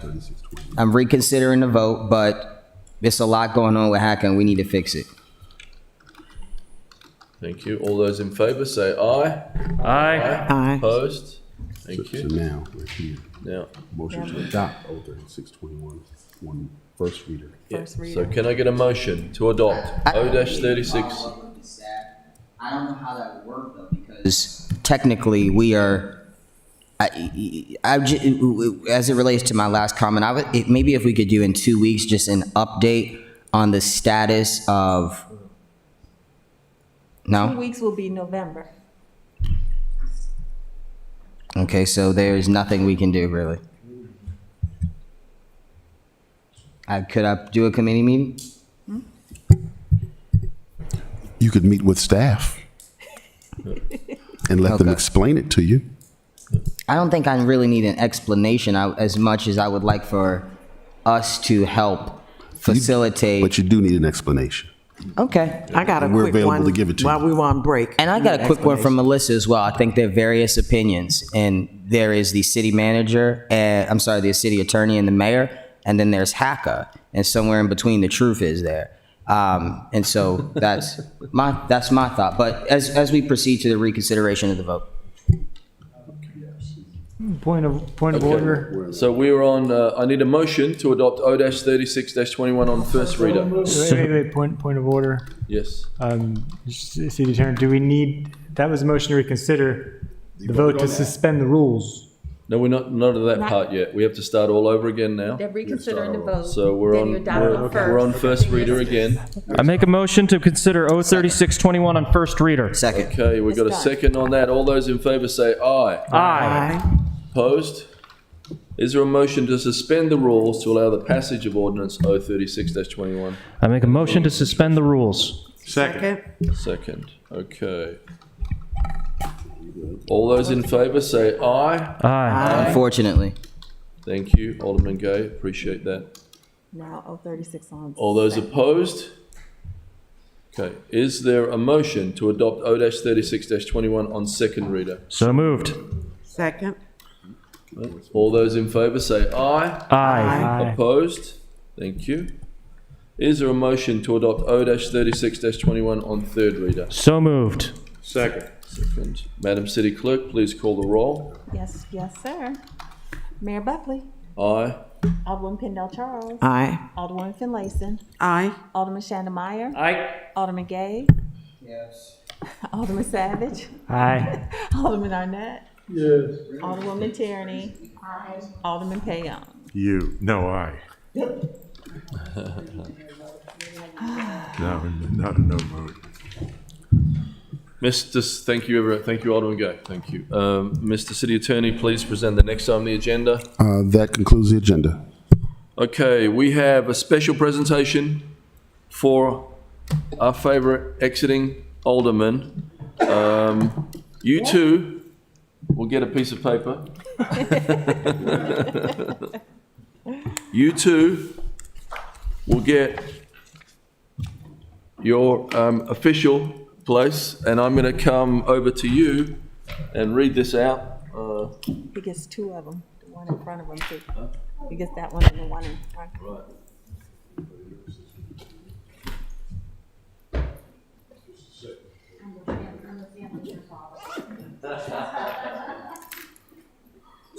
You have to go to work. Yes, so maybe I'll just jump in here so you've got some support. You can do here? All right.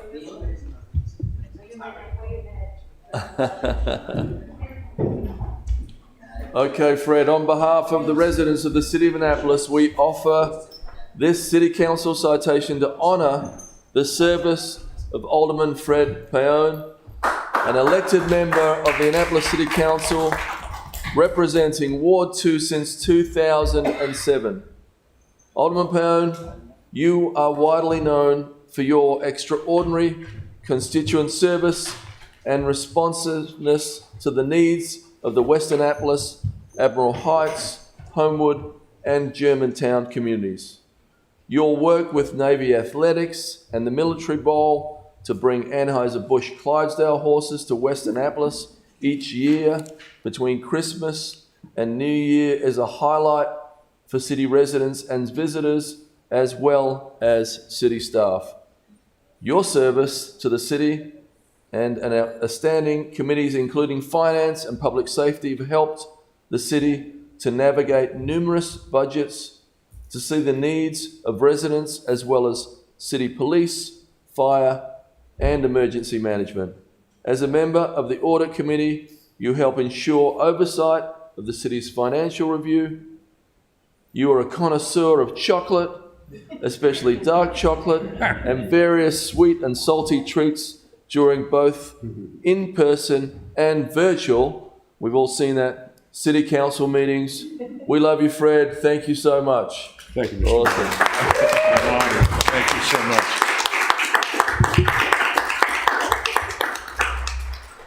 Okay, I have something here from the Governor. All right. From the State of Maryland, Governor of the State of Maryland to Alderman Fred Payon, greetings. Be it known that on behalf of the citizens of this state, in recognition of a special tribute to celebrate your 14 years of dedicated and outstanding service with the Annapolis City Council, in appreciation of the expertise, professionalism, and commitment you have demonstrated throughout your distinguished career, and as the people of Maryland join together in expressing our great respect, admiration, and sincere best wishes for future success, we are pleased to confer upon you this Governor's citation, given under the Governor's hand on the 25th of October, 2021. Thank you. Thank you, Mr. Mayor. Thank you very much. Cheers, buddy. All right. All right. Okay. Thank you very much. Thank you, everybody. You gonna say something? No, he's gonna say it for the last time. Motion to adjourn. All right, Mr. Alderman Payon, would you like to say a few words for the good of the order? Well, I move that we, no. Oh, come on. Give us a little bit of something. Tell us how much you'll miss Well, us. thank you, everyone. I didn't expect any of this tonight. This is, this is a great send-off. I'd like to say I've enjoyed every single minute, but I think my enjoyment stops about 10:30 or so. But no, seriously, it has been a high honor to represent the people of West Annapolis, Admiral Heights, Germantown, Homewood, and the Clay Street area. It's a job that has brought, at times, great satisfaction. I love the contact with constituents and providing some help to people who needed the city's help and didn't know where to turn. I was not always successful in my legislative pursuits, but I do think that I made, at least I hope I made, a substantial contribution in trying to think and at times at least give a level-headed comment on some of the legislation that was before us. Thank you all so much. Thank each and every one of you. It's been a pleasure serving with you, and good luck. Thank you. Okay, Alderman Payon, can we get a final motion from you? Aren't you going to will it to us? He's going I- to will it to Ellie and me. Yeah, I will this to my two work wives, but Interracial couples. since I am still here, I would move that we adjourn. All right, got a second? All those in favour say aye. Aye. Meeting adjourned.